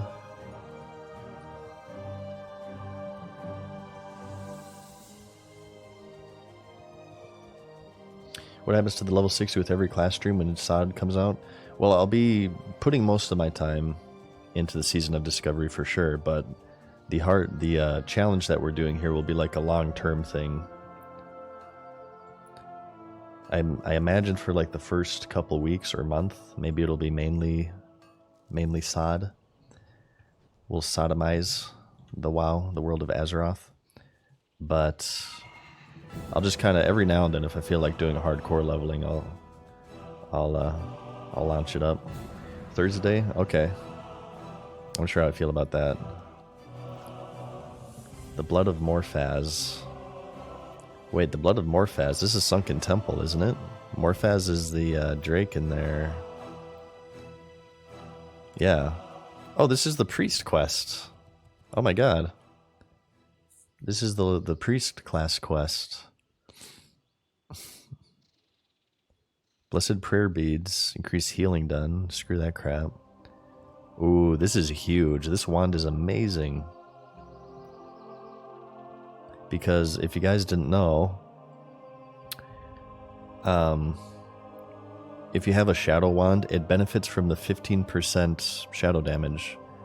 So this isn't actually 51 DPS. This would be like 58, right? 58 DPS, and then stamina and damage with shadow spells. My god. That is insanity. But we're not going to do that crap. We're not doing dungeons on this character, I told you. Not after that ZF run. So we're gonna probably just abandon this. No. No dungeons anymore. I do not want to lose this character. That wand is very tempting, though. And this one is like comparable, though. This is definitely worse. Way worse. It's 56 DPS, so we'll use that at 53.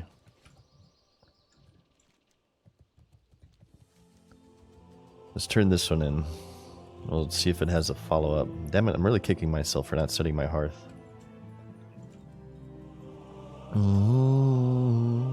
Do it? No way. No way. I am the monotone madness. Okay, I am the self-proclaimed Lord of Vanilla. And I do not have a level 60 in hardcore mode. You know how much that keeps me up at night? People are doubting my skill in video games. I cannot have it. I just can't have it, you guys. I am a streamer, damn it. I live and breathe on the opinions of strangers on the internet. And if those opinions are not good opinions, my entire life comes to a screeching halt. I have to convince you guys otherwise that I'm skilled at video games. It's so important to me. You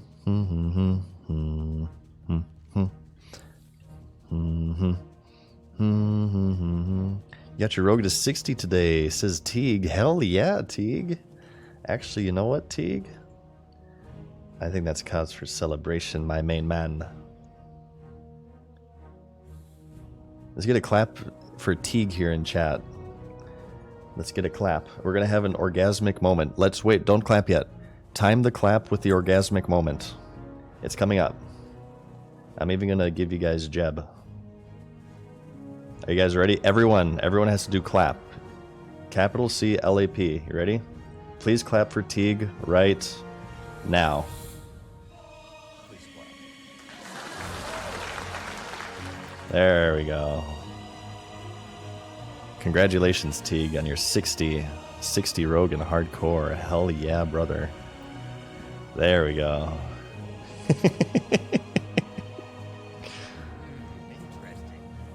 Okay, no follow-up. good. I want to get out of this zone. All right, we're done with Ashara, you guys. Hell yeah. Level 51, couple bars into 52. I'm feeling pretty happy about that. Let's hit up Fellwood, right? Let's hit it up. You guys are getting in. We're just gonna start Fellwood here. I suppose the route will be Ashara. Yeah, Splinter Tree Post and Ashara, and then we'll head up north to Fellwood.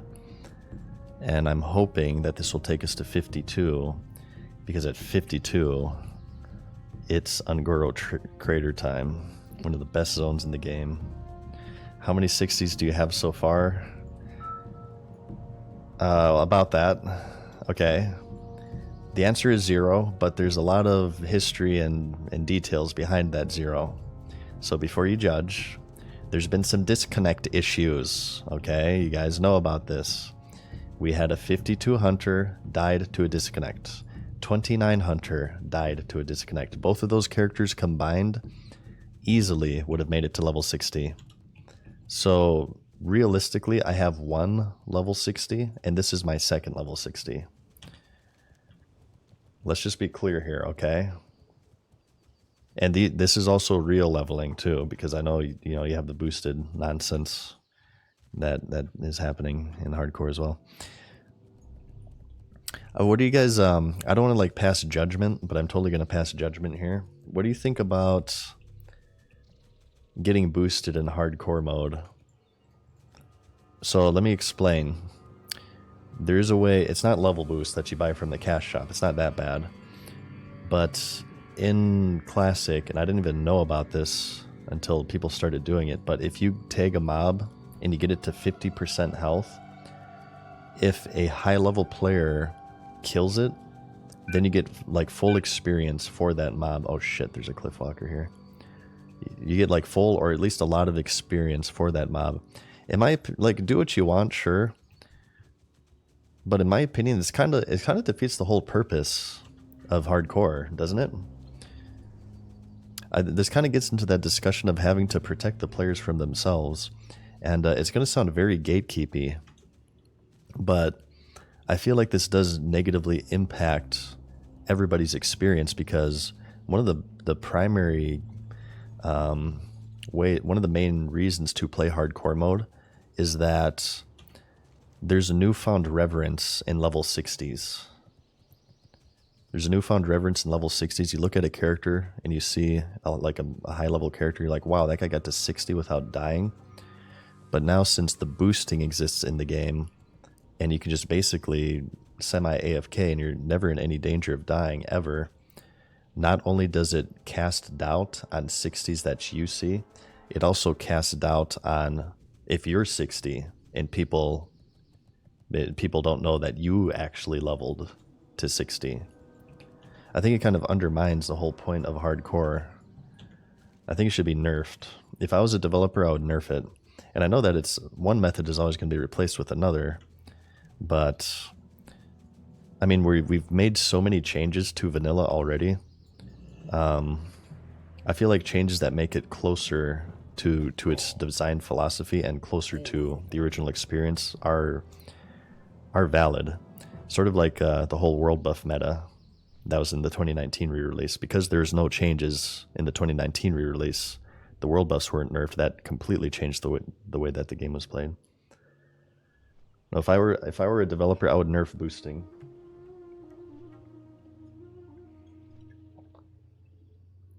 Always remember that, you guys. And I see people in chat here placing blame on the players. And sure, but in my opinion, it's the developer's responsibility. That's one of their itineraries. As a developer, you have to develop your game to prevent exploits. You have to create the most efficient path to be, I'm not going to say the funnest, because funnest is subjective, but the most efficient path has to be one that aligns with your development philosophy. And as it stands right now, boosting is the most efficient path, and I would not say that it aligns with the design philosophy of hardcore, where the whole point is to increased stakes, raise the stakes. And there's no stakes, there's no danger. There's no danger with boosting. I feel like these days, a lot of the times, especially in multiplayer games, people are too quick to blame the players who do it, when ultimately it's the developer's responsibility to craft their game in such a way that, exploits and stuff don't exist.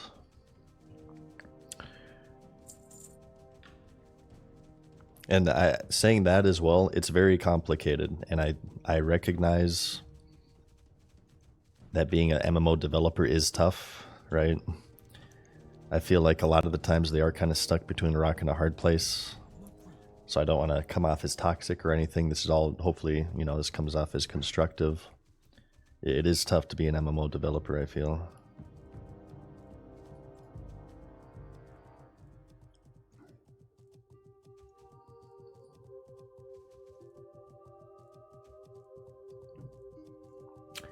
Mom Caddy Praise, thank you for the tier 1 for 22 months. Hell yeah. Thank you so much. Alright, you guys ready for Felwood? It's just a quick trot here through Ashenvale. The Horde do have, because there's clear Horde favoritism in this game. I'm not sure if I've mentioned this before. Have I mentioned this before, you guys? Because there's clear Horde favoritism, the Horde actually have an extra town hub here in Felwood. But I think we're probably just going to start with the southern hub here. Verifying the corruption. I saw some death clips today of some Satyr cave in Felwood where people were like getting absolutely decimated. So I'm a little bit, I might avoid that cave. If there's any sort of Satyr den, I might kind of skip it. And we'll see. I kind of just go with the flow here.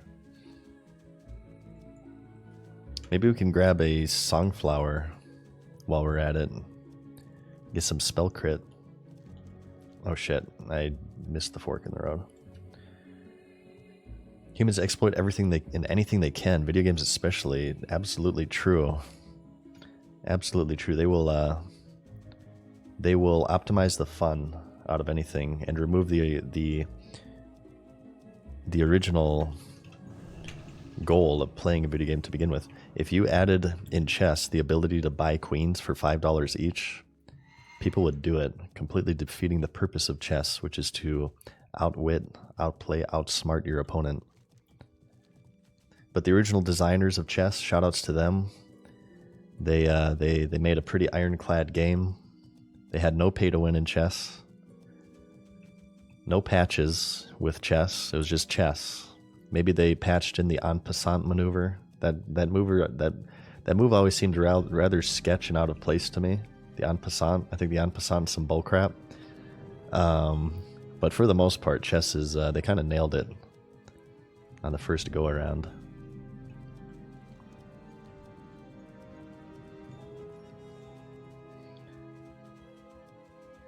Have the other big hardcore streamers reacted to your ZG escape gate yet?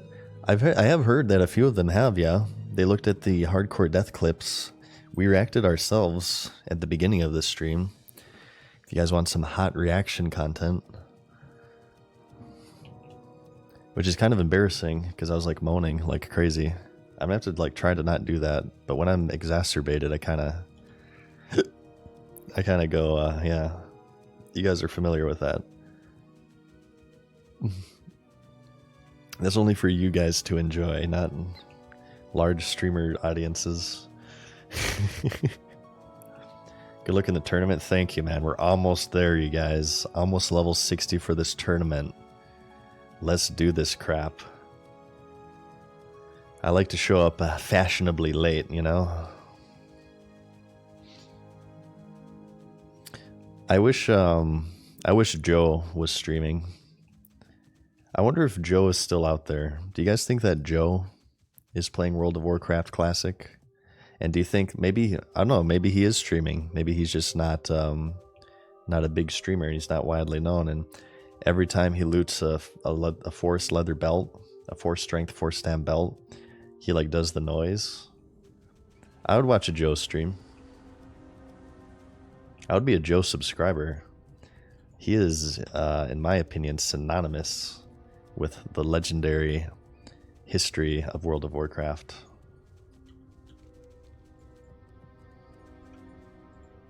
Ooh, cleanse Songflower.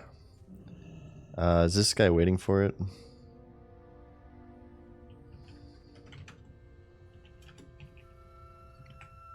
No, he isn't. I was gonna say if he's like a raider, maybe I'll give it to him. Hell yeah, I'll take this. Look at this crap. Hey guys, let's all get on Discord and wait to click it at the same time so we can get it, and then we can log off and not play our characters for 5 days. I love the world buff meta. That's actually amazing though. 5 more spell crit. Hell yeah. I will take that. Gyar's. Thank you for the prime for 2 months. We're gonna parse in Fellwood right now, you guys. That is the thing with this stream, by the way. If I loot, and only if I loot, you can't send it to me in the mail because people tried to get around this with some bullcrap. If I loot the 4 strength, 4 stam leather belt, I will do the Joe impersonation. That happened once. It may happen again. Cleansing Fellwood. Bring Blood Amber. Is this the thing to cleanse the plants? I'll grab this first, but...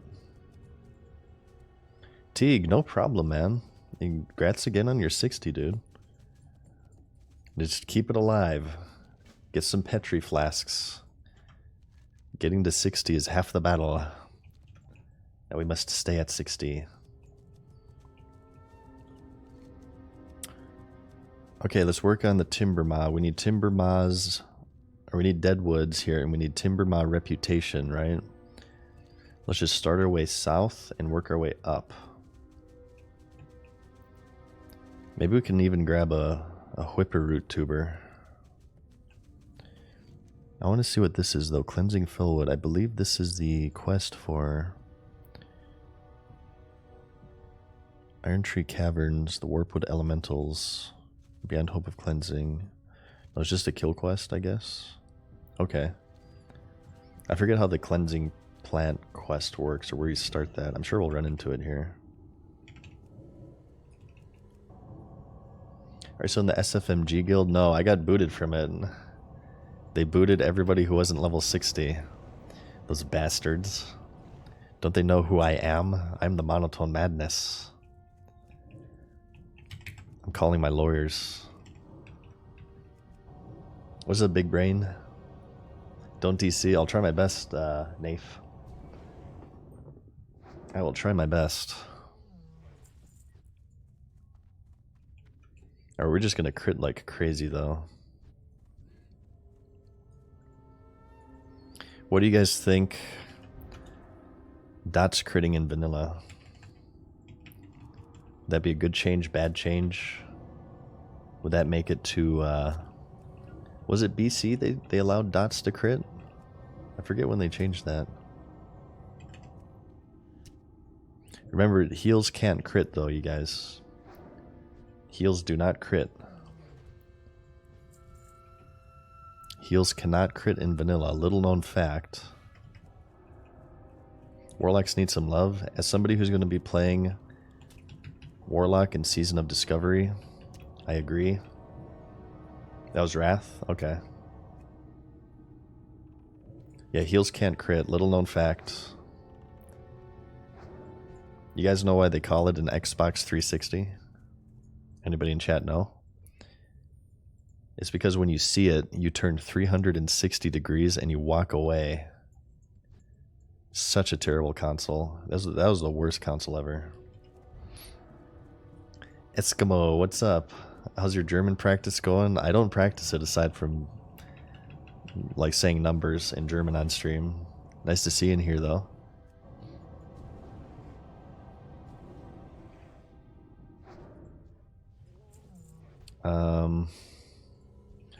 We don't need Overlord Roar. I think maybe he's like a follow-up or something.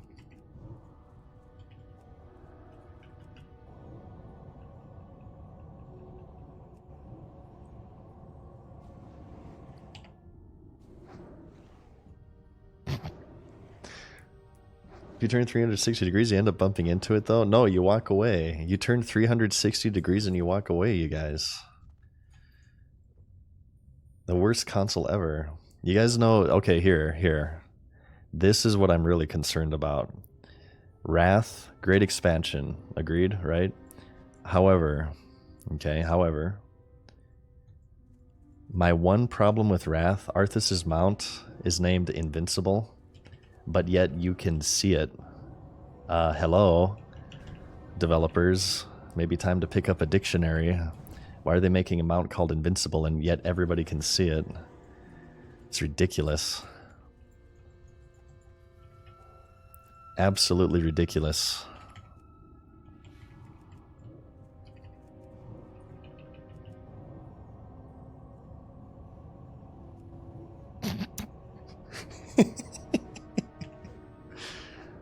Oh shit, there's a patrol here. Now we're fine. We're okay. No heals for you. Maybe bad call. Okay, we're fine.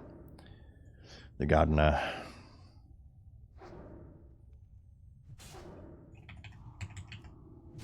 Can you guys hear when I, how often do my key clicks...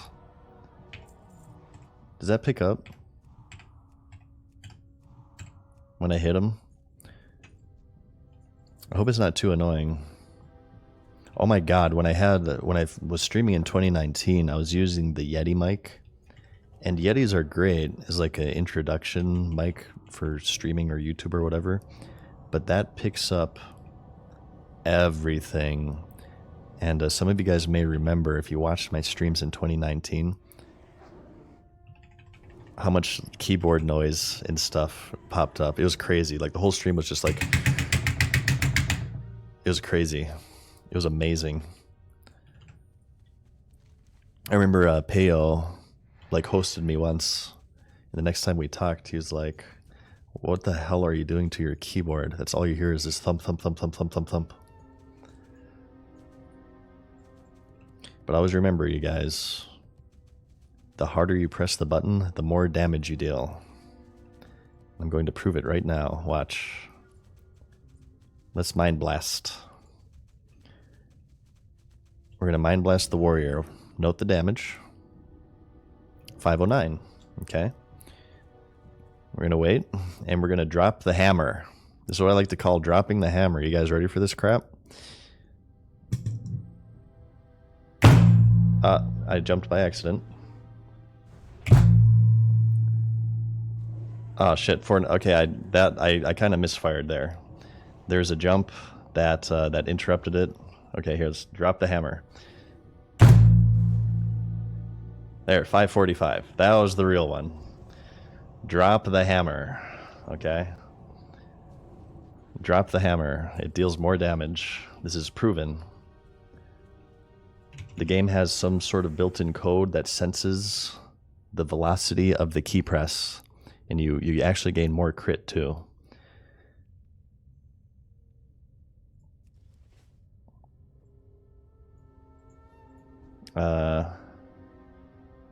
Oh, holy shit. Jesus, this curse is ridiculous. Healing reduced by 50%? My god. Okay, well, as long as we don't get in an oh shit situation, we should be okay. We need pathfinders and gardeners, not warriors. Okay, good. This doucher's running away. Gardeners heal, so let's take you out.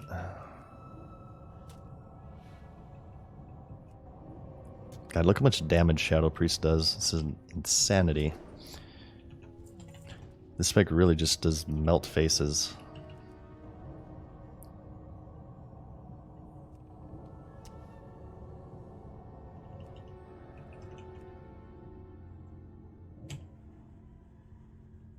I wonder, so we talked a little bit, okay, and this isn't a promise here. We talked a little bit about, oh, I'm not going to say that, Mom, of doing special challenges. We're getting every class to 60, as the stream title suggests. And I was thinking for some of these classes, I would like to do special challenges. What do you guys think for one? We do a controller. Maybe like for Paladin, we can play Paladin with an NES controller or something. I can find some sort of NES to USB controller online, and I can use an external, like I can use Joy to Key. So I can like bind the A button to Seal of Retribution. Yeah, Seal of Retribution. And like the B button to Judgment. I can keyboard turn. I'll have no clickables. We'll get classic hardcore Pally to 60 using an NES controller. Maybe I can make well, I'm not sure if macros would work because those might be TOS. And we could live the dream. I'd like to have a heal too. Maybe we can put like heal on a select. Maybe we could put bubble on start. Maybe like we could have combinations like D-pad up in A could be something. D-pad left in A could be something. I'm not sure if I'd be able to do... Because you're not allowed to like do macros, I believe. External macros, because they're like against terms of service, so I might get banned for that. Giars, thank you for the Prime. And Dylan, that's the second Dylan today. Thank you for the Prime, you son of a bee. Dylan, you son of a bitch.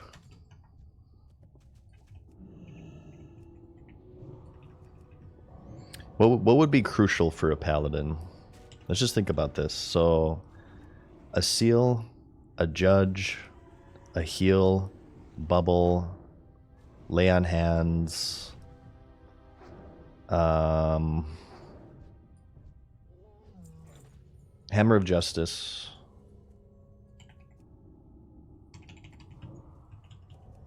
I wonder how much. Maybe we can like. Can we do it like on an Xbox controller? Would you guys accept an Xbox controller?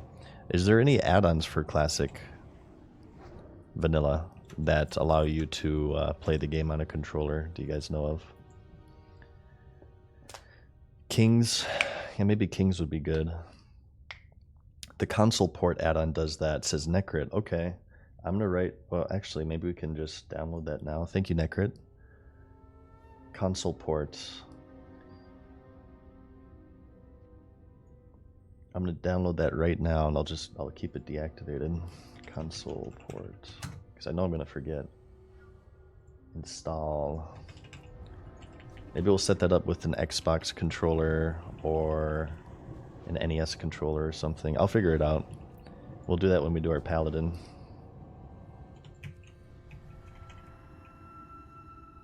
Using it now? Okay. I always thought like it would be kind of chill to play WoW on a controller, right? I feel like controllers are always a little bit more chill than mouse and keyboard.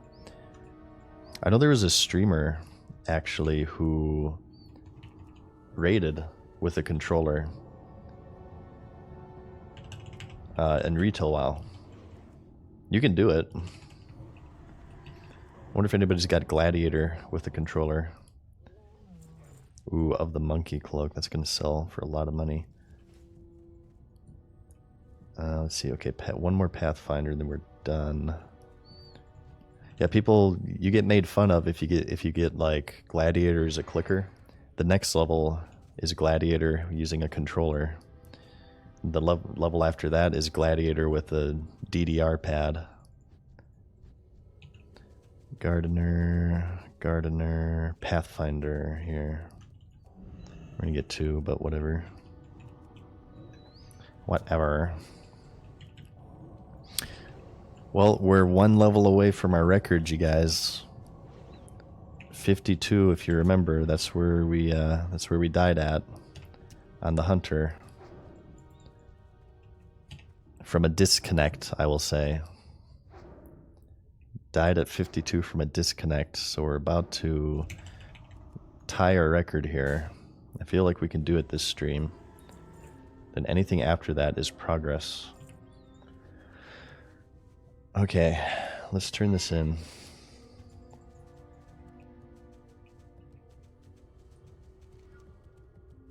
Is there any way to like hide this? It's covering up my map too much. I don't like it. How many of you guys are going to play Pally in Season of Discovery? I feel like there's going to be a huge Pally surge due to Crusader Strike and the tanking capabilities. I probably still won't play them. Pally's it's just not really my class. But okay, speak to Nelfin. This is up north, right? Yes. Pally's just not really my class, but I bet you there's a lot of people happy about it. What's Shadow Priest getting? Shadow Priest is getting, what was it, Homunculi, which is a pet summon. They're getting another dot. I think they got something to address their mana, which I forgot exactly what it was. But they're getting some sort of mana buff, I believe. So Shadow Priests are getting some love. Melee Hunter looks insane. Raptor Strikes cooldown halves. And they also have that cleave, right? And the no longer next auto attack is an instant attack. Yeah, I saw that they also had that cleave. Thunder Fury for Hunters confirmed. I'm really excited now because my raid leader Tech actually came in chat earlier, and apparently my old raid is going to be hitting up Season of Discovery. So the boys are back in town, and I'm going to have a raiding guild for SOD. I hope they're on a PvE server though, because streaming on a PvP server is very, that's a very, as you'd expect, a very stressful thing. It complicates everything. It just complicates the crap out of everything. Now, I'm really excited for SOD now. My excitement is like growing over time. Okay, for this, don't we need... I thought we need to like click on this or something. Quest. Field testing kit. We need to like use something, I thought. Let's look at the quest. A sample of slime.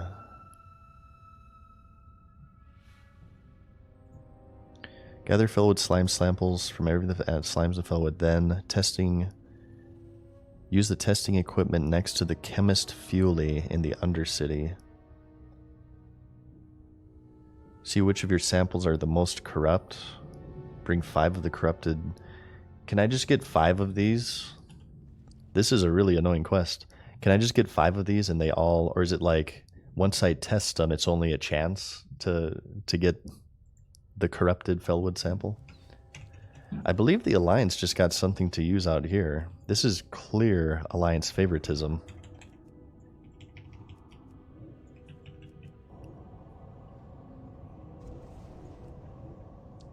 Wrath is about to end and Pallies were pretty good there. Yeah, I hear Pallies are like amazing in Wrath.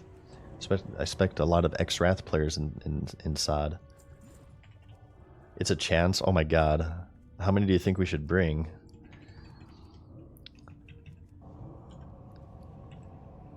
We only need 5 for the quest. Maybe we should like bring 10. Maybe we should like just bring like 20 or something. Maybe we'll just bring 20. Because I don't want to like have to backtrack. Because Undercity is cross-continent, for Pete's sake. At least 40? No way. No way. I'm going to bring 20. I'm going to bring 20 and then I'll just complain if it doesn't work. I think this is one of 2 slime sample quests as well. Oh, maybe not. Okay, we'll do this one. And then I think I want to grab these ones. Oh, kill Overlord Roar. Okay, so we do have a quest for there. Collect to sample corrupted water from the Jadefire Satyr's Moonwell. Would that be right here? Is this the Jade Fire? It's Jade Anar. I think I'll go to the town hub first before doing any other quests after this, in case it doubles up with something. At least it doesn't have a timer. Yeah, I suppose. They could have really been crazy with this quest. They really wanted to.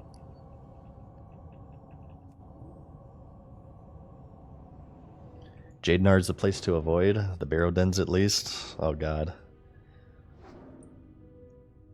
Is that Death Hub?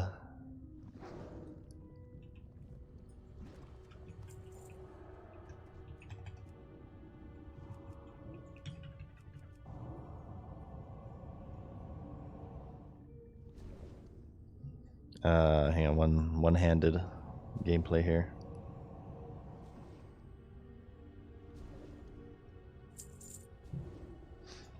Icky, thank you for the Prime, Icky. Yeah, we're gonna overdo it. We'll do 20. So let's just farm this spot for a bit. Oops. Jadenar has a lot of really nasty casters with stacked packs. Okay. Well, we'll check it out. Generally, the more you guys tell me not to do something, the more inclined I am to do it, to flex my EP-ness to strangers on the internet. Because as we've discussed, okay, it's very important what you guys think of me. Alright, I live and breathe and die on the opinions of strangers on the internet, okay? And you guys have to believe I'm skilled at video games. This is the closest you've been to 16 Classic Hardcore? Nope, by one level, D-Jack, we got a Hunter to 52 who died from a disconnect, so we're really, really close to tying our record here. I think the pain from that disconnect will dissipate a little bit once I have my first 60, but I'll still always be pissed off about that. I'll be like 80 years old, like ranting to some nursing home nurse, and she'll be like, okay, that's nice, Grandpa. Let's get you to bed. And thank you, Anonymous, for the gifted sub. Hell yeah. To Walterian. Nice. Thank you.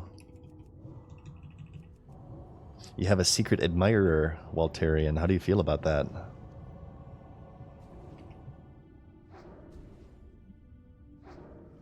How many DC deaths have you suffered? 2, flying. But we're on better internet now.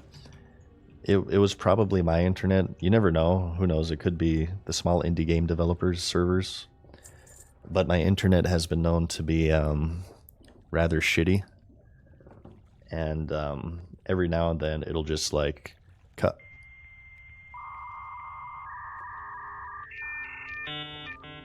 Welcome. You've got mail.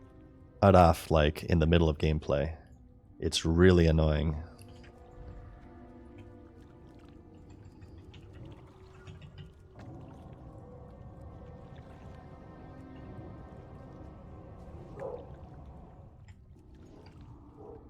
Eh.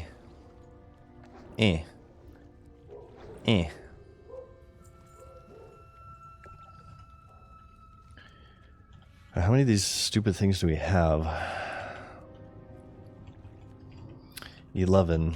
Oh god, this is like pulling teeth right now. I'm not sure why I'm so impatient with these slimes. Oh my god, an anonymous gifter gifted 10 subs. Hell yeah, Anonymous. Shoutouts to you. Guys, if you just got a gifted sub, well, I guess you can't, he's anonymous, so you can't thank him. Just say thanks, Anonymous. If you notice you got a gifted sub, give him a thanks. He just did a really nice thing. He gifted out 10 of them. Appreciate you, Anonymous.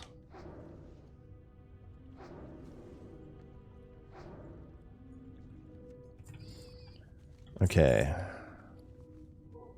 Ooh, of the whale too. Hell yeah.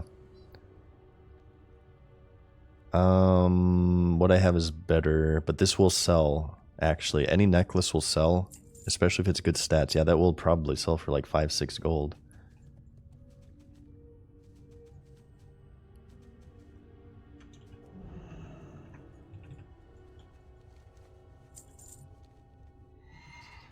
Let's go to this southern pool.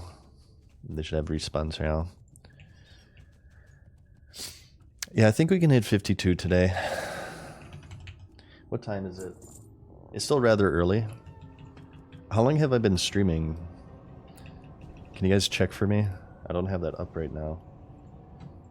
I usually try not to do more than 8 hours. That's usually when I start to become kind of tired and fatigued. But we're almost 4 bars in the way here of 51. Almost 5 hours. Okay. So that would be 3 more hours we would stream. According to my Titan panel, at the rate that I'm going right now, I'll level in 3.5 hours. We'll see. I'll try my best. Usually I try not to go too far over 8 hours, but maybe I'll do a power gamer session tonight. I kind of feel like playing this game a long time tonight because I haven't been able to stream a ton recently. I have missed a few days here due to real life shenanigans. So maybe I can make up for it tonight by giving you guys a longer stream.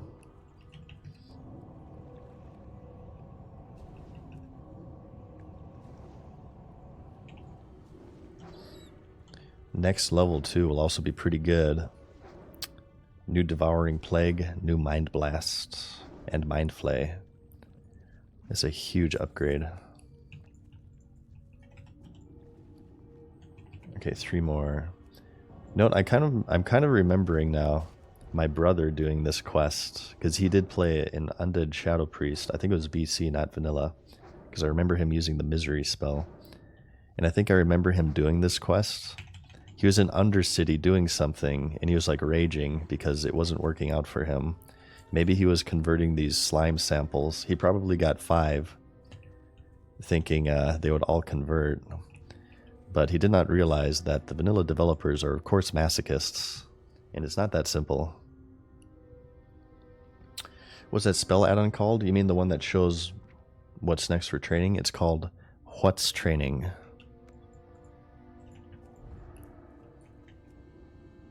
Doing good. Hey, what's up, Bob? We're doing very good right now.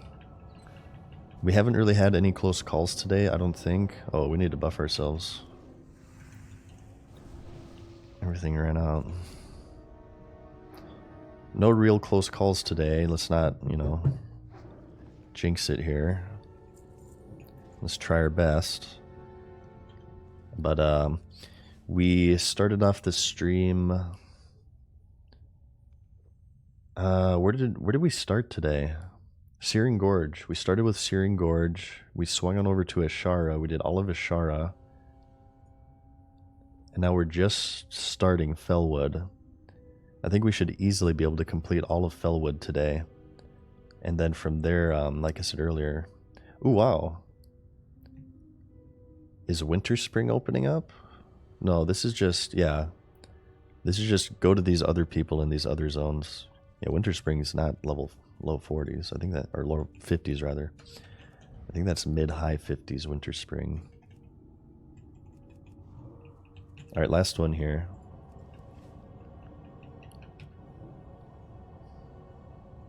Fillard isn't too long. It looks like we just have like 2 quests here in addition to what we already have. And it kind of seems like we have a lot of quests here, but like this one is like throughout the zone. So we probably have like maybe 8 quests here total before we run out. Shit, that might mean I don't think we're gonna make it to 52 before Ungoro then. That's okay. I'll accept 51.5 for Ungoro because we will find the lower level quests there. We should be okay. You can do intro Winter Spring at low 50s. Would that be in the western area? Winter fall activity. I know they're the white furbolgs there, and those are the lowest level mobs in the zone. We can maybe check it out if we dare to travel through the tunnel. Might want to farm some rep before we do that. Are you going to try out SOD? And why are you going to be Red Paladin? I don't think I'll play Red Pally. They look interesting, but not interesting enough for me to try. We were just commenting earlier, though, that we believe that there'll be pretty high population in SOD. Oh, God.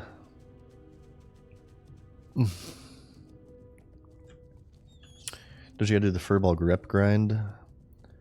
Let's see. Travel north. I think this guy gives it to us, and then we can maybe grind it up here, possibly. Oh god, scary music. Let's go to the town hub first and grab these quests, in case it like sends us in here. We can also grab that flight path and set our hearth, possibly. Is there an inn in this place, do you guys know?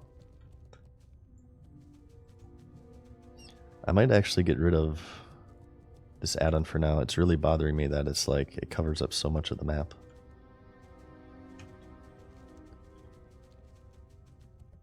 You just go along the river for this town hub, right? Campos, he says, I used to watch your videos on YouTube before. Your voice is really unique. Well, thank you, Campos. I'm glad. I hope, thank you for watching the videos, and I hope you enjoy my streams as well. I get that a lot, actually, and I appreciate it. I like compliments about others. Oh my god. You are not telling me that Horde get a Songflower in their effing hub. Look at this crap. Okay, if you guys weren't convinced of the clear Horde favoritism and bias in classic World of Warcraft, explain. Horde get a Songflower freaking in their effing town hub camp. This is unbelievable. I'm outraged right now. Are you shitting me? Are you shitting me? You guys didn't need to like go out and expose yourself to the shamans with these ones? Oh my god. I'm so angry right now. Let's abandon a quest here. We're out of room. Let's get rid of this one for now. Let's grab this flight path. Oh my god, that's death down there. That's Dark Shore, I bet you, huh? Okay. Well, I suppose we're gonna do Jadenar. Against everybody's recommendation in chat, we're going to do Jadenar. Oh, Jesus. We're gonna have to focus up here. We have not been disconnected today, so I feel like I can kind of do harder quests. I've been told that this is an intense death hub. We will see. We're going to give it a shot. But we're just going to have to be extremely careful. I'm going to ignore you guys more so than usual as I focus on not dying here. Oh, Jesus. Jadenar Adept, level 52. They're not orange, luckily. Stupid wolf. Frig off. I imagine some of these guys cast shadow magic, so I'm going to give myself shadow prot. That'd be wise. Do I still only have 45 shadow resistance? Yeah, that seems kind of low.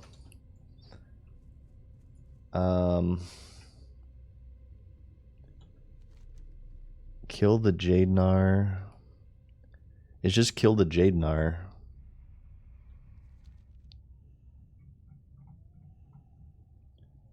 Kill all the Jadenar. Well, they were really competing over that herb. Holy shit. Kill all the Jadenar. I believe that's the only thing. Well, there's Jadefire Satyrs. Okay, hang on. I can't see shit on the map right now, so I'm going to turn off I'm going to turn off Nova world buffs. We're going to reload UI. Ska Skunk, thank you for the Prime. Oh shit, here's the controller add-on. Let's get rid of that. Thank you for the Prime, Ska Skunk. That actually reached us to our sub goal too, so thank you everybody for that. Appreciate the support. Okay, let's go slowly.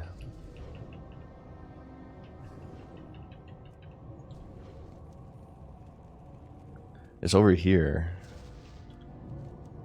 It seems like this isn't in the same area. Wait, what's this? Okay, I need to get rid of... Oh wow, it's really trying to... Shit, hang on. I need to get rid of this controller add-on. It's trying to use a controller right now. Add-ons. What was it called? Console port. Here. Well, it works. Confirmed, but I obviously don't want that on right now. Is there... Okay, riddle me this. Should I wait to do this Well of Corruption? Is there like a double up to where I need to like kill satyrs? I'm very suspicious that that's like the only quest there.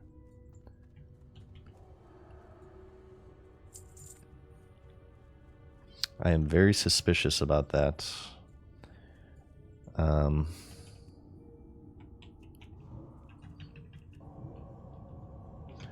wonder if these things are resistant to shadow magic.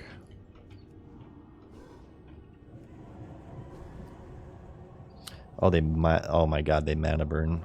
These hounds. Jesus.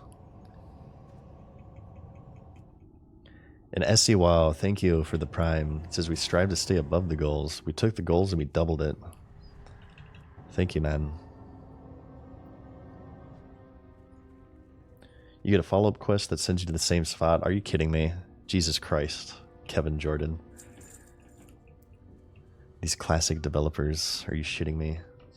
Thank you, Anonymous, for the gifted 5 subs. Anonymous again. Thank you so much. Hell yeah.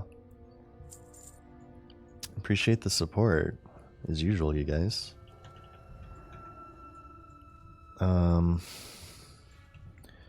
Let's just go slowly and surely.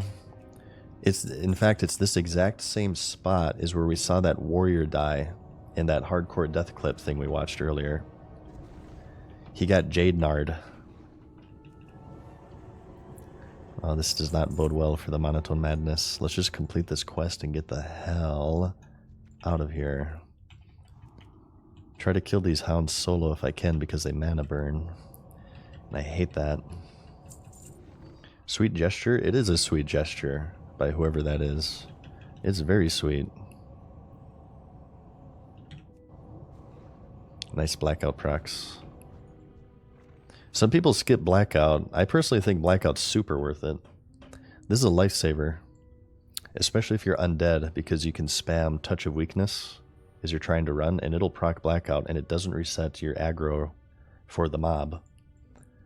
You spam rank 1 Touch of Weakness, and it'll help you get away.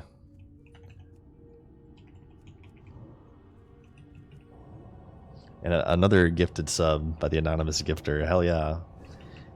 Didn't dodge that one, Shooty.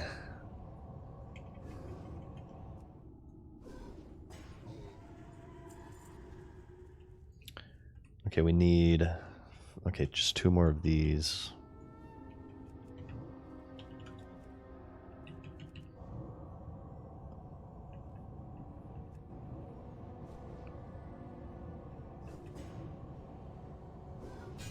Oh, you son of a bee. Yeah, not very friendly to casters here. Mana burning mobs, spell interrupting mobs. What have we not killed yet? Cultists. Are the cultists going to be in the caves? Cultists. No, it says they should be here. We just haven't gotten any spawns. I can't believe that deviates take you out of shadow form. That is crazy to me.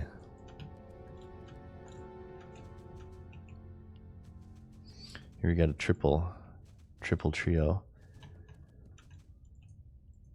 Guardian. Okay, cultist. The cultists do spawn outside. Oh god, there's no spawns left. Should we go inside the cave, you guys? The Shrine of the Deceiver? Oh, Jesus.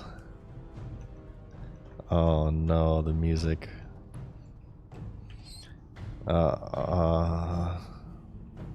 Let's do one at a time.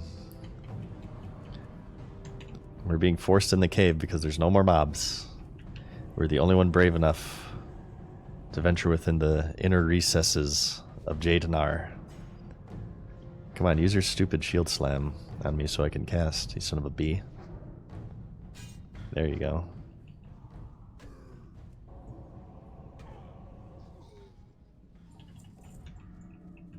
Oh, see, there's another one there already. Or they're already multiplying down here. Oh no. I'm down in a hole. I don't know if I can be saved. See my heart, out decorated like a grave.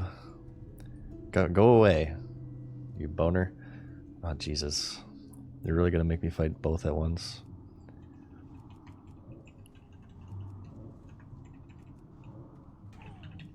Shackle Undead only works on undead, right? It doesn't work on demons? Kind of a silly question, I know. Ah, shit. He got me. Shit. Okay. I'm getting mana burned. I'm getting interrupted. I don't like it.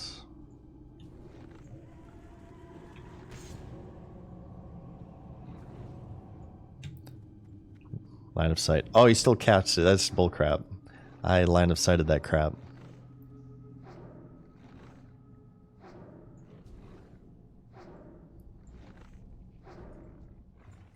Okay. We just have to avoid respawns, honestly, and we should be okay. Adept. We need cultists more than anything.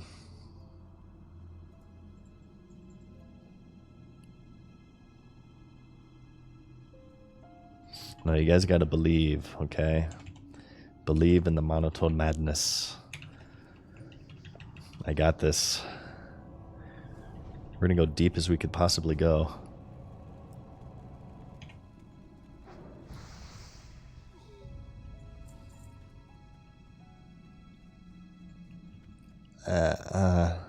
Oh god. Cultist. Cultist.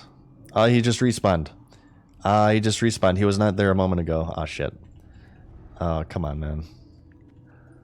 I turned away for 1 second and he respawned. Oh, these guys cast Shadow Word Pain too, huh? You're trying to take my mojo?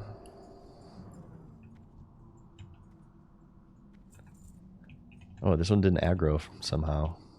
Respawns. Ah, shit. Respawns. Issue. Issues here. They're respawning on top of us. Shit. Oh, no.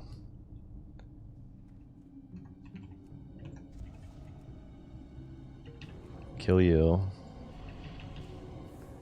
Okay, now we get Spirit Tap going on this bad boy. There's a hunter in here. If in doubt, hearth out. We'll see. I wonder if this hunter wants to group. Maybe he would like to group. If we're doing kill quests. Or we have a compatriot.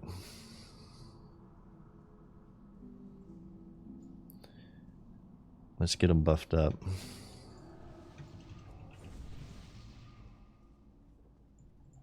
Oh, he just came for the mithril. He's only here for the mithril.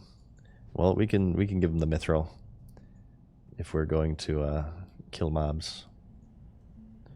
He wants me to share the quest. I'm not sure if I can. Oh, okay, there we go, yeah. Okay, now we both have the quest. Hell yeah, brother. Okay, Guardians. Well, he needs Guardians. We're done with Guardians, but he needs them.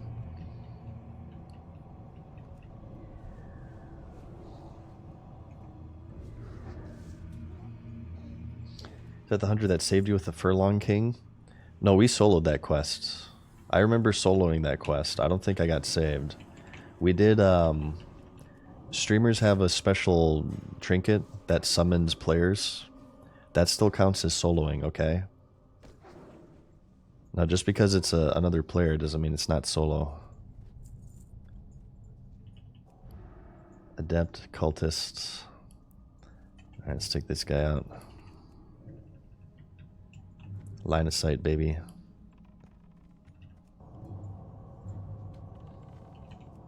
Line of sight, baby. Look at that line of sighting action. Oh, these things blink? Interesting. I have never seen an NPC blink before. He totally blinked right in front of us.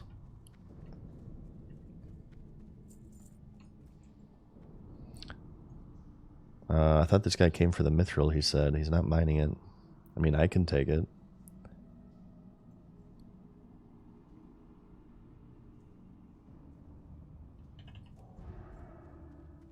I'm just worried about respawns, honestly. If we're able to just pull...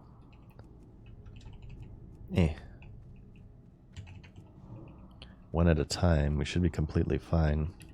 Like that. Adepts, cultists. I need 3 adepts, 2 adepts, 3 cultists, and we're done with guardians, and we're done with hounds. Okay, so we just need 5 more.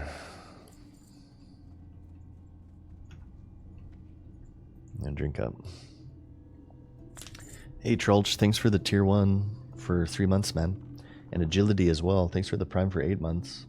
He says, do you have any interest in SOD or just hardcore? No, we'll be doing SOD for sure. We're going to be doing both. We'll slow down on hardcore when SOD comes out. At least at first. But we're going to be playing both versions of the game. And split our time between them. Cultist Adept. Okay, here we go. Let's go down this little path now. Maybe we can clear this room. I think it would be wise to clear these. So we're going to aggro them.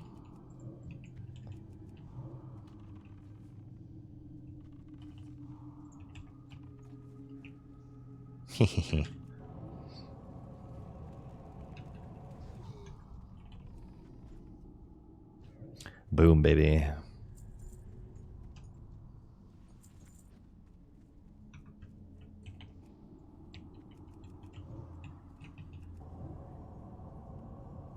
Is Horde side getting pally?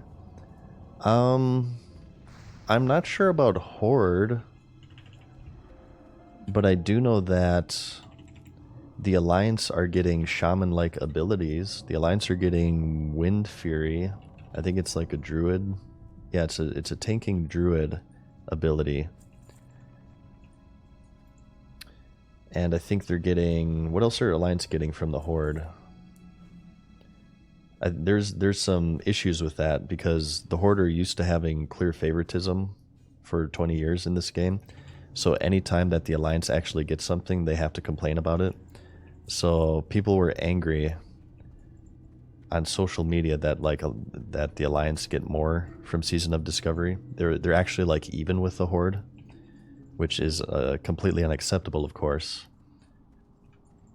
But yeah, the Alliance are getting Wind Fury. I'm not sure what the Horde are getting from the Alliance. Alright, that's the end of this cave. Interesting. I thought these were bigger. Maybe this is an alternate version.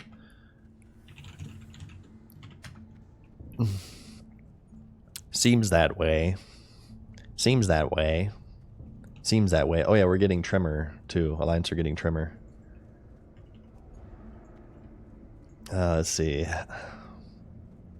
Alliance are way better than vanilla. What are you on about? Oh, excuse me. Elemental Mastery, Chain Lightning, Earthshock. My charred corpse in Arathi Basin from getting 2 button pressed tends to disagree. No, Horde Shamans. Shamans are way better than Pallies. I don't even want to hear it. The F out of here. No way. If Paladins get a Wombo combo to one-shot any class, or not one-shot, but insta-give any class in the game due to artificial lag, purposefully implemented into the game. I'm speaking about batching here. Then we'll talk about Horde and Pallies being even. All the blessings that Pallies can cast, yeah, you know, the ones that Shamans can purge, those ones. Yeah, I know those ones. I mean, we'll see Pally versus Shaman in Sod. Pallies are getting stronger for sure. And, well, Shamans are getting Lava Burst, though. Vanilla Shamans with Lava Burst, are you kidding me? That means that the Wombo combo isn't even going to be Chain Lightning, Earth Shock anymore. Or wait, is Elemental Mastery nature only? Because Lava Burst is fire. I don't know if Elemental Mastery works with Lava Burst. Okay, we're done. We're done. I think he's done too. Yeah. That's quest complete.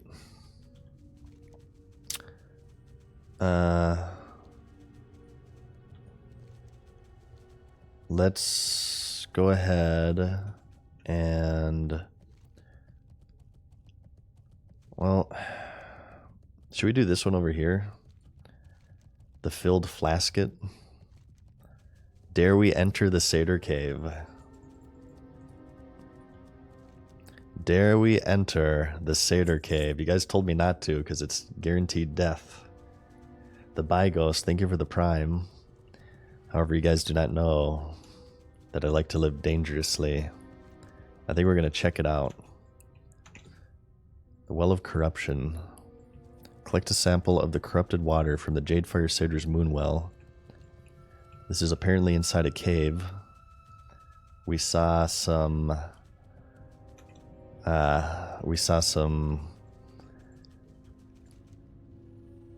some death clips here earlier.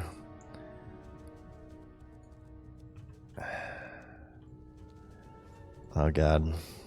Let's just check it out. Don't do it? Oh, that's gonna make me want to do it. You guys should be telling me to do it, then I won't want to do it. The contrarian in me is overpowering right now. Maybe we'll get lucky and it's like already cleared. Somebody like went through here, right? It looks like there's nothing really right here. Oh yeah, look at this crap. Look at this crap, you guys. Hey. Wait, there's something going on with my mouse.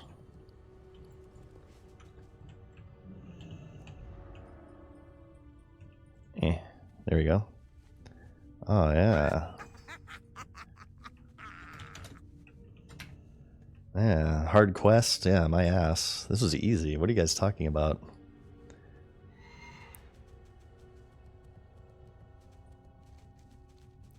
This guy says you need to come back again.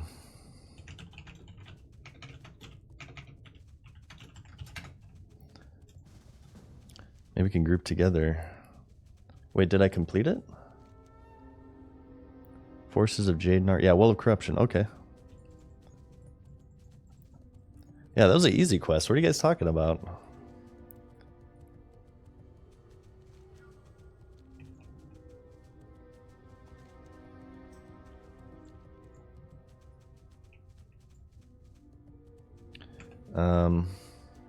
Turning in town here. This guy said that there's a part 2 for this. Maybe we can just group.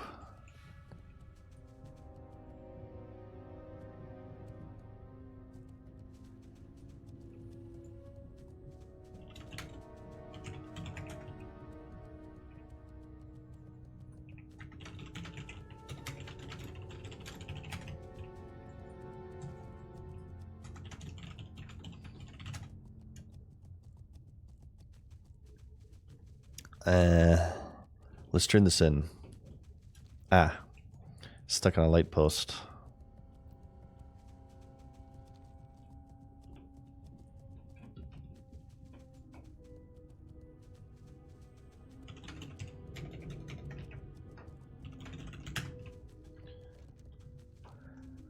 Okay, how are we doing here? 1, 2, 3, 4, 5 bars. We are officially 25%. Right? 25%? 1/4? Yeah. 25% of the way through this level. We do have some quests to turn in, so we're probably like maybe like 28-30% actually. Let's go along the river here, turn this in, we'll get the follow-up. We'll take care of that real quick, and then I think we're gonna head north.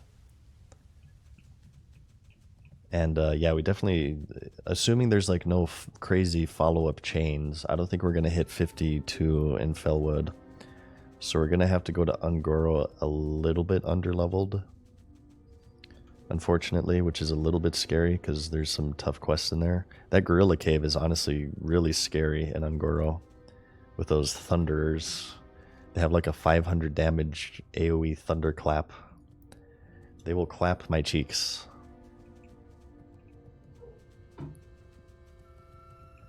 Don't auto-run off the ledge here, by the way.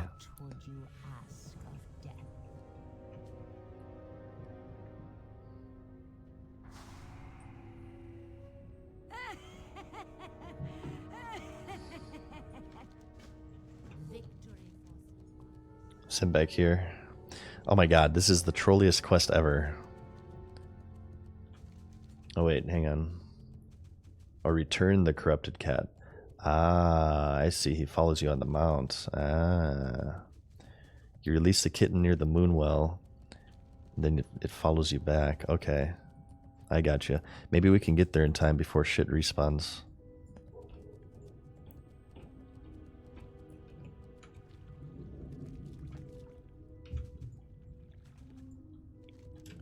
And then we'll just head up north here. Yeah.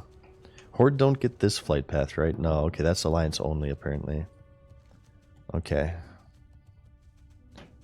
Yeah, a lot of traveling in this zone, obviously, as you can tell. One of the things I'm most excited about with Season of Discovery is just being able to PvP. Being able to do battlegrounds, especially with a mixed up meta too. That'll be really interesting. I hope that they do more PvP tournaments. I think that would be really cool. How do you guys think the Season of Discovery PvP tournaments would go? I feel like they're more interesting in the sense that it's a new meta, but compared to hardcore, obviously you don't have the stakes, right? The increased stakes of, you know, losing your character. It's not Makagura. So, I wonder like how it would do. From what I gather, the Makagura tournament across like all of their streams hit 300k viewers. That's not even counting like, you know, the specific competitors as well, I don't think. It was a smashing success. I wonder how the SOD one would do, if they are going to do one. I don't even know if they're going to do one. Shit, they respawned. God damn it. We're out of buffs too.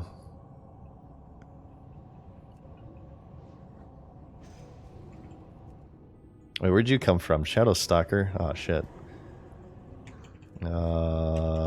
Scary area. Let's focus up here.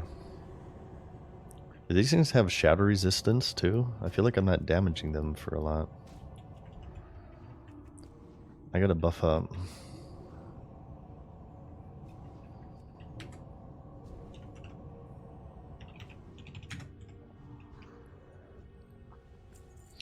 Let's rebuff. Oh shit, we're almost losing our Songflower Serenade.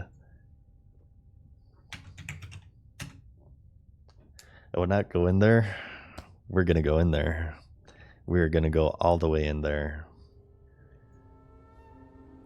Do you think you go warrior first in SOD? I'm not sure. I might go warlock first. It may be lock. Maybe warrior second. We'll see. It really depends on how I'm feeling. That's something I have to think about. I feel like I'll just maybe decide that on launch day and see what I'm feeling like. And what my guild is doing too. What faction they're rolling. We're obviously Alliance.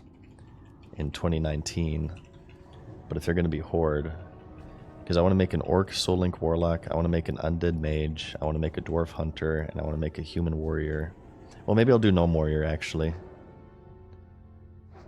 If I want to get PvP in. It'd be kind of tough to skip Escape Artist as a Warrior. So depending on what faction they're going to go, maybe that'll be my choice of main.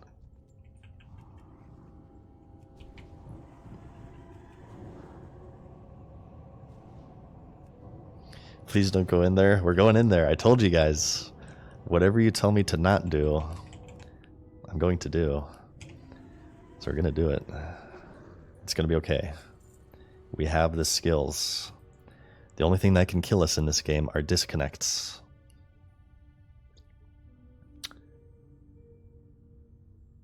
The Clash says doing Gnome Rogue this time around instead of Human as well. Yeah, I mean, especially if you're PvP oriented, that's the way to go. Escape Artist is amazing. And with how powerful Frost Mages are going to be, my god. Oh shit. Oh, doubles. And I'm out of mana. Oh god. We're going to have to mana pot. DP. Oh god. Okay, dots should finish you. Let's start working on you. Some wand action going. This is under control. Don't you worry, guys.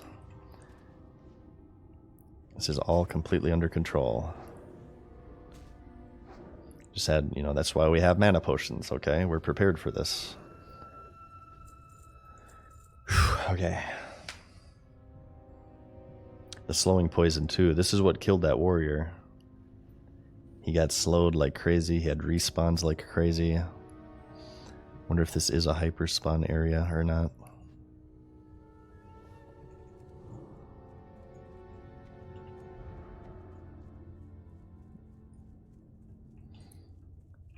Wonder if I should cast Shadow. Yeah, I should, because these things, Fell Sworns cast Shadow magic. Shadow prodded up. Just drink after every pull. Can I have, like, do I have lower level drinks? Not really. Okay. There's gonna be a stealther here, I betcha. No?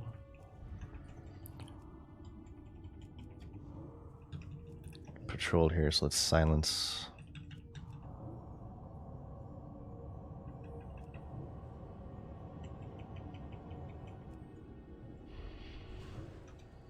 Ugh.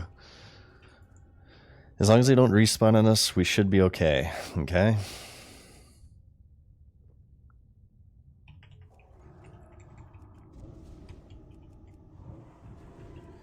You deal so much damage as a Shadow Priest at this point. Your action bar is supposed to be something. It's a priest candle. A priest candle with a wick coming out on top. Thanks for asking. I get a lot of compliments on my UI, actually. People love it. Ooh, there's a mage here. Hell yeah. Would you like to group up, Rip Bro? We have a more powerful fort than what I can give you. I'll give you Shadow Prot, though. This good spell for this area.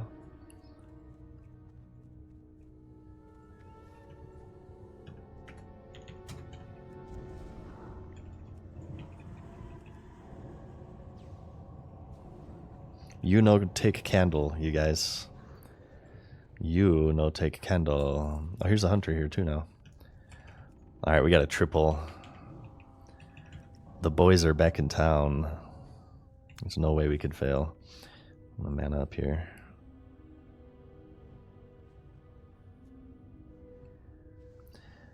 Why is the head of the candle like that? Usually candles are straight. Well, you see, this is a candle of a penis. Okay? It's a penis-shaped candle. I never said it was not a penis-shaped candle. There are penis-shaped candles out there, I assure you. I've seen them. Release the kitty. Release the Kraken. Zavathras. Is this another follow-up? Do we have to come back here again for this doucher?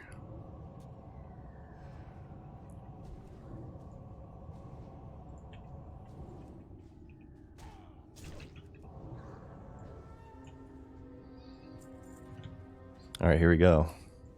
We got our kitty, so let's drag it back. What's that named one? I'm very suspicious of that named enemy.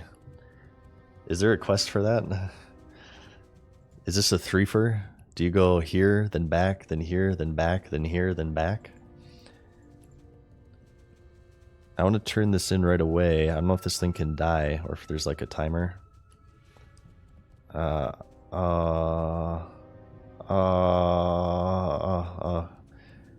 Scary. I wanna turn this in before it like dies or desummons.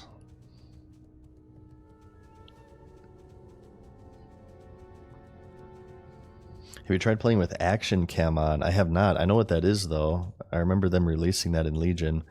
That might be too distracting for me to play with Action Cam. Maybe we could like do it as part of our Paladin challenge. We could just make it as disruptive as humanly possible.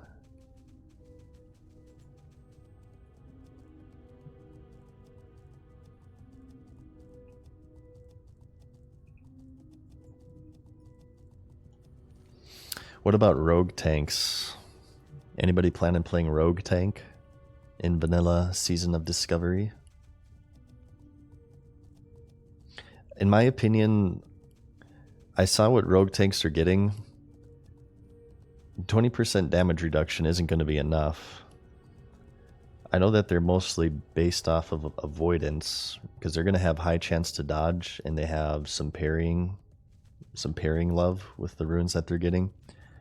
But yeah, 20% damage reduction just doesn't really seem like a lot. If you know, Patchwork hits you like twice, or even once maybe for a rogue, I mean, that's it. Yeah, I think like rogues will mainly be like, somebody said in chat, will be an off tank, says Nath. I agree with that actually. I think rogues might be like an off tank at most for certain fights.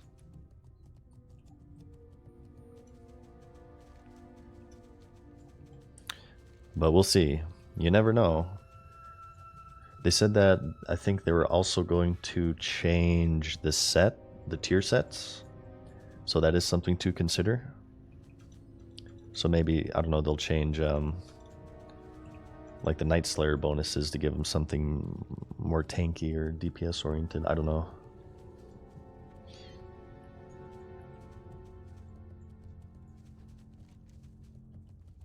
You never know.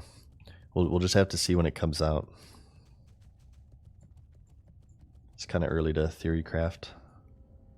I'm listening. Here, take the kitty.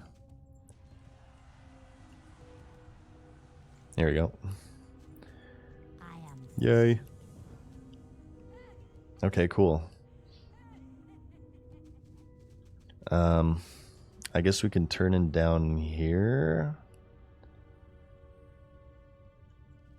We had one turn in there. Maybe we should have done that before doing that quest. I'm probably routing very inefficiently. I'd like to let you know I'm very well aware of that.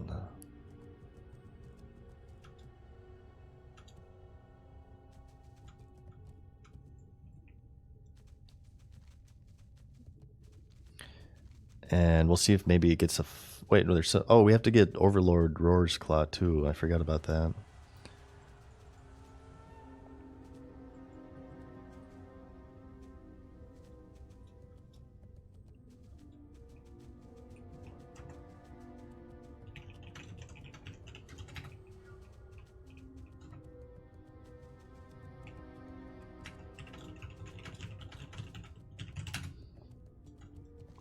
Apparently this quest, we're gonna possibly group up with this hunter here, Twinkle My Toe. He says this follows up inside the cave. I want to do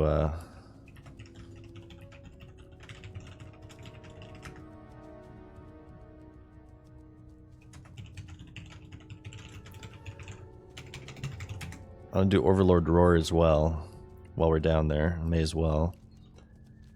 How are we looking here? 52. Oh, we're about 30%. 30% of the way through 51. Not too bad. Wonder if hunters will become good at melee at some point. Hey, if you give them Thunder Fury, baby. Thunder Fury. Maybe, okay, here, let's do it. This is just, hang with me here. I'm a streamer, okay? Streamers get special privilege. Hang on. This guy's asking what quest this is. Overlord Roar's Paw. A husband's last battle. I'm not sure where I got that.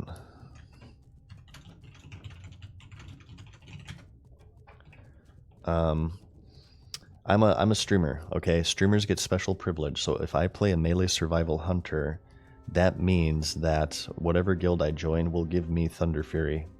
Because I'm more important than the average person who plays this game. You see, that's the way it works. Ganderskin, thank you for the Prime for 2 months. Exile came in with a tier 1 for 5 months. And Anonymous gifted a sub. Thanks to all 3 of you.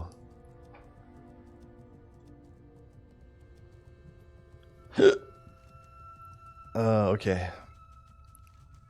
Turn in here. Yeah, I gotta reload my UI. When I left click, my thing isn't like blinking. Okay, there. There's something weird's going on with my mouse. It works every time, but my cursor only blinks sometimes. I wonder, does this have to do with the console port add-on? Maybe if we turn all of these off, because this is when it started.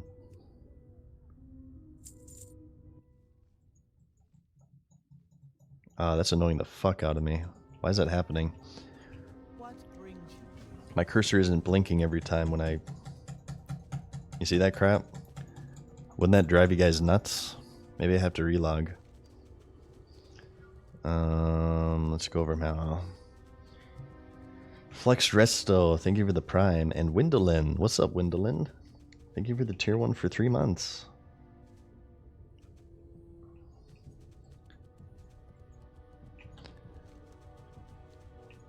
So this guy was in the southern camp, if I'm not mistaken. Oh, screw you. Oh shit, hang on, actually we can't run past all of these. We will die.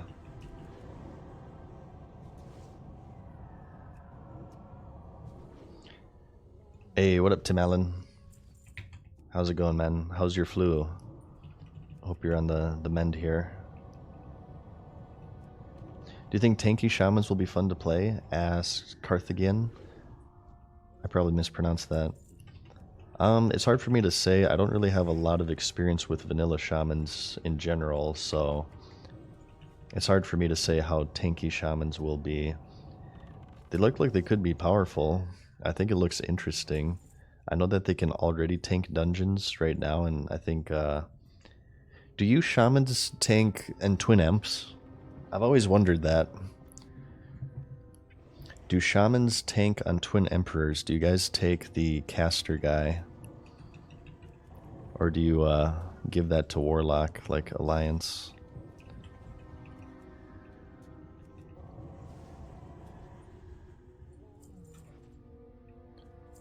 Mithril deposits. Might go for that, maybe. A Kale as well. What's up, man? Bird today? Could be all the Dayquil. Well, glad to hear you're on the mend. Get some rest. No parasocial or nothing. Don't go too crazy with that, but... You've always seen it done with warlocks? Probably. Soul Link warlocks, I bet, with a Fell Hunter out. I can't quite remember exactly what we did. Twin Emperors, though, is a pretty intense fight, even in the 2019 re-release. I can't tell you guys how crazy it was. In 2000, and I guess it would be 6 is when AQ was out. My guild struggled on Twin Emperors. We were progressing on them for like 3 months. And the day that we killed them, it was probably the biggest nerdgasm, collective nerdgasm in all of nerdgasms. It was amazing. The sounds made on that TeamSpeak channel that day were embarrassing. Hey, thank you, Caldrin, for the Prime, my main man.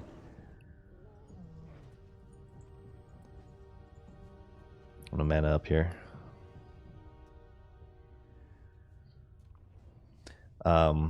Yeah, AQ, if you guys don't know, I don't really care for AQ. I'm still fond of it because it's vanilla, but it is my least favorite vanilla raid. My order is as follows. Molten Core of the major raids, like not even counting Onyxia. Molten Core, Blackwing Lair, Nextramus, AQ40. That is my order. And I say Molten Core is number 1, not even for Molten Core as a raid. Like, Molten Core, if you count, like, pound for pound... shit, we're gonna aggro that. If you count pound for pound, like, boss mechanics and interesting design, you probably put Blackwing Lair above it. But Molten Core, I always have to give props to, because it revolutionized raiding in MMOs. Raiding in MMOs before Molten Core was outdoor in the world. EverQuest. Anybody who played EverQuest will back me up on this. I think they did actually have... They started to flirt with instanced raiding with like the Planes of Time. But the way that World of Warcraft did it, they brought these raid bosses into an instance and reset them on a weekly basis. That was like new and revolutionary by 2004 standards. Before that, you had to complete for world bosses. You had to go out into the world and like race other guilds for world bosses, camp world bosses. The entire raiding scene in the MMO was basically the Green Dragons and Astragos and Kha'Zix from vanilla. From vanilla! I really hope I couldn't have shared this. Okay, he's completed it. Good.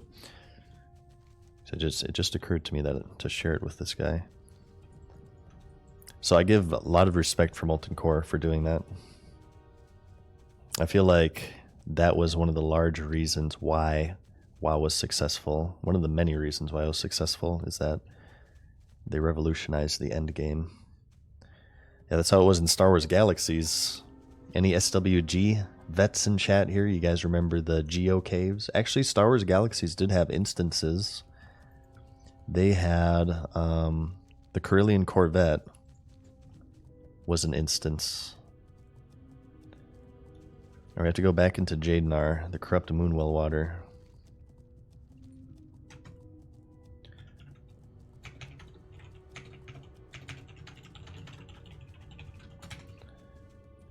Corellian Corvette was an instance.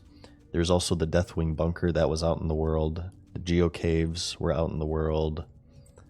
What other raids did you have in SWG pre-CU? Yeah, Deathwatch Bunker, DWB. That was a scary place.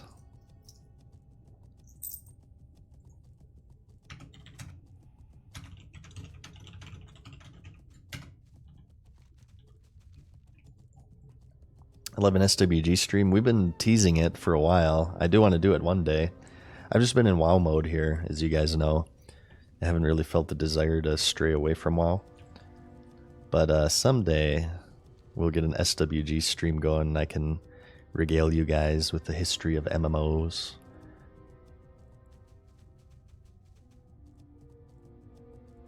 Ever played Anarchy Online? I was on the fence.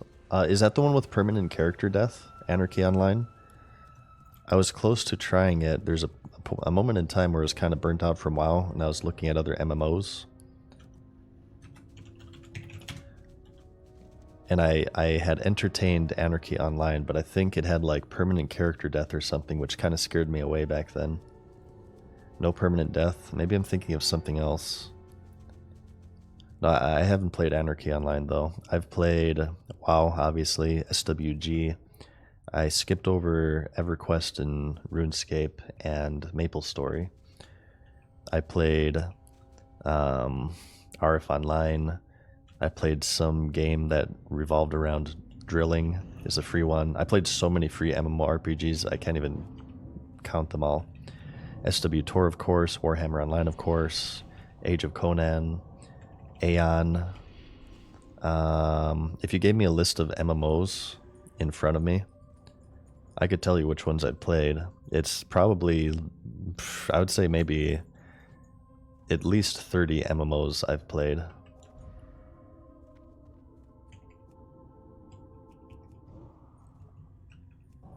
Arcade, I did not play Arcade, nor did I play Black Desert. I played 14, I played New World, I played Star Trek Online. Yep, I played Star Trek Online.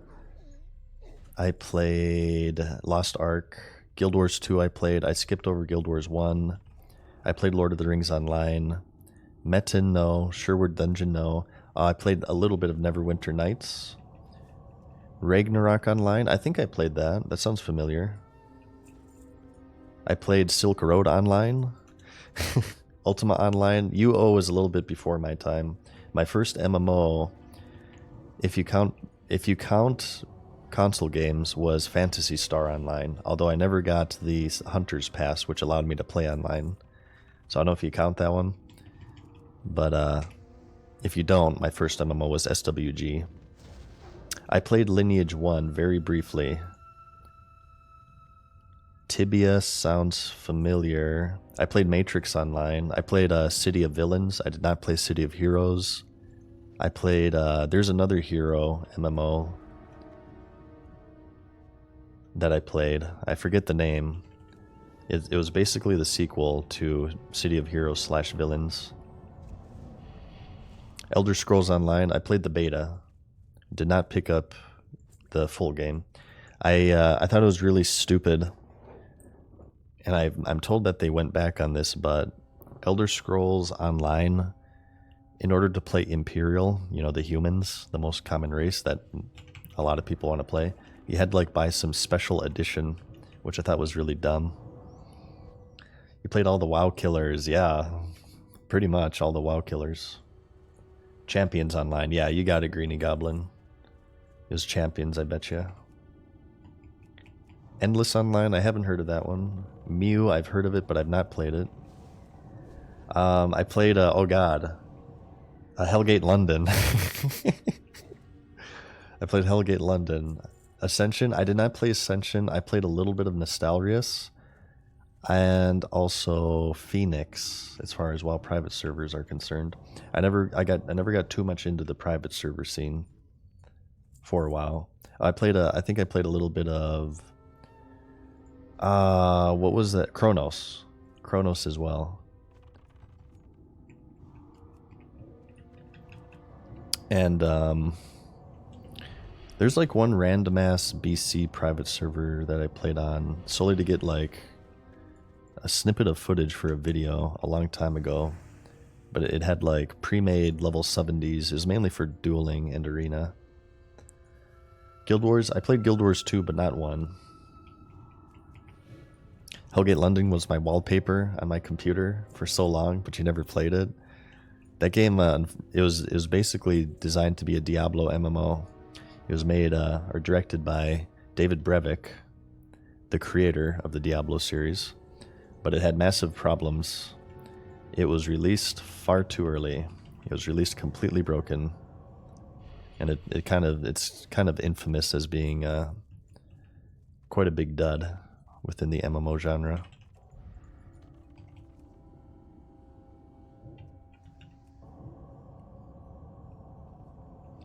They changed up Hellgate to play solo, I believe. Really?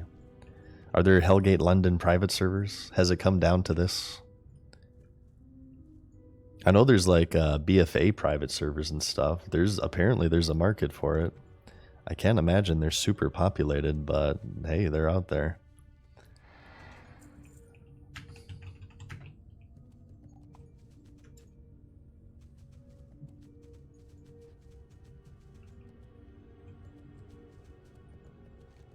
No, I have quite a history with MMOs. If you guys haven't gathered yet, I'm kind of a fanatic of the genre. These days, I'd say I've slowed down quite a bit on them. I don't know, I guess I'm just getting older. Responsibilities, ho-hum. It's much more intimidating today in 2023 to get into such a time-consuming genre. I have to like really believe that it'll be super, super fun for me, and I have to really enjoy it, which obviously hardcore is scratching that itch for me. Gonna play the Riot MMO? I imagine I would, Plasma. I think I would like to play the Riot MMO. It depends.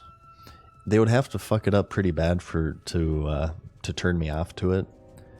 But I have high hopes for it. I'm trying not to have, you know, set myself up for disappointment, but did you ever suffer MMOs on dial-up? Yeah, SWG. Whenever, are you kidding me? Whenever my parents got on the phone, I get disconnected. And so I played SWG on the family computer.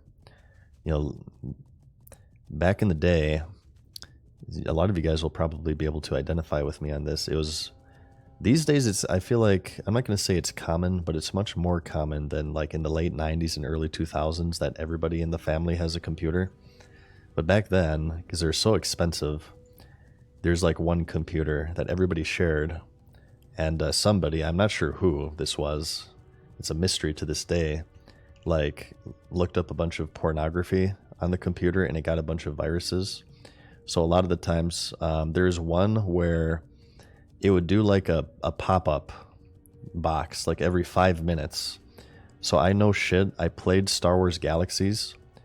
This was for months before it was eventually cleaned up. It alt-tabbed me out of the game every 5 minutes with this like this pornography pop-up. And since the computer we had wasn't really a gaming computer, it was a piece of crap, it would either blue screen trying to get back in, alt-tabbing back in, or it would take like 2 minutes. So for a few months there, my SWG gaming experience would be like 3 minutes of gameplay, then a 2-minute interruption, 3 minutes of gameplay, then a 15-minute interruption, 3 minutes of gameplay, then a 15-minute interruption. The computer would, it literally ran on hamsters and stones and aqueducts and crap. It if I logged out of a cantina and there were like too many players around me, when I would try to log in again, it would blue screen. I remember I would say like a little prayer each time I tried to log in, just hoping and praying in my heart of hearts that we wouldn't effing blue screen and we'd actually be able to get in game so I could feed my addiction. This was early 2000s gaming at its finest. Seeking spiritual aid. What is this? Barons. Are you out of your mind? Why is a level 50 zone sending us to the effing Barons? I guess we have to go here for the stone circle anyway, so it works out. Ooh, and volcanic activity too we need. Okay, well, that actually does kind of work out, so I'm not going to complain about that. See, do we have any, can I share this with this guy? I wonder if he wants to do these quests with me. He's completed this one. Verifying the corruption. 2 entropic beasts, horrors, while exploring the Shatterscar Vale. Oh, are these the infernals? After checking to see if the craters there are still filled with corrupt fell water. Elite quest here.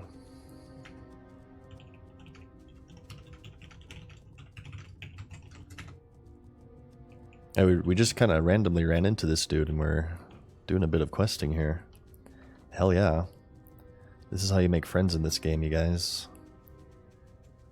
Questing.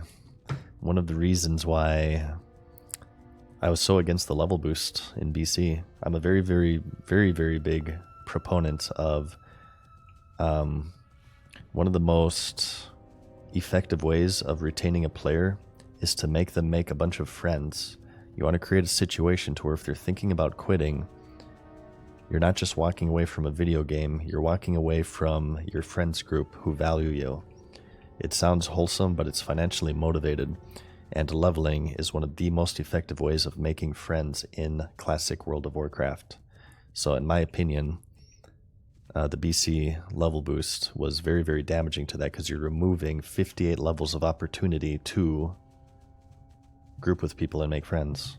And also the dungeon boosting as well. The mage AoE boosting was also very damaging to that aspect. Need a level boost mention counter. Yeah, we try to do it at least once a stream. I'm on cooldown from going all in on it.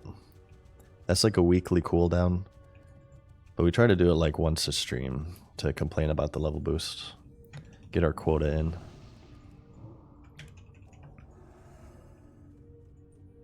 Okay. Scary area. Wait, this really isn't an elite quest, because I don't think you need to kill the Infernals. They're just kind of patrolling around. If you're sneaky, though, I believe you can just solo this.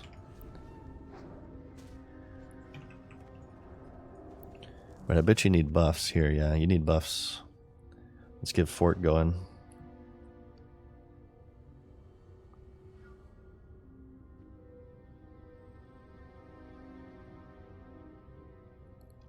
You could befriend your mage booster for lower costs. I suppose so, yeah.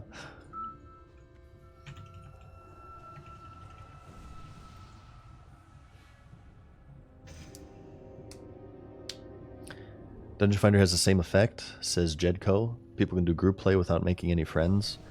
Yeah, certainly it's an aspect to it.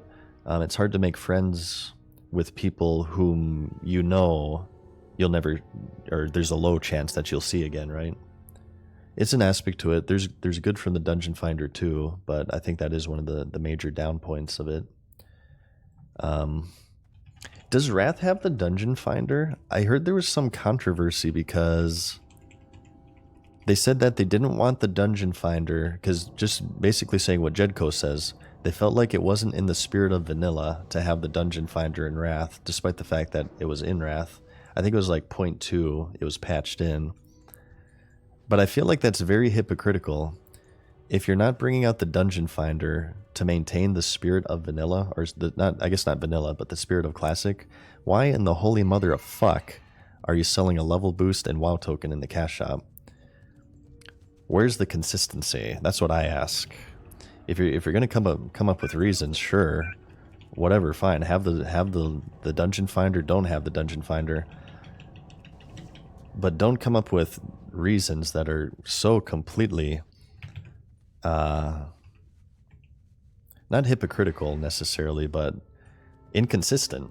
It's inconsistent because skipping 70 levels of character. I'm sure the Wrath token takes you to 68, right?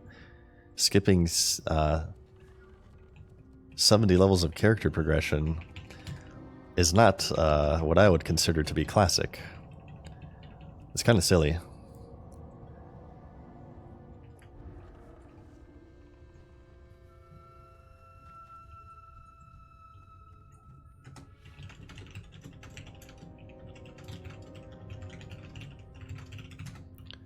Alright, is that quest complete? Alright, cool.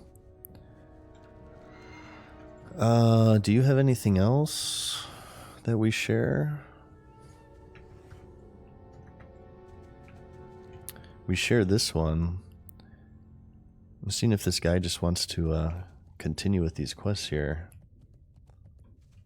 Strength of Corruption. Anger Crog Grizzlies. He did Cleansing Fellwood already, I believe. Yeah, it's contradictory. That's the word I was looking for.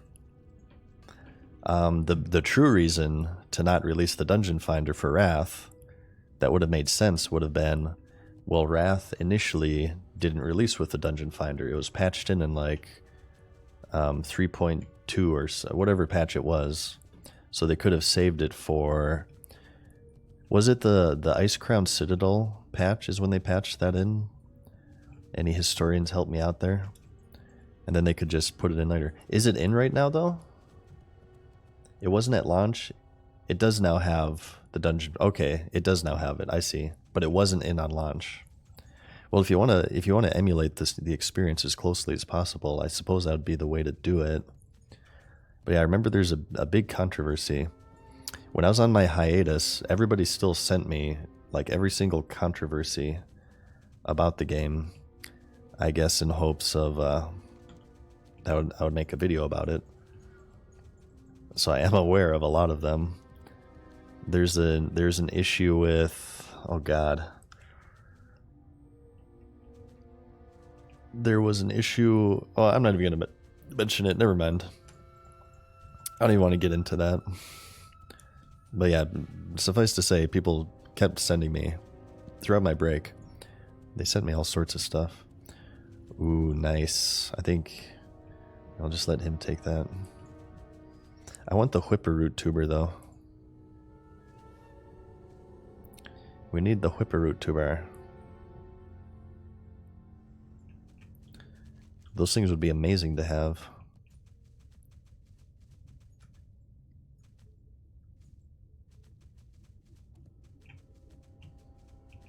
Jump. Oh, okay.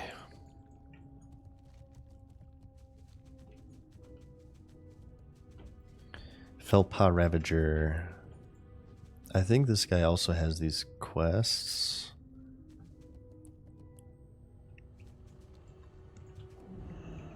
We can double up on this one. Talk about SOD again? I love hearing you talk about SOD. I'm not really sure what there is to say that I haven't mentioned. I'm excited for it. I know that people hate me for that. I'm excited for it. I don't agree with everything. I don't think that they should increase the leveling rate whenever the new phase gets released. I'm not a fan of speeding up leveling in general in Vanilla WoW. I feel like it's a pretty important part of the game. I can see some reasoning behind it. If it's a temporary server, the later it goes on, the easier it can get into if you speed up the leveling, but I still think it brings more harm than good. I think that they kind of introduced maybe too many BC/Wrath abilities, and I feel like some of the classes might feel more like, I think like priests will feel more like Wrath priests than vanilla priests. And I would have liked to see more, new abilities. What is this? Screecher. No, we don't need that. As opposed to like Wrath BC abilities. But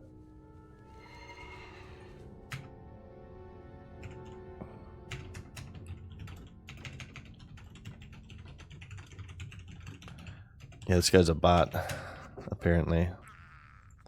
Maybe? Yeah, that's a bot. That was a bot turn for sure. I think. You can't skin birds, which is why he's not doing that. Well, I'm not entirely sure, so I won't report. I would have to study him a little bit more, so I don't do a false report too. But I mean, aside from that, I'm looking forward to Season of Discovery, and I am going to play it. I think it will be fun. I think I will have fun with it. It seems different enough to where, you know, if I want something that's more closer to Vanilla Classic, I have Hardcore Classic. But if we have something that's a little bit more wild and crazy, I can just pop on over to Season of Discovery and get my fix there. I don't feel like I'll feel wanting with these two versions of the game. So, yeah, overall I'm excited about it.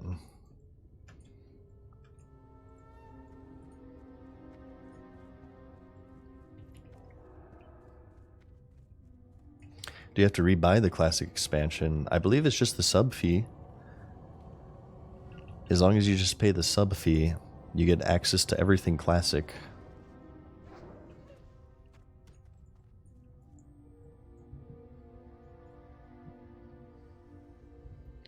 Priest with Wind Fury. Okay, this is what I'll say. So they're fleshing out originally intended specs, right? You're getting shaman tanks. You're getting melee hunters. I wish that they would have done melee discipline priests. Discipline priest originally was supposed to be a kind of a melee hybrid, melee healer hybrid from Dungeons and Dragons. It's why you see a lot of cloth quest reward gear with like strength and agility. Inner Fire used to, at some point in the game, give attack power, They patched it out at some point during vanilla, but it used to give attack power because Discipline Priest would have been melee spec. I guess I would say I'm a little bit disappointed that it doesn't seem like they're doing melee Discipline Priests. At least not yet. I mean, who knows? It's not out yet. Maybe it could be a thing. That would be my request. If you guys give me one request for Season of Discovery, that's it. Melee Discipline Priests. You can see evidence of this in the Scarlet Monastery dungeon. I think it's the chaplain mobs in Cathedral. If you look at if you have a mage detect magic on them when they inner fire, if you mouse over the tooltip, it'll say they still have the attack power inner fire. I remember, I think I got a vanilla priest to like level 20. He was a dwarf priest, his name was Band-Aids. I remember using inner fire and just being mystified by the attack power bonus. I'm like, what the hell? I'm a healer, why are they attack power? That's like melee stat, isn't it? Why the hell does this spell have this?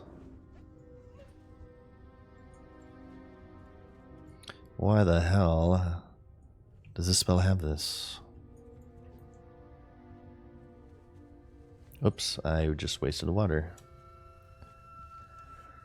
Felpa Ravagers. We need blood ambers. I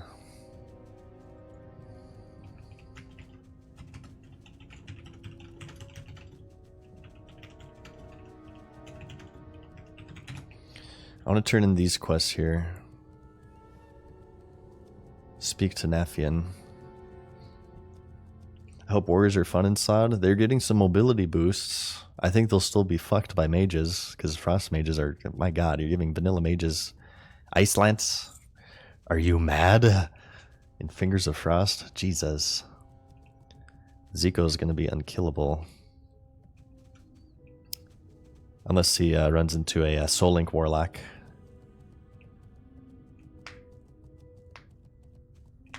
I wonder, have they said anything about, will they allow people to reserve their names? Do you guys remember in the 2019 re-release of Classic?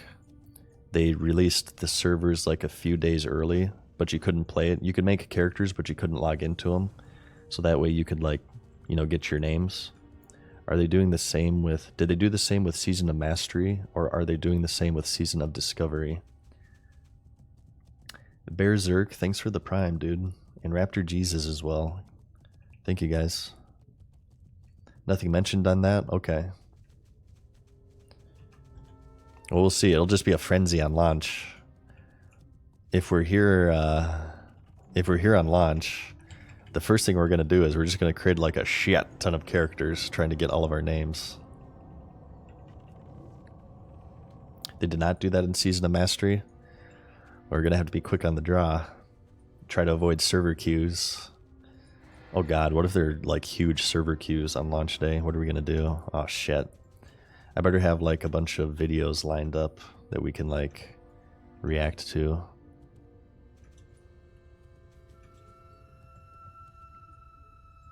Do you have these? I wonder if he has these or not. We did these quests on our hunter when they were red. These are dangerous enemies here, by the way. These Deadwood Shamans pump. There's somebody in my stream chat a while ago said that he lost a character to these. Oh, okay, he has this quest too. Hell yeah.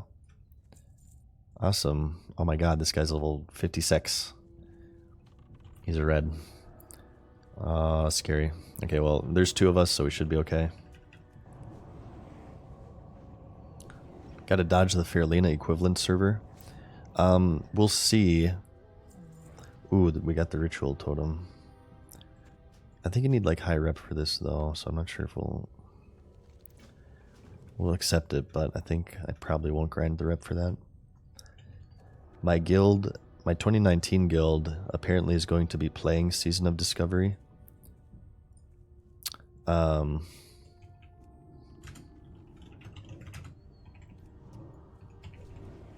So I'm just gonna roll on their server, I imagine. I hope it's not a PvP server. Especially if the world buff meta is going to be a thing. Oh god. I don't think I can do another round of world buff gathering on a PvP server.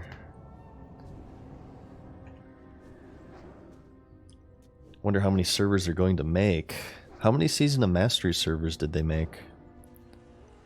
I didn't play Season of Mastery, but if I had to guess, I would think that it would be more popular. The Season of Discovery should be more popular than Mastery. I feel like people are more, I mean, I wasn't around for Season of Mastery, but I feel like people are really hyped for Discovery overall. It was 4 for North America. Yeah, they'd probably just increase the layers instead of adding servers. Layers were more of an issue near vanilla release with the no changes movement, and that was stronger. It seems like not really that many people care about no changes at this point, at least compared to 2019. At a point it was kind of crazy, the no changes. Like, people were getting upset over the shadows in the game being different. It was insanity. It was kind of interesting to be a YouTube channel during that moment. Oh my god. Thank you so much. Yes. For the Hellstone, my main man. Shoutouts to you. Let me get your blueberry pet too. Maybe I can invite you? Maybe he has this quest? The no changes movement got fanatical. Yeah, absolutely. I mean, I can understand it for sure. I can see where they're coming from. The no changes movement didn't come from an attempt to make the game as close as possible to what it was in 2004 necessarily. I think most rational people realized that was basically impossible. I think it more just came from a distrust of Blizzard, to where if you give them an inch, they take a mile, and they'll sort of retail classic. A lot of people are saying that Season of Discovery has a lot of retail design elements. I'm not so sure about that. I would say the faster leveling is more kind of retail design, which I'm not a fan of. But yeah, that's why no changes existed. It was more of a distrust of Blizzard. But as we've discussed before, it actually resulted massively changing how the game was played with stuff like world buffs. To name just one. I'm sure there's others that I'm not thinking of right now.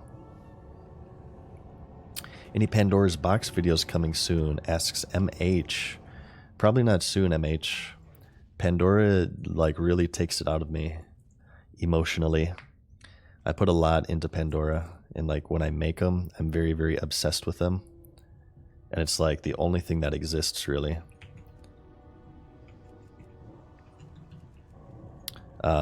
If I were to do a Pandora, you guys probably wouldn't see a stream for like a month. And just beside from that, it's not even just a willpower thing. It's just like right now, I got some personal stuff going on, and I can't be in that position to where I'm like, you know, hyper focused on a big project like that. That's one of the reasons why I'm not really too keen on raiding in hardcore, because this happened actually before, but you know, there may be moments to where I need to pull away from the game. So, you know, doing that in hardcore mode and leaving my team a man down just really isn't feasible. I feel bad about that, especially if like somebody died or something. And if they would live had I been there, like they died at 1% on a raid boss or something.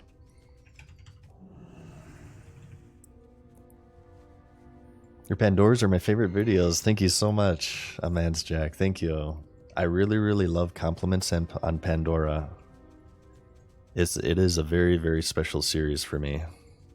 It will return one day, you guys. It will return, I assure you. I have the next subject matter actually already decided, and the script is... I can't say how far the script is because I only really know until it's like fully written. But I've gotten a few pages on the script, and I think you guys will love it. I think it's going to be a great episode, but it just might be like a year before I get to it. Marcus and Doom, thank you for the Prime, man.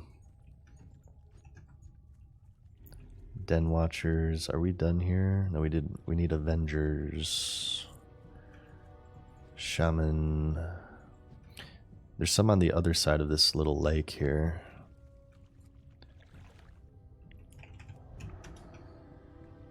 Danny says Pandora's rocks. Nothing comes close to the quality and research and nostalgia. My favorite is the SWG one. Me too, Danny. I've said before, my SWG video is not only my favorite episode of Pandora, it's my favorite episode, my favorite video on my channel, period, for like the 10 years that I've been doing YouTube. That's saying a lot. I was very happy with that video. All right, there's some Avengers right there.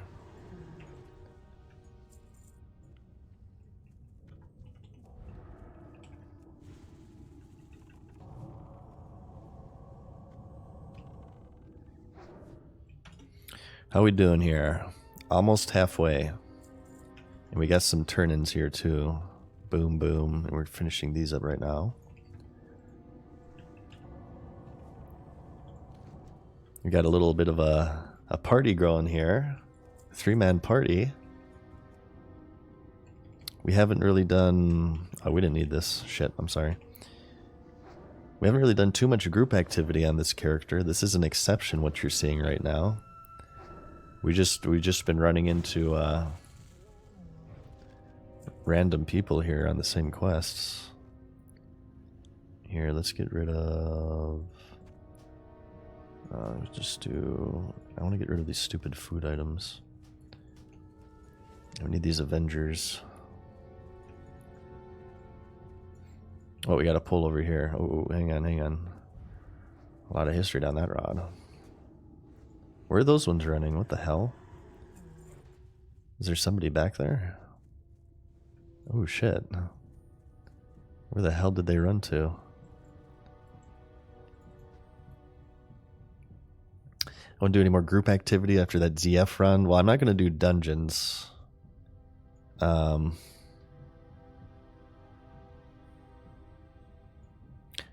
not too keen on dungeons, but...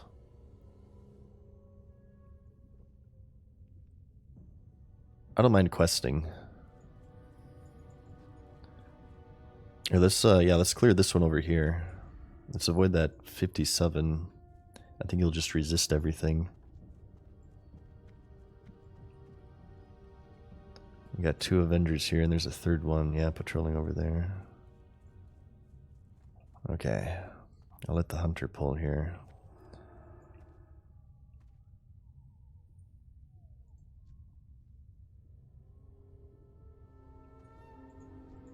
Oh my god, that's a lot of furbolgs.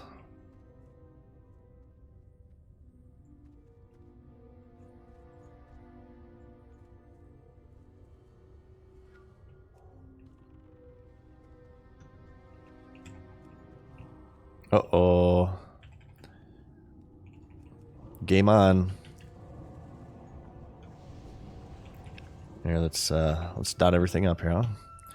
So I think we're gonna get CC going. Here, let's kill this first. There we go.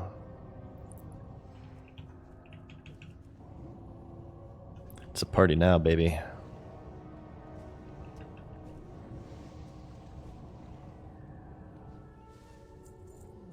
Alright, one more Avenger and we're done. Kydrin asks, off topic, but did you stop playing Elden Ring where your bad season playthrough ended?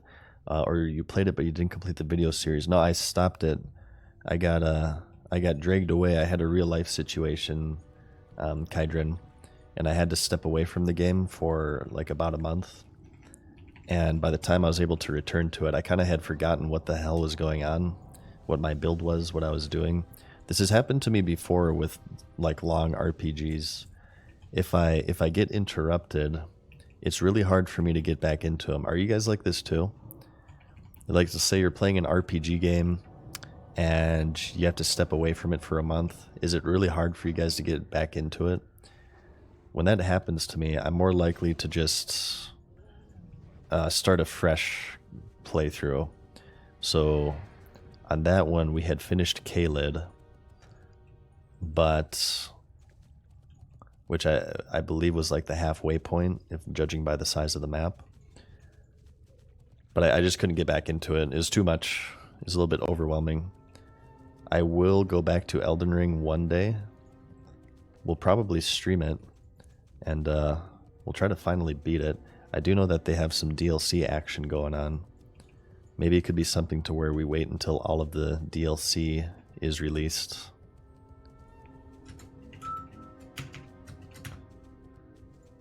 And then we could just do a full run, right? The Dark Souls series were so good. You started new for the DLC. Well, thank you. I love the Dark Souls series. I love all From Software games. I've said many times I want to stream From Software games, but I don't know, I just haven't gotten into it. I've just been in WoW mode, I suppose. It's been hard to pull away from WoW.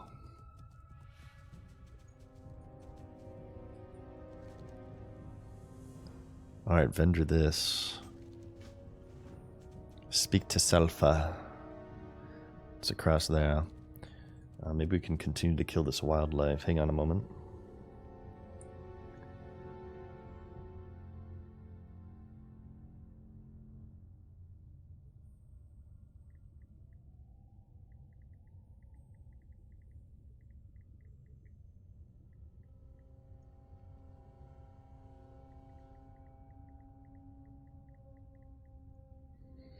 Okay. I kind of have to pee.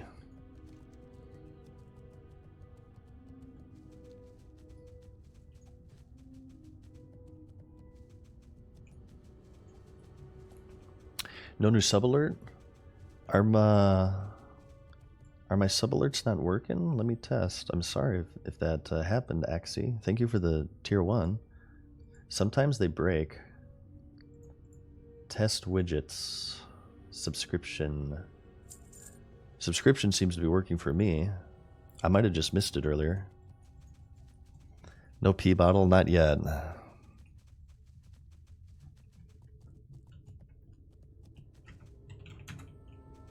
Not quite yet. We're not that into it yet.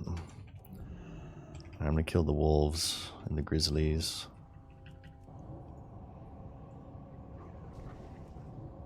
No worries, we're happy you're back streaming. Well, we'll get to it one day. I'm sure there'll be like a lull period with WoW. There's just kind of a lot going on with Classic right now.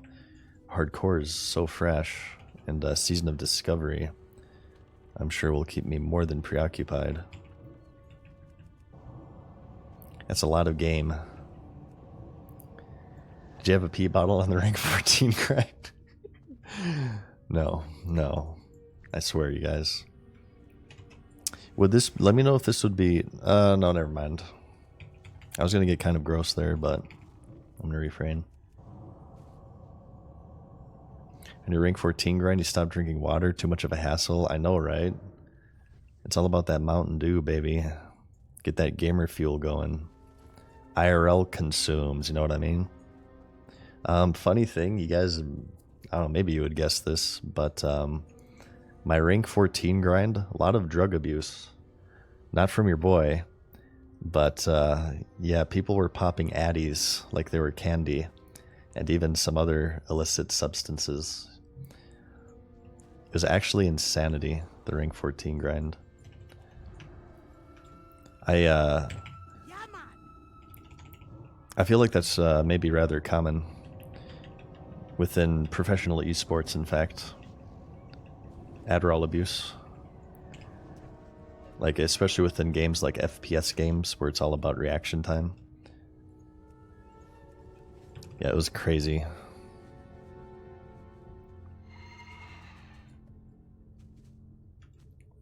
Yeah, people sniffing dream dust.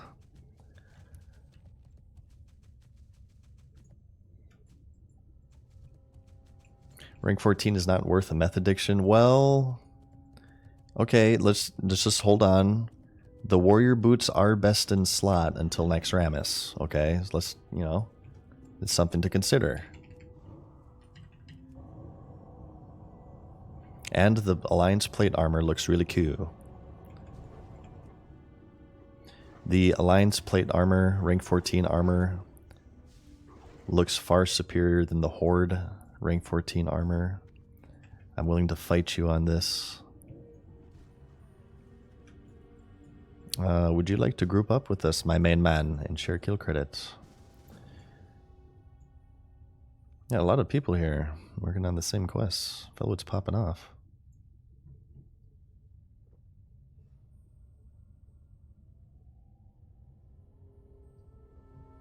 And Roddy as well. Thank you, Roddy. 92. I appreciate that, man. It's very sweet. No, I love compliments. Feel free to shower me with compliments, you guys.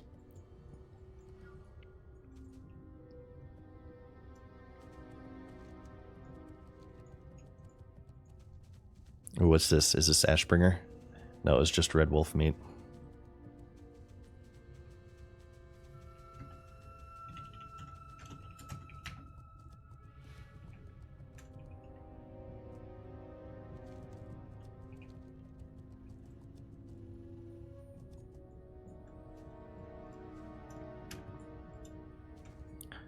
Mad Season is so handsome. Thank you, Mom. Thank you. Hey, what up, Endless Slaughter? How's it going? It's up. It's up. We're just questing in Fellwood here. Pretty productive day today. We started at the beginning of 50. We're halfway through 51.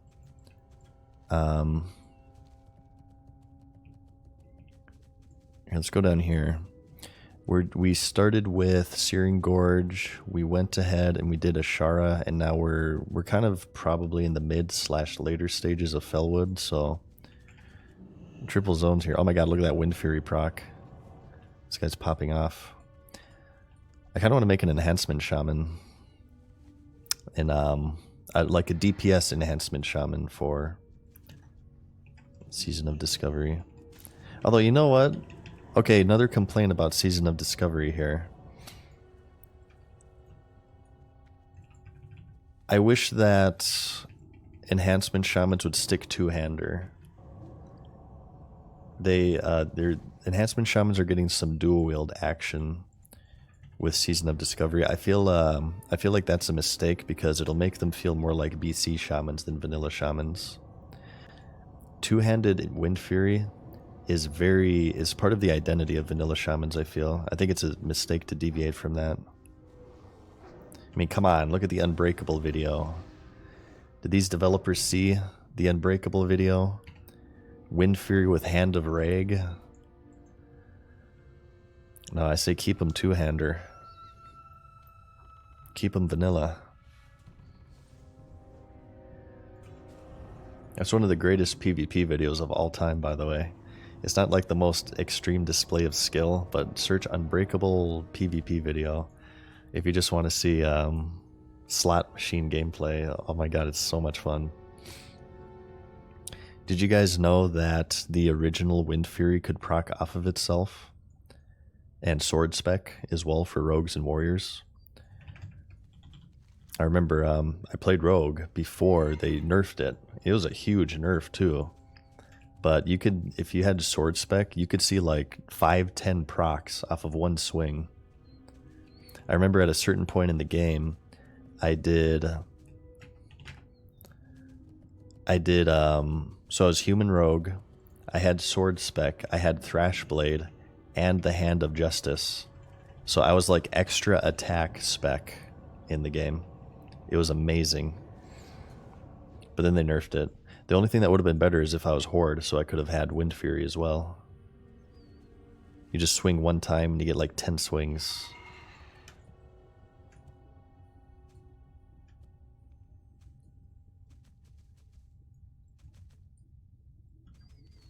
Oh, I'm done, okay.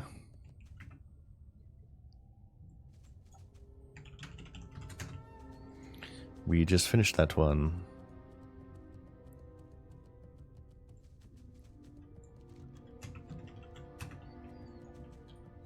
I suppose we could turn in. He doesn't have Cleansing Fellwood. I think he completed it, so I don't want to keep him around for this one. I can just solo this one later. This is in the cave here, I believe. Blood Amber. Yeah, these things. So he doesn't have that quest, so maybe this is where we'll part ways.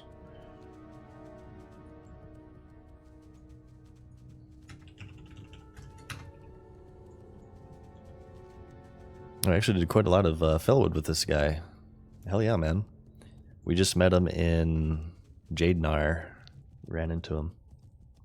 Are you going to play Horde or Ally in Season of Discovery? We're going to play both. I'm going to be mainly PvP oriented in Season of Discovery. I'm playing Orc, Warlock, Undead Mage, Dwarf Hunter, Gnome Warrior, I think.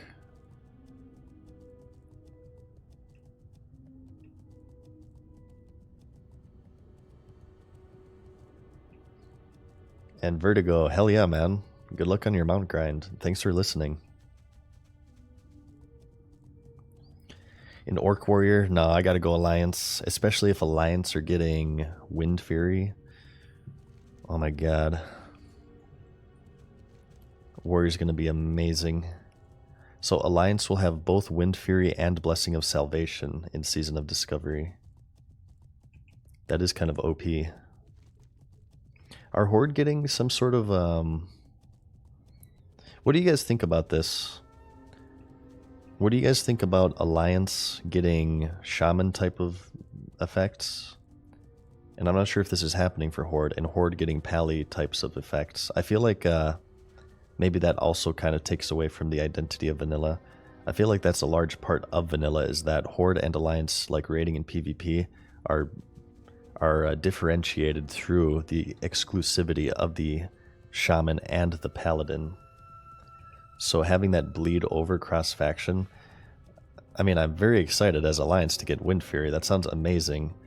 But I feel like that, if you're talking about the spirit of Vanilla, that doesn't really feel spirit of Vanilla to me. Whatever spirit of Vanilla is, I know it's different per person. Could it be fun? Yeah, but is it spirit of Vanilla? I don't think so. So, yeah, I mean, like I said, I do have some reservations about Discovery. I don't agree with everything. That's not going to stop me from playing it. I think overall, as a package, I think it'll be fun, but I don't agree with everything that they've done. Which is, I mean, it's kind of unrealistic to expect that. People are already very polarized about Season of Discovery. I see most of you guys saying keep it separate. I'm glad I'm not alone on that. But yeah, people are already very polarized. There are people who are saying it's like the best thing ever and it's the worst thing ever. And to entertain something that they disagree with is like controversial. I will say this. So there's a little bit of hypocrisy.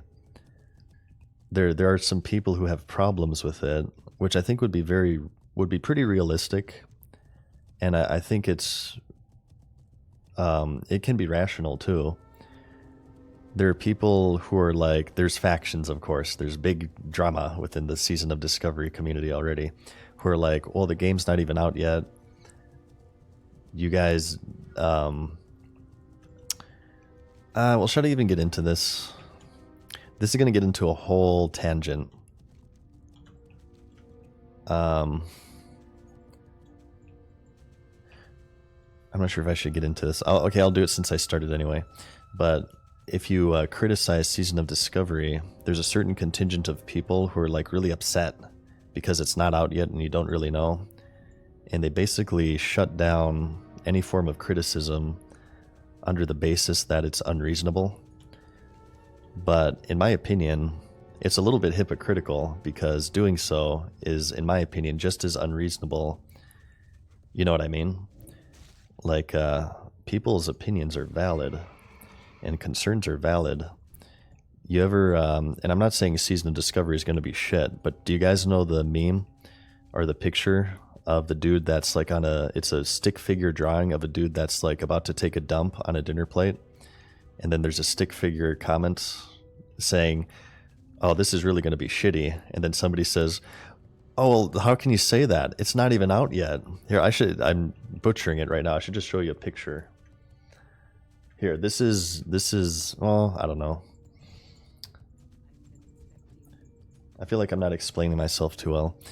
But I guess my point is that it's equally unreasonable to shut down any and all form of criticism than it is to completely, shit on something before it's even come out. In my opinion. I think a lot of the criticisms are valid, and they're doing in-house testing right now. And before it's released, now is the better time than anything, or than any other point in time to share those concerns before it's released, because now is like the only time that it has a chance to change. If you hold off on your criticisms until it's after it's released, I feel like it's a lower chance that it will be changed. Just through Blizzard's experience, I feel like they've been kind of hands off with Classic in a lot of ways. Like, I mean, come on, it took us like 1.5 years to get the fucking Chrono Boon in Vanilla WoW.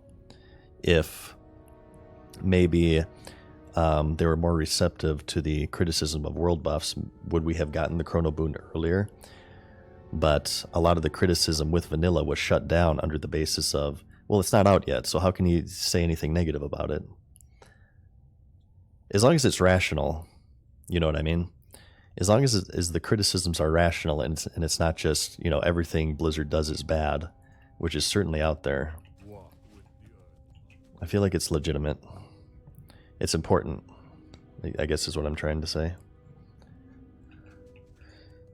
Okay, well that was just one turn in, I guess. I mean, you're right about the WoW token back in TBC. Yeah, actually, very, very valid point. A lot of this actually probably comes from that. Do you guys know how many times people called me slippery slope fallacy when I said that the level boost would lead to the WoW token, and you can't say that, and you should shut up, and you have no right to talk about that now because you can't look at the past to determine future actions? Told you so, is all I'm going to say. Told you so. I am interested to see how they are going to handle world buffs in Season of Discovery, though. Right now, I'm assuming they're going to be in the game, because I don't think they've said anything about it. In fact, I think they said like they're going to add a world buff for BFD or something. So I don't know. Maybe it seems like the developers like world buffs, which I'm not too keen on personally. But we'll see. We'll see.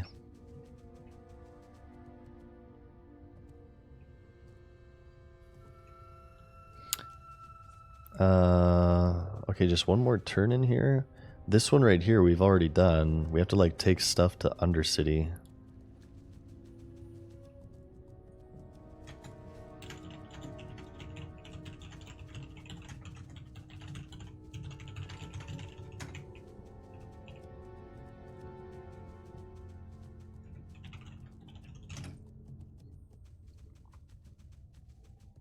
I feel like these kind of things, Nithos says, I feel like these kind of things relate to people's tendency towards thinking in extreme black and white. Yeah, absolutely. You're either completely with or completely against. There's a very, very large polarizing aspect to social media in general. Not just with World of Warcraft, but like with politics and stuff. I don't want to get into politics, but or you speak in favor of something, it means that you can't criticize it at the same time. Yeah, it's kind of like teams. In my opinion, it kind of comes from insecurity, because if you truly, truly believe that your side or your viewpoint is correct, somebody disagreeing with it shouldn't elicit such an emotional reaction out of you. Like for me, if somebody says that they like world buffs and they think they're good for the game, I am confident enough in my opinion to where I'll be like, okay, well, I personally disagree with that. I will not threaten to murder you and your entire family or like call you stupid for thinking such a thing. Yeah, polarization is huge on social media, and especially within the World of Warcraft community.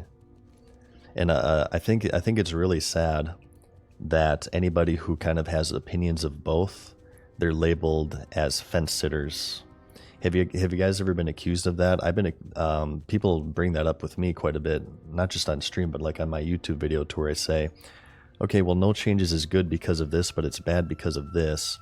I get called a fence sitter. And I think that's really, really sad. And this is just World of Warcraft, but speaking more broadly here, are we at a point in our society to where if you're not 100% black or white on a subject, you're not 100% for it or against it, and you're capable of, entertaining the other side's viewpoint, you're labeled as a fence sitter, or you don't have strong beliefs or opinions, that you're wishy-washy with your opinions. In my opinion, not to throw out the insecurity word again, I think that's also a sign of insecurity. I feel like people who say that, they're incapable of being rational and being fair to the other side and saying, okay, well, yeah, you make good points here. Okay, maybe my side, even though there shouldn't be sides, my side, maybe this is fucked up, but your side, you do this. In my opinion, there's very few things in life that are black and white. And if people are unable to recognize that, that insecurity is expressed through the form of accusations of fence sitting. That's what I think. And, there are definitely fence sitters out there too, certainly. But I feel like people are too quick to throw out the fence sitter word. They're too quick. I think that also comes from just people's desire to make life simple. They try to put everything in these neat containers that this is 100% true, this is 100% false, this is 100% right, this is 100% wrong. They try to compact life into these neat containers in order to simplify it, to make it less complicated. But the simple fact of the matter is life is complicated. And usually a lot of the issues that we have are gray. And there are no simple answers. As much as you want them to believe to be simple, they don't exist. Because we live in a society, you guys. So this is why this is World of Warcraft, of course. No, this is life in general, I feel. I feel like you see this a lot in politics. Polarization. Polarizing people. And I think politicians realize this. You have this is gonna be really treacherous territory, but you have politicians out there who claim to be uniters, yet you look at their social media pages, all they do is divide, and they do that to polarize people, to entrench them further and further on their quote side, so they're less likely to ever switch sides. And there's kind of an interesting dynamic to this too. Before the age of social media, let's say you're part on one side of the fence and you have these opinions and viewpoints. Are you going to be more or less likely to change your viewpoint if there is a record of everything you've ever said exists on social media? You know what I mean? And this kind of gets into an issue with YouTube channels and Twitch streamers and influencers and stuff. If let's say you're a YouTube channel of this political affiliation, what are the chances that this person is going to be capable of entertaining quote the other side in a mature manner when it's financially detrimental for them to do so? Social media, in this way, social media has a huge way of polarizing people. And again, not just politics here. Politics is the main thing, but in any subject matter, it has a huge polarizing effect. And it's leveraged 110% in so many ways. And this is why it doesn't matter retail versus classic, you guys. Okay, to get to my point finally, the truly important stuff, if you like retail World of Warcraft, it's completely fine. If you like classic World of Warcraft, it's completely fine, okay? It's completely fine. Let people like what they like. It's okay. From what I understand, retail is actually kind of looking pretty interesting. People are pretty optimistic about retail after this BlizzCon. I can't really say too much myself, but I hope that both versions of the game do well. Oh, this conversation is getting like really out there. I'm just like really interested in social media. MMOs and social media are like my primary subject matters for YouTube these days. I think it's interesting. And it's important too, you know? My God, social media is so ingrained into our culture at this point.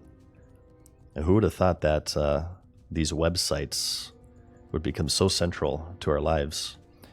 People use it for entertainment. People use it for education. People use it for growing relationships, friendships, love interests.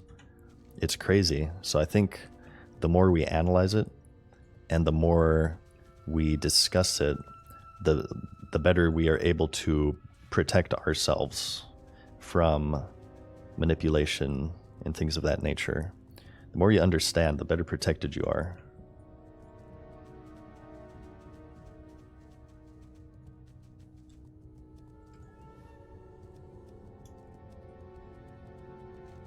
MySpace was the beginning of the end. Tom. We all trusted Tom. What a mistake. We all trusted Tom. We should do another trivia game. Let's see here. I guess we can do this Blood Amber.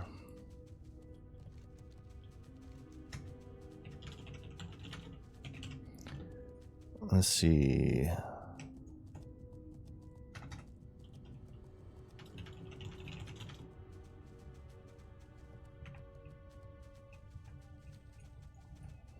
Yeah, Tom saw the writing on the wall and dipped. Tom was my friend. I thought he was my friend too. That's how he got us though. He worked his way into our hearts.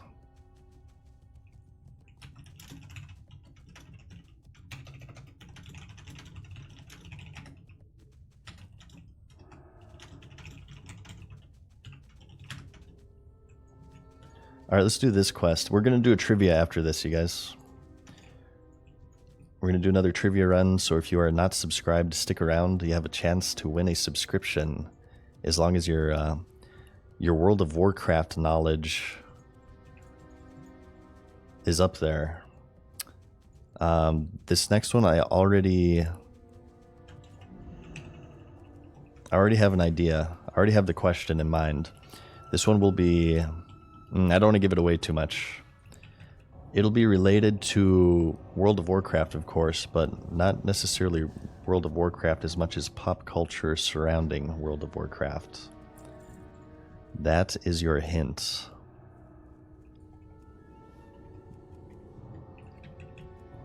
An all-nighter? Nah, we're not going to go all night. I was thinking maybe to 52 would be a good stopping point. But we'll see.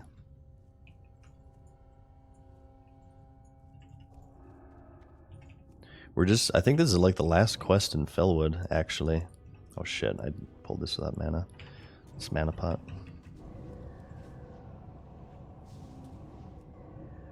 Can we answer if subbed? You can, Duskinator. But for some reason, Twitch doesn't let me gift out subscriptions to people who are already subscribed. I have no idea why. I think what should happen is that it should just delay by a month when you get charged. I think that would be a good way of handling it. But yeah, for some reason you can't gift subs to people who are already subbed. But I certainly encourage, if you are subbed, to participate.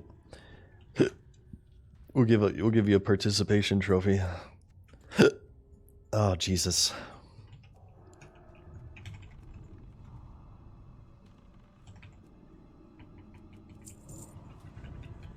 Most likely lurking. Thank you for the prime, my main man.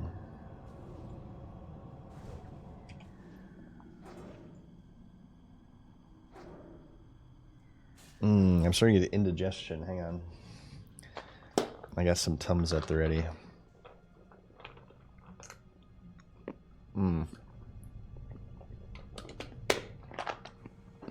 Back when I was a kid, this was probably grossly unhealthy.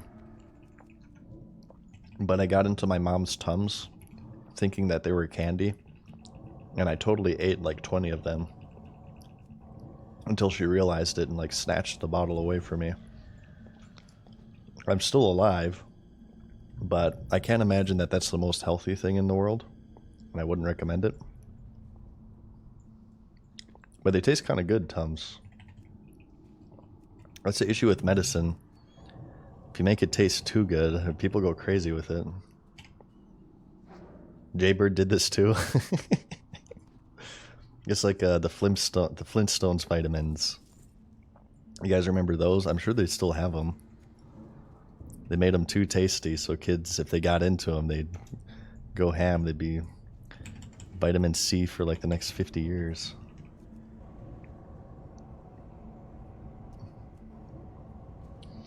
You done that? You got a really bad belly pain? They just make you constipated?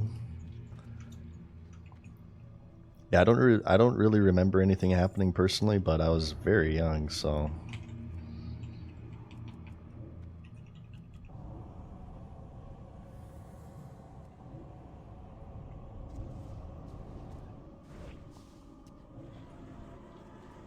Melatonin gummies go crazy. Oh God. Careful with that. I don't know about you guys, but I used to take a little bit of melatonin, but they gave me like crazy vivid dreams. There's nothing wrong with crazy vivid dreams. I draw the line at crazy vivid nightmares. I had like some crazy nightmares, and I haven't had melatonin since.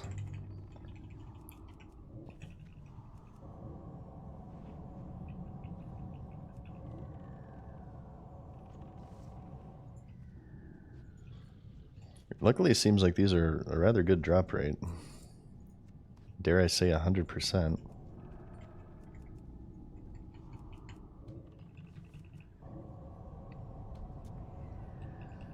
Those are just free horror games. Have you guys ever had sleep paralysis? I've had this a couple times in my life. It's as horrifying as people say it is, I assure you. Sleep paralysis. I don't even want to talk about it. Nightmares are rank 14 grind related. I did actually have some nightmares during the rank 14 grind because I was just gaming 24/7. I had one to where I was like watching the flag at stables. I was the only defender there, which would be a very poor call to have a warrior as the only defender on stables, by the way.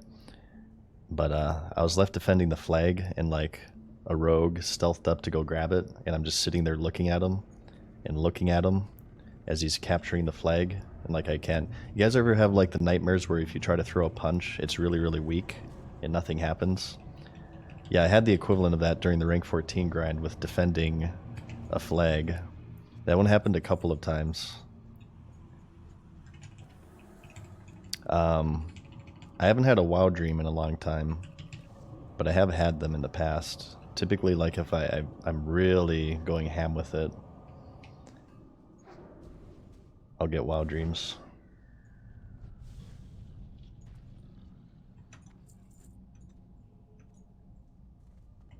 I deal with frequent sleep paralysis as shit. I'm sorry to hear that. It's awful. I hated it.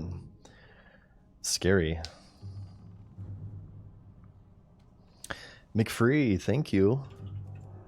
Thank you for watching the videos, man. I hope you enjoy the streams as well.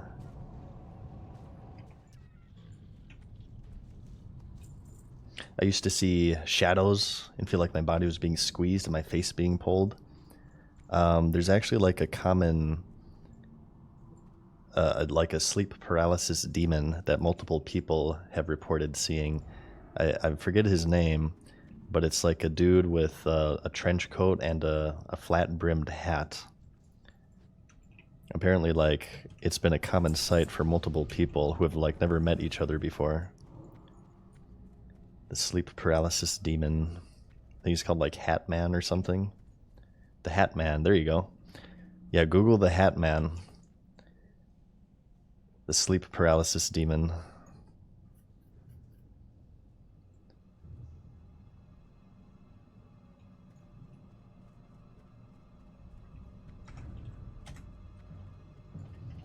All right, one more of these bad boys. There's the Hat Man and the Old Hag phenomenon. I haven't heard about the Old Hag. Oh god, Halloween's over, you guys. Come on. What are you doing? Alright, nice. Quest complete. Shit, we have to go all the way down there. My god. You are shitting me. What if I just want a hat and he's giving them out? Yeah, free hat. Free hat. Free hat.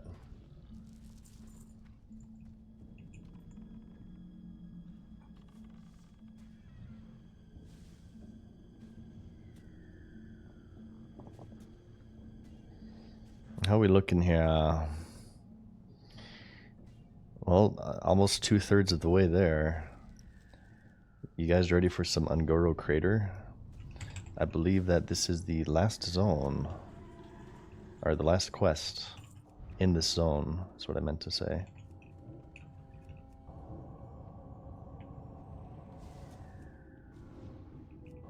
What made you play Shadow Priest? Well, we got a big tournament coming up in Burkanasty. And I didn't want to do warrior for the tournament because I'm going to do a human warrior for my challenge. So I was trying to figure out a class that's kind of easy to learn quickly, and I figured Shadow Priest or Discipline Priest is up there, or Soul Link Warlock. But I didn't want to go full cheese, so I chose Shadow Priest.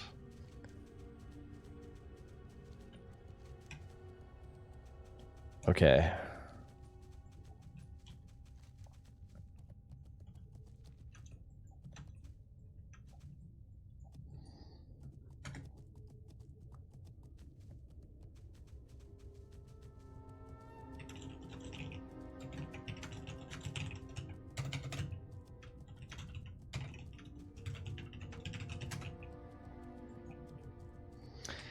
What in the world is going on with those action bars? You like my priest candle? With the wick coming out at top? Yeah, it's my priest candle.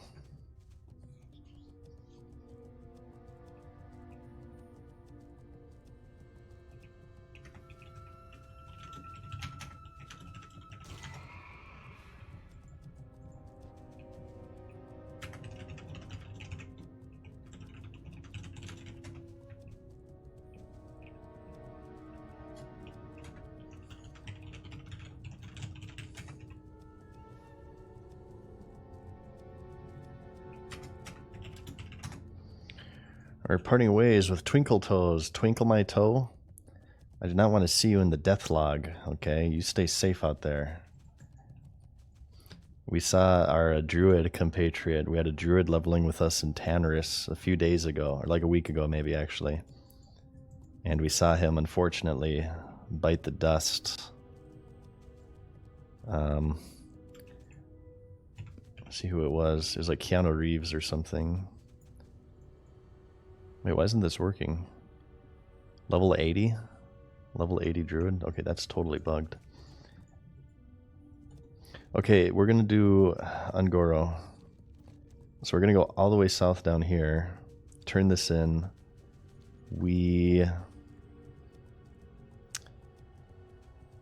I don't think we have the Ungoro flight path. We're gonna do a lot of flying, so we'll save the trivia for when we're flying.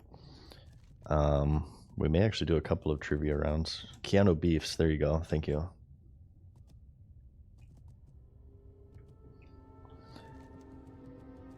We'll do some trivia here in a moment. But we're getting there. This should take us to 2/3 of the way to level 52. That's not too bad. 51-52 in one day. We just may make it in time for this tournament. If we keep it up at this pace.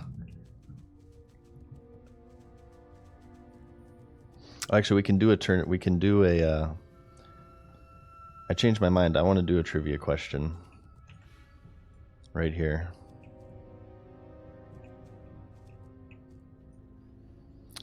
We're gonna do a trivia question, you guys. Pay attention, especially if you're not subbed. We're gonna do a bunch of trivia here, actually. Welcome, ladies and gentlemen. Welcome to another episode of the Monotone Madnesses Trivia Extravaganza. Oh, Zoink STF, thank you for the Prime. I missed that. The only game show on Twitch where the streamer pays you through gifted subscriptions. The rules of the competition are as follows. The first non-subscriber to answer this World of Warcraft-based trivia question correctly wins a gifted subscription from the Monotone Madness himself, and I'll also say your name, and our parasocial relationship will grow to levels you never thought possible before. And rule number 2, okay, is you have to be following me. You must follow me, okay? Here, 1 second. I actually need to confirm something. So follow me. You must answer the question first and you must follow me. And you have to be not subscribed. I'm getting the question ready right now.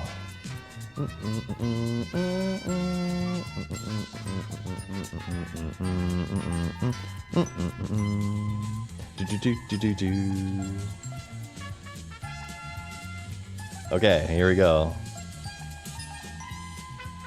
You guys ready? Are you guys ready? Are you guys ready? World of Warcraft over the years have had its fair share of community managers who would help players on the forums. They all had in-game avatars of various items and monsters and areas of the game. Which community manager had the icon of this tree that is before you? Which community manager had the Fellwood tree as his icon? Lore, incorrect. Ghostcrawler, incorrect. Ghostcrawler was a crab. Thrall, incorrect. Incorrect. Treeman, says Craftig. I'm sorry, Crafted, that's incorrect. Bob Iger, says Chiromancer. I'm sorry, that's incorrect. Jason Foffel and Marcus and Doom say Bashiok. You guys, I'm so sorry. I'm so sorry. But that is absolutely 100% correct. This is Bashiok's avatar. Bashiok, the community manager, had the green Fellwood tree. That was kind of a tough one. Oh shit, what's happening? Oh god. Hang on. I'll give you a sub in a moment. We have Stream Sniper. Everybody, hang on. Everybody give a hand for Jason Foffel and also Marcus and Doom. Marcus and Doom actually answered first, but he's already subscribed, so I can only give you props, Marcus. But the first non-subscriber was Jason Foffel. So shoutouts to you, Jason. Great job, man.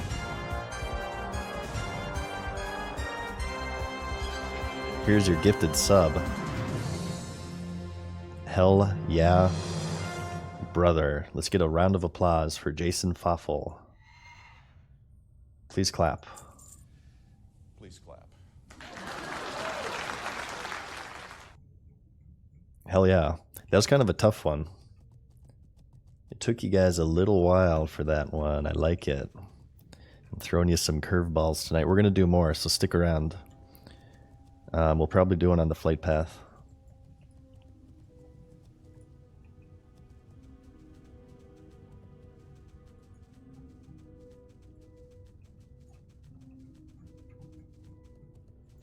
That was a tricky one. I just thought of it as we were passing the tree. So some of you may have thought of what I was doing there. Some of you, it reminded me of that community manager was like, oh no, that would make a great trivia question. Is there PvP in this hardcore realm? Only by, well, I suppose you could slash PvP, but only by choice, Chiromancer. There are no battlegrounds. I think you can manually flag, you can duel people, and you can also duel people to the death, where if you lose your character. It's called Makgara.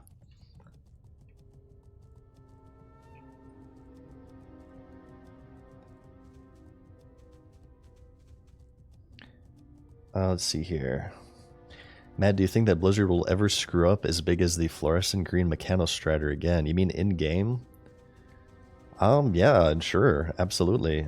We are humans. We're not infallible. There will be mistakes. It would be much more publicized these days. There would probably be a lot more controversy. It kind of went under the radar back in the day. But yeah, I mean, you have not only the fluorescent green Mechanostrator, but a more recent one would be like, let's say, the Martin Fury incident during Wrath. Was there like a really big GM screw up in recent years? Like of a GM like trying to reinstate an item, they give the wrong one?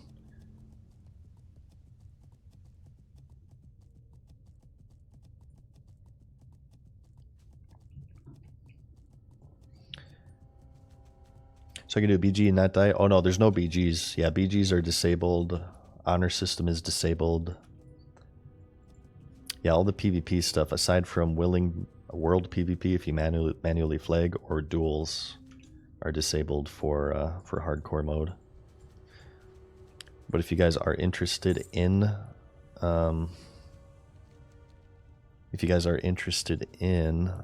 what's going on with this? Leotrix is screwing me up.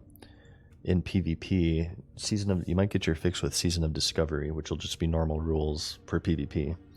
Ooh, Jason Foffel gifted 5 subs. Hell yeah, man. Paying it forward. Thank you so much, dude. Hell yeah, brother. Thank you, man. I have to disable Leotrix. It's not letting me grab this quest.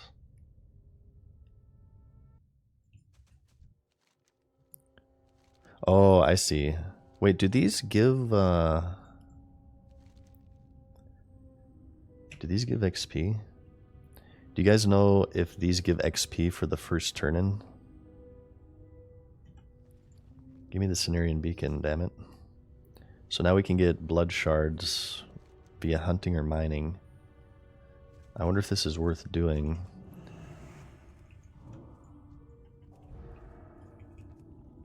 All classes to 60 in Discovery? Probably not, because the leveling really isn't that much of a feat in Discovery, because it'll be accelerated, and I think also I probably just wouldn't be able to, well, I don't know, maybe if it's accelerated I might be able to do it in time. But I kind of want to save Hardcore as my leveling version of the game. I'll do Season of Discovery for more endgame stuff. The first one will? Okay, cool. Let's do it. How many did we need? Corrupted Soul Shard.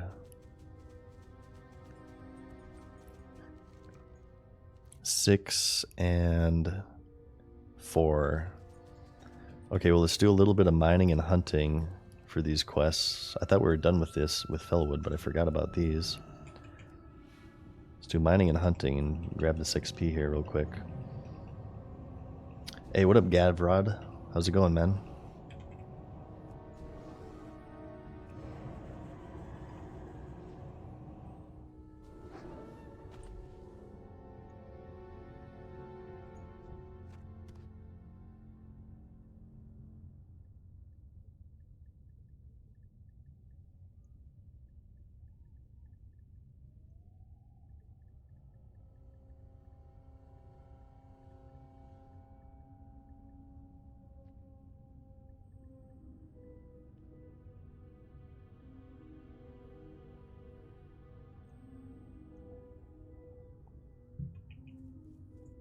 Okay, sorry about that. You guys ready to get some world buffs here? Cleanse some songflowers? Log off of our character for 5 days? What do you guys think about this? I don't know if this would be good or bad, but I want to get your guys' thoughts on this. For the people who really don't like world buffs, such as myself, and like getting them, I think it's really annoying. Would you guys think it might be a fair compromise to where, so the Chrono Boon exists in the game, right? You can store your buffs in the Chrono Boon. What would you guys think about being able to sell fully loaded Chrono Boons on the auction house for gold? Like a fully loaded Chrono Boon that has War Chiefs, Onyxia, ZG, Songflower, Dire Maul, that sells for like, I don't know, 100 gold or something. I feel like it could be bad and good in various ways. One is I think it just kind of makes for an interesting way to make gold. Like you can farm gold, you can farm herbs, you can farm mining veins, you can farm mobs, but farming world buffs is kind of interesting to me. A negative aspect of it would be considering that RMT is pretty much unmitigated, in my opinion, in the game. It adds another element of pay to win, certainly, because your characters without world buffs and with world buffs is very, very different, obviously. You're much more powerful with world buffs, so I think that if Blizzard were able to reliably counter RMT, I feel like it would be an interesting change to the game. It would be outrageously expensive. Yeah, absolutely. Especially for Alliance. Alliance would pay a premium for War Chief Chrono Boons. Oh my god. It'd be maybe like hundreds of gold. But honestly, if I'm able to like farm the gold, I might consider paying for that just so I don't have to fucking go to Dire Maul over and over again.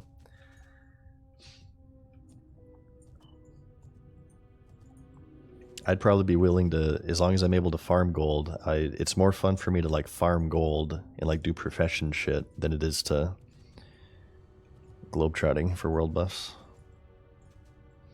How can Alliance be blessed by a Horde War Chief? Well, funny you should ask that. It revolves around. There's a few ways of doing it. You can, because War Chiefs will drop in either Crossroads in the Barrens or Orgrimmar. My methodology of getting it, because I was on a PvP server, Crossroads was kind of impossible. You're too susceptible to purges there. Was to go into Out of Bounds Orgrimmar, and you have like a guildmate with a mind control helmet, mind control you right when it's about to drop. And then you like scramble to Hearth or log off your character or whatever. If you're on a PvE server, it's a little bit easier, because I believe you can just duel like a Horde priest or a Horde with a mind control helmet, and they can use it on you to give you War Chiefs. Put War Chiefs on the neutral auction house? Oh yeah, I didn't consider that. True. True, actually, by cunning stunt. That's rather cunning.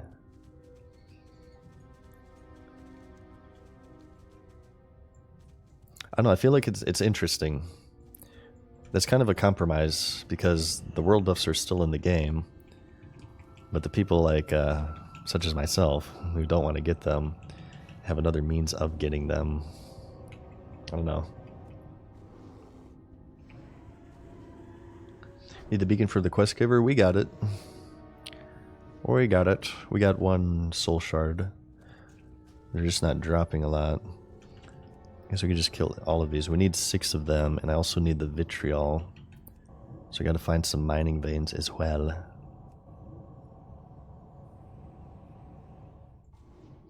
Why don't you just make it an NPC so it's a gold sink? Interesting.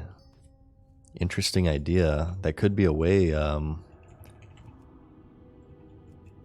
to control the economy a little bit, because I imagine that a lot of people would do it. Maybe charge, like, I don't know, a vendor that sells the world buffs, a fully loaded Chrono Boon for, let's say, 100 gold, 200 gold. How much gold would that realistically take out of the economy to combat the inflation that eventually overtakes Classic? Interesting idea, Skimp Dog. I'll pretend that I came up with it. Yeah, I feel like maybe that would be better than letting the players sell it. I'm doing alright, Zenster. How are you, man? Plans for SOD? Right now, Gandalf, Orc Soul Link Warlock, Dwarf Hunter, Gnome Warrior, Undead Mage. and I'm going to focus mainly on PvP, but I do have a most likely a raiding guild lined up too, so we're going to be raiding too, I think. Blizzard removing gold sinks though, yeah, that was another thing. They're reducing respec costs, which I think is kind of doubly silly considering that I think they hinted towards having dual spec in Season of Discovery. I feel like reducing respec costs is kind of, I don't know, I don't see the logic in that, especially considering that, you know, inflation is one of the major issues with vanilla WoW, and you know, the botting situation and stuff, pumping so much gold into the economy. You want to keep your gold sinks, I think. Yeah, I didn't get the reduced respec costs mentality. They might do dual spec. Did they talk about that? I think he like hinted towards it. It's not confirmed though, huh? Well, I think regardless, they shouldn't touch respec costs, because I feel like that's one of the more effective ways of removing gold from the economy. That along with like repair costs, skill training, flight path costs.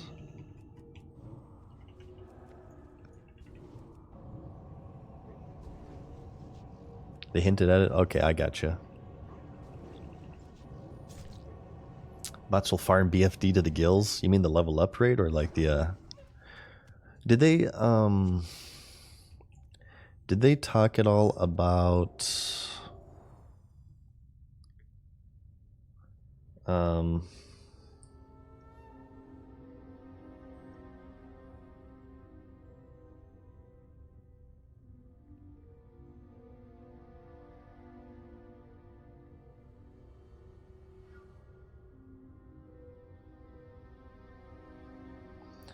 Can you still do the original BFD? Sorry, I was doing something there. Can you still do the original BFD, the 5-man dungeon, with this level upgrade, or is the original BFD getting removed? Wait, why don't I have shadow form? How did that happen? How long did I not have shadow form up?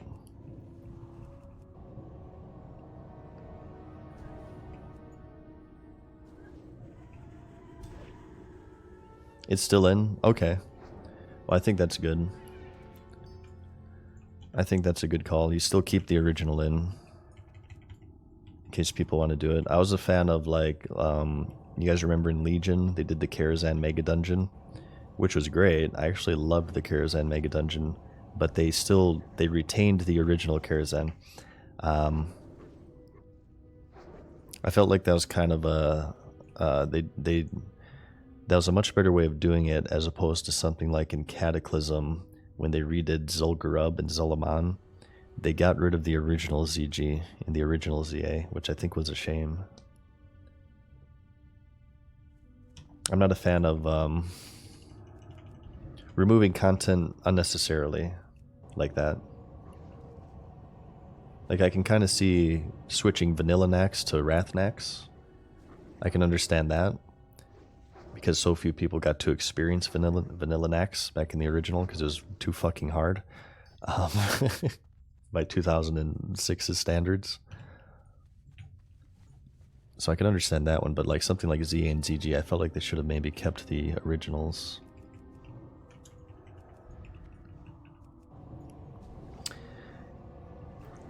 Evola says, thought my guy here quit WoW? Good to see him back. Yeah, for 2 years, 2-year hiatus, Evola. We took a 2-year hiatus, and it's good to be back, man. Thank you so much. Hardcore was enough to pull me back. Not Wrath Classic, not Dragonflight, but Hardcore. I said, you know what? That looks like a grand old time. We did hardcore runs during the beta of this game. I think I would have a lot of fun with it. And I have, actually. Hardcore's been really fun for me. I just want to level 60, damn it. Let's try to avoid disconnecting here. And thank you for the Prime, man.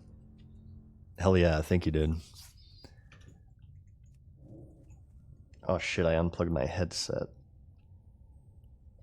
Okay, there we go.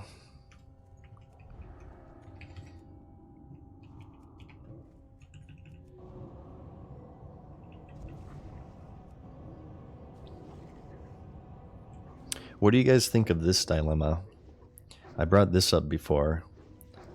So, with the addition of Season of Discovery and also Cataclysm Classic, World of Warcraft will have 5 versions running. Classic Era, Hardcore Classic, Season of Discovery, Cataclysm Classic, assuming no Wrath Era, and also Retail WoW. Do you think we're at the point to where you maybe start considering that you're kind of fracturing the player base a little bit too much? That's 5 different versions, and 4 of them are vanilla related.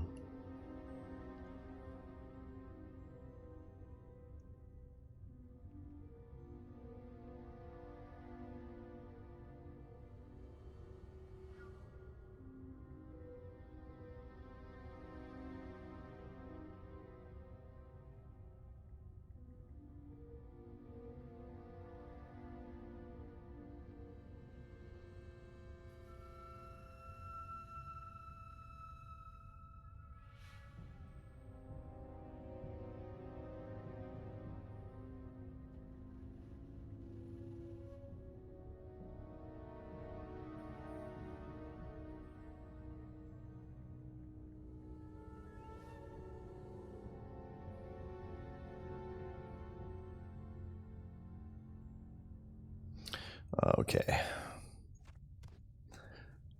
How's your... God, our inventory is just completely full. Okay, we need one more of these. Shit, I haven't found any mining veins yet.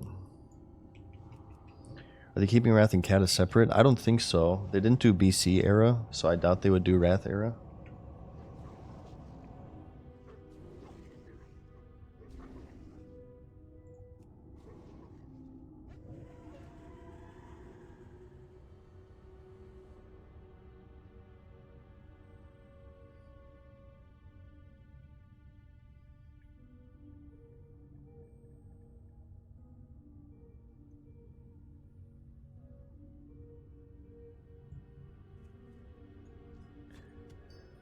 Let's see. Steel Abyss says, I like Classic Fresh personally. Thought for sure that we would get one by now. You mean like just a relaunch of something similar to the 2019 re-release? The closest probably... I don't know, would you guys say Hardcore is closer to that, or would you guys say Season of Discovery is closer to that? They're two quite different. Probably Season of Mastery was closer to that.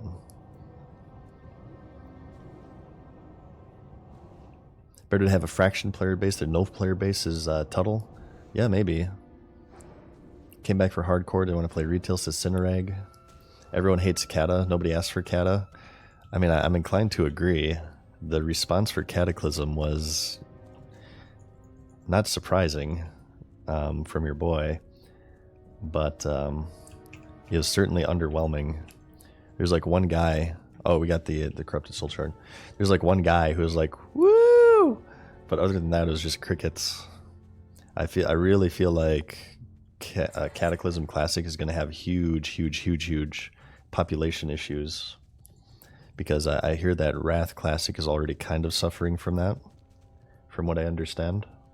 I can't confirm myself because I've not played it. But I can only speak from my experience and like the feedback on my channel and stream and everything, but the amount of people who are interested in Wrath compared to Cataclysm were far more. So if you're going from a version of the game that's already kind of suffering from population issues to a less popular version of that game,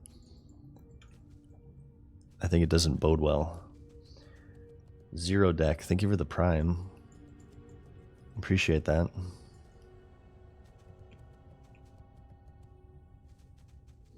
Here, let's... I kind of want to check for veins here. We need 4 of them, right? Let's just check for these thorium and mithril veins now. I just want Wrath without the token. I know, right?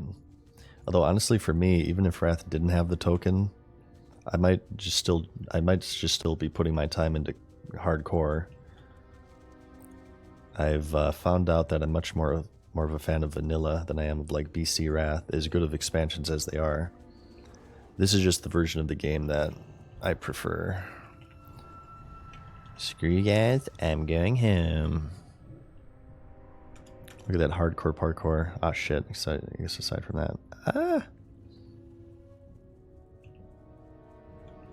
Come on, this one has to be here. Fellwood is not the best place to farm mineral veins. They're so spread out. Grenade Shark. Thanks for the tier 1 for 3 months now, dude.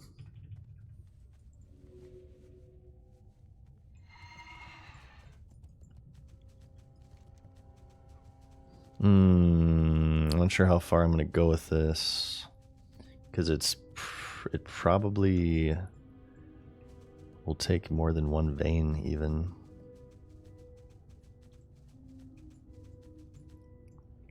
Richosaurus says he loves vanilla, but he just doesn't really like hardcore because it doesn't allow for world PvP, which kind of kills it for me. Yeah, it doesn't kill it for me, but I do feel like I am missing that. Although saying that, because I'm streaming it, I would probably still be playing on a PvE server. Because obviously streaming on a PvP server is a little bit arduous sometimes. But I can definitely see that. Oh, come on. Inventory issues. Damn it. Okay, now we need one more. At least it's 100% drop rate. But it's a struggle right now to find these damn veins. Nowhere to be found. If you go over here, south. Cosmos says, so with Classic going to Cataclysm, I guess there's an audience to repeat Vanilla TBC Wrath again. Do you guys think that they're ever going to wheel back to Vanilla? Like, how far will they go? Eventually, they're going to catch up with the retail version of the game, right? Well, first off, how far are they going to go? Will they dare? Do they dare release BFA Classic? Like 5 years from now when they reach BFA, do they think that enough people will... I feel like the older expansions get, the more fondly people look back to them. I'm not sure if that'll happen with BFA with people. But do you guys think that they'll eventually do BFA? But what if they do stop, let's say maybe they stop at like Legion or something. I feel like if they're going to do Cataclysm, they're going to do Mists. Maybe they'll stop at Mists. Do they just have Mist era servers, or will they, head on back to Vanilla and repeat the cycle and just do Vanilla through like Mists, let's say, over and over and over again? Thought they would stop after Wrath. Me too, actually. Well, I mean, I predicted Cataclysm Classic, but I thought if they were going to stop, it would have been Wrath. But they surveyed people about it, and apparently there was enough interest to do Cataclysm. Generally from the stream, the well is a little bit poisoned because most of us are Classic Andes, so most people who watch the stream generally aren't into Cataclysm Classic. But yeah, I don't know. I just don't know how many people are going to play it. Seabass, thank you for the prime. Kick his ass, Seabass.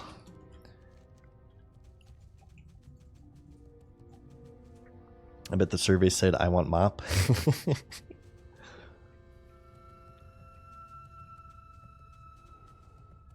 New World is not classic. I've said before that I feel Cataclysm is closer to retail than it is vanilla, personally.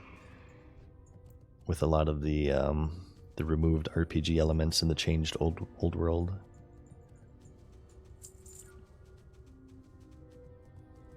Oh, come on. I'm looking for mineral veins right now, if you guys are wondering. We need 2 more tainted vitriol. Oh, come on. Oh, there's one right there. Go, go, go, go, go, go, go. Kim Ewan.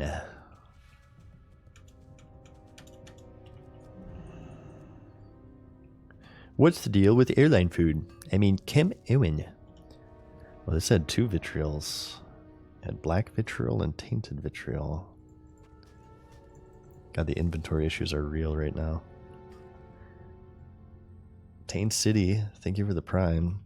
Okay, finally. Let's turn in these 2 quests and let's get the hell out of here.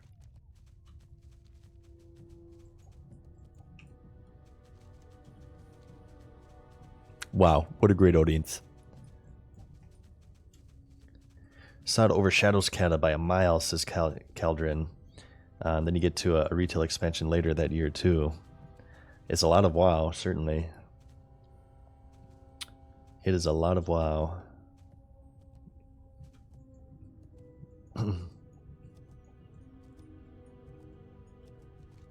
How much WoW is too much WoW? Rank 14 grind is my answer. 4,200, hell yeah.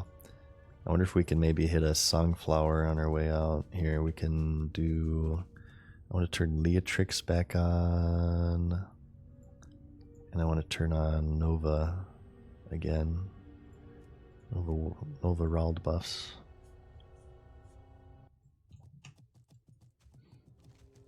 If we can hit a Songflower on our way back, get a spell crit buff before we head to Ungoro.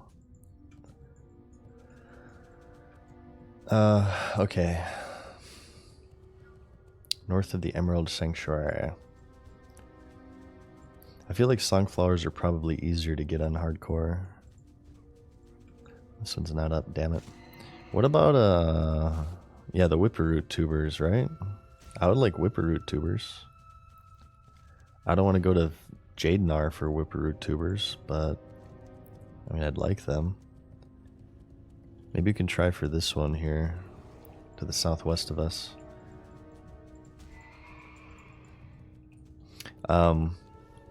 So back in the original vanilla, on my server Khadgar, I've mentioned this before, but it has to do with these Whipperroot tubers. This was before Crossrealm Battlegrounds. I was on Alliance, and Alliance vastly outnumbered the Horde, meaning that our Battleground queues were much larger, or much longer rather. But a good thing with that is that if you're playing Alliance, that meant that you had time to farm Whipperroot tubers and whatnot, and kind of prepare in between games. And that's what I would do on my Rogue, my Rouge. It's not here though. I would head on over to Fellwood and get some Whipperroot tubers.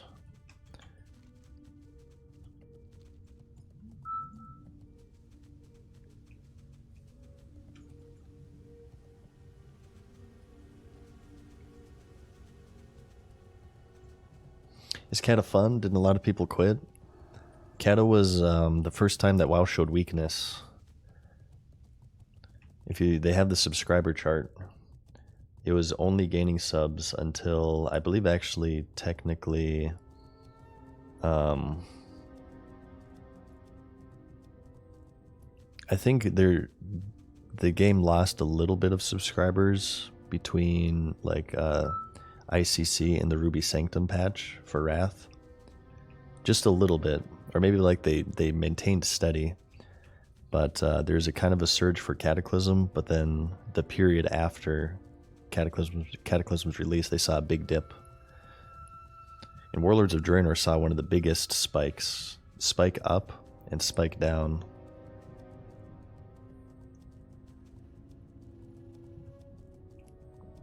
Would you like Legion Classic? I would only play Legion Classic if there wasn't anything going on with vanilla, really. It is very hard to drag me from vanilla. Oh shit, there's a Songflower there, but it's taken.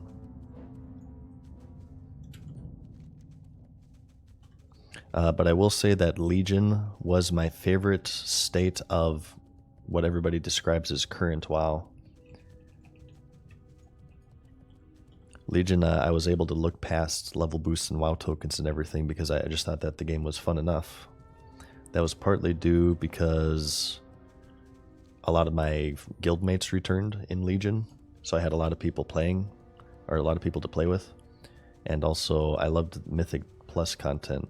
My friends group have kind of always been around, you know, the 5-ish range. So being able to do challenging content with each other that's not raiding was really, really fun. That's why I liked Legion. I really loved the Mythic Plus dungeons system. I believe people have kind of turned their opinion on Mythic Plus these days. They're not as favorable for it. The new car smell has worn off for a lot of people.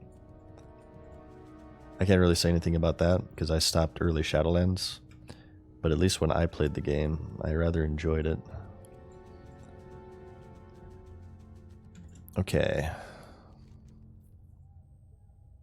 So, the goal is Ungoro, but we need to go to Ratchet first, and then Thunder Bluff. Shut up, Chris Smetson. Okay, I'm gonna AFK for a little bit. Actually, no, let's do a trivia. Ah, shit, we just had an ad break. Okay, I'm gonna go AFK for a little bit then.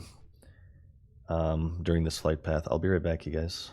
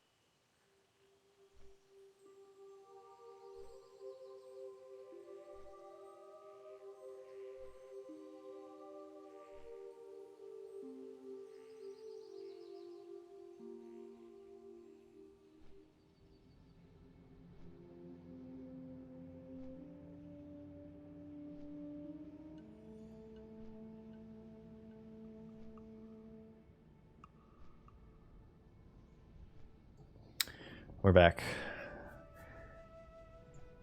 I was wondering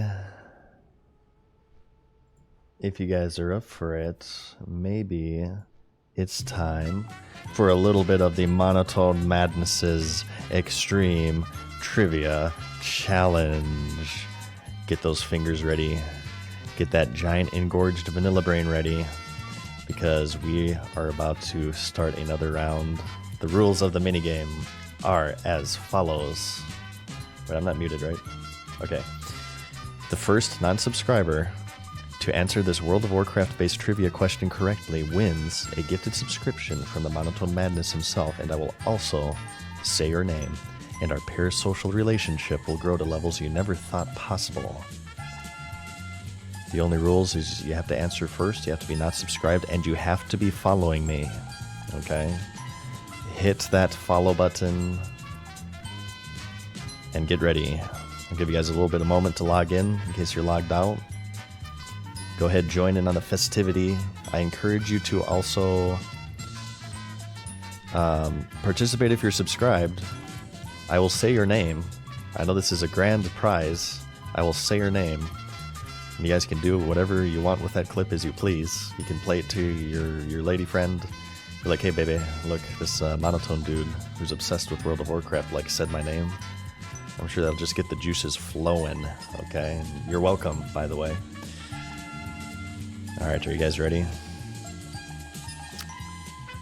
Are you guys ready?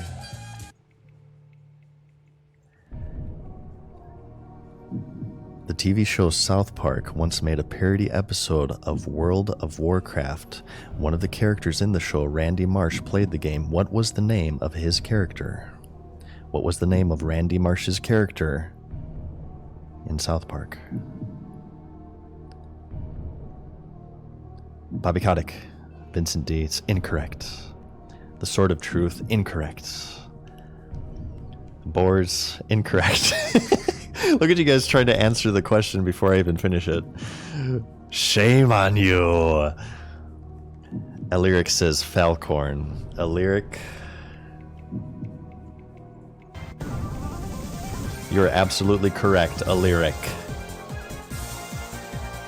It was Falcorn. I am Falcorn, defender of the Alliance. Falcorn, nope, it was Falcorn. Very close. But it was Falcorn. Allyric, shoutouts to you, man. You are the newest winner on the Monotone Madnesses Trivia Extravaganza. As usual, let's get a clap for Allyric here. Everybody clap for Allyric. Give a round of applause. He was quick on the draw, this guy. Shoutouts to you for liking both World of Warcraft and South Park. Both of those things make you A-OK in my book. Please clap. Please clap. Please clap. There you go. Thank you. Please throw Jeb a bone and clap, you guys. I think we're going to see a Jeb surge here any moment. He's going to come out of the woodwork in 2024 and just sweep everybody. Jeb Mania is going to run wild all up in here. Okay, so we need the stone circle. We're going to grab volcanic activity. And we have a turn in here, seeking spiritual aid. Let's do this one. More trivia? We'll do more trivia. Do you guys want to do another one? We're going to have to fly to Thunderbluff and then Thunderbluff to Tannerus. We can do like a bit of a trivia surge here.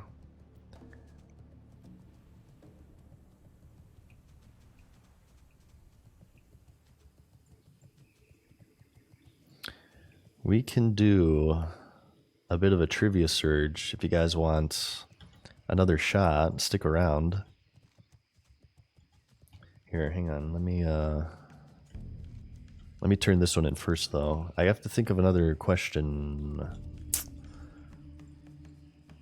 I have to think of another World of Warcraft related question.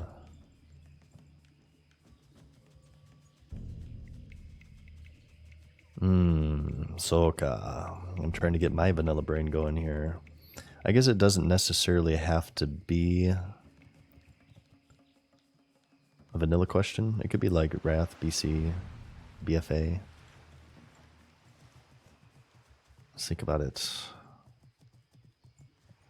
The winds guide you.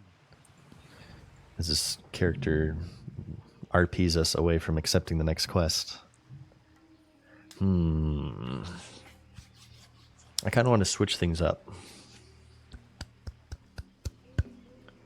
I'm going to switch things up.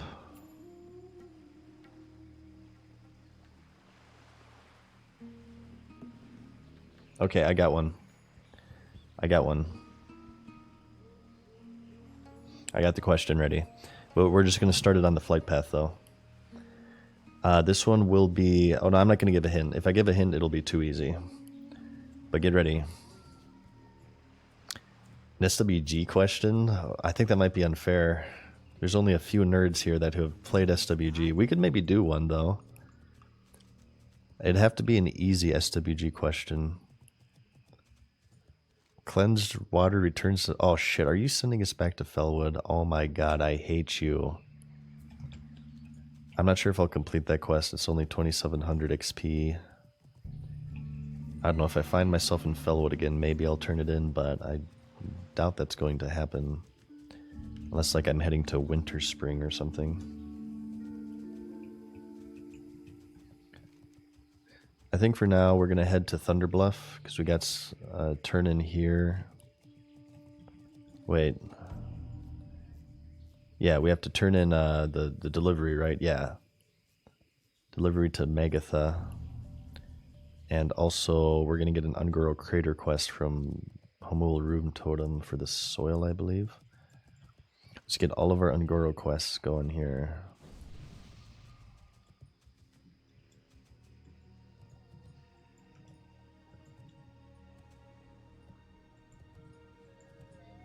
Bioengineer samplings. Tatooine.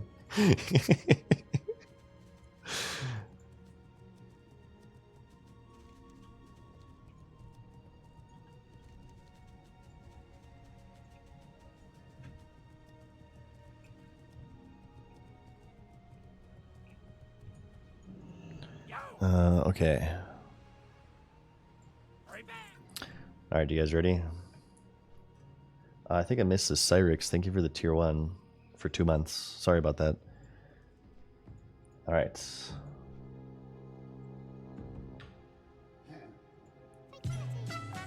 Welcome, everybody. Wait, should I do the intro again? Okay, we'll do the intro again.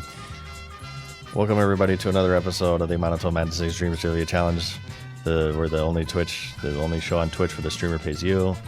The rules are as follows. The first non-subscriber to answer this question correctly gets a gifted subscription, parasocial relationship. You have to be following me, okay? Follow me, or you'll be ineligible. Alright, this is getting expensive, you guys, okay? We're doing a lot of trivia today. I need followers and ad revenue to fund my crippling addiction to WoW tokens. I'll give you guys a little bit of a moment here. Get those vanilla brains ready. Not necessarily vanilla related, though. Let me correct myself. It's just WoW related. Get those WoW brains ready. Alright. Oops. Oh, hang on. Sorry, I'm fucking up.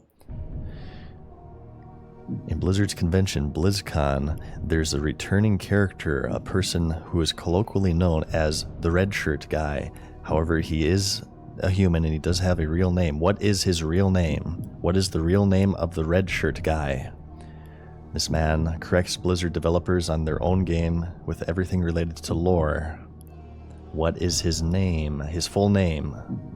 His full name. Red t-shirt guy, red shirt guy, no. Metzen, incorrect. Bob Iger, incorrect. Fred, Steve, Chris, incorrect. Okay, hang on, let me make sure I have it here. I am the Darkness BG, says Ian Bates.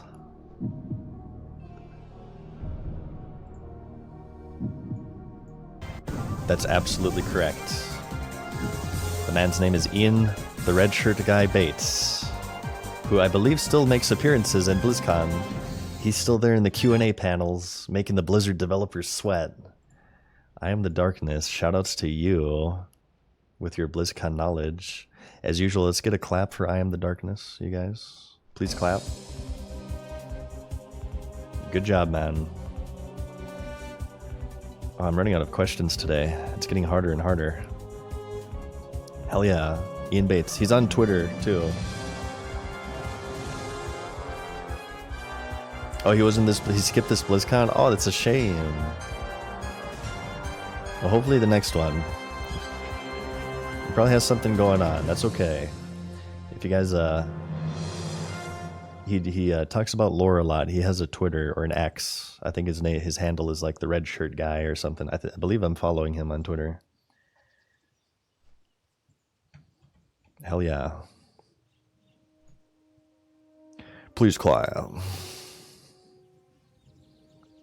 I mean, that might be like the first BlizzCon he has not attended. Probably just has shit going on. I understand it. I think we can all identify with that.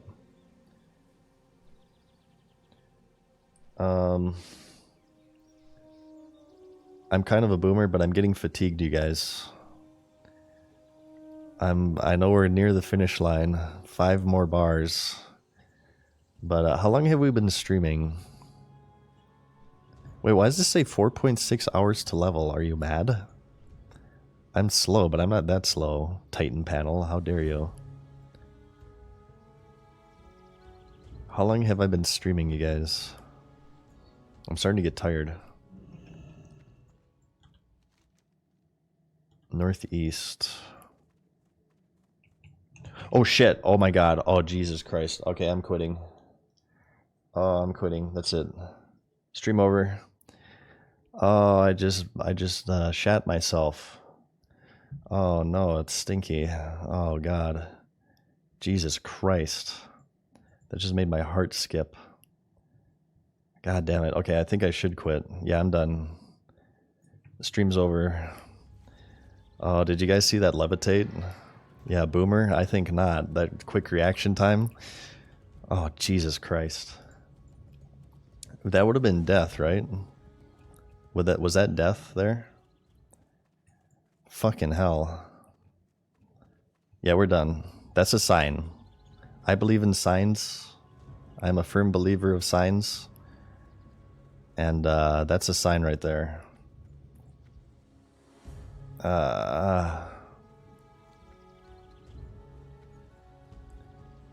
Let's turn these in. It's actually kind of a good spot. Unfortunately we didn't hit 52. You know what? That's okay. Because that means next stream we get to start with this madness that you see in front of you. We're gonna do all of Ungoro Crater next stream, and we're probably, unless I fuck up, we're probably gonna break our record. We lost a hunter to 52. We should hit 53.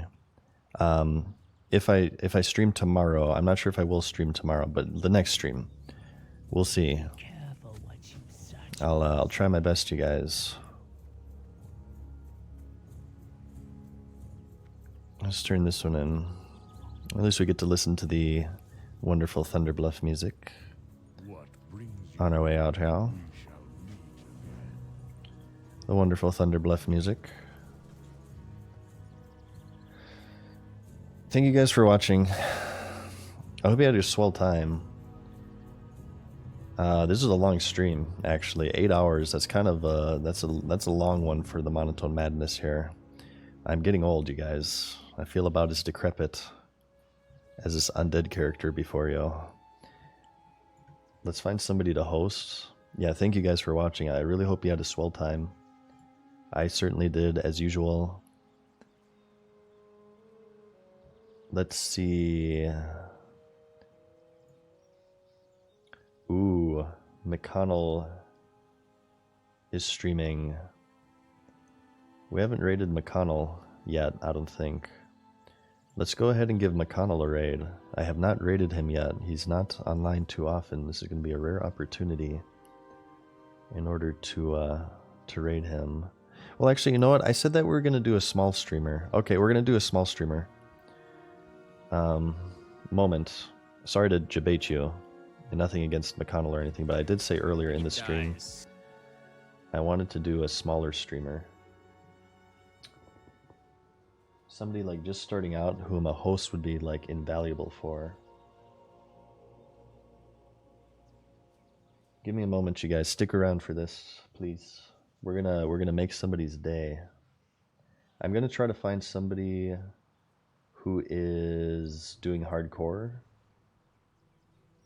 There's a lot of retail streams going on right now because the new patch hit.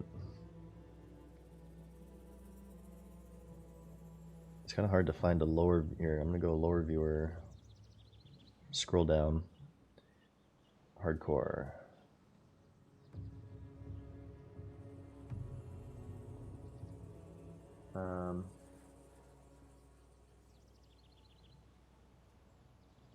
Wow, it's really hard to find people who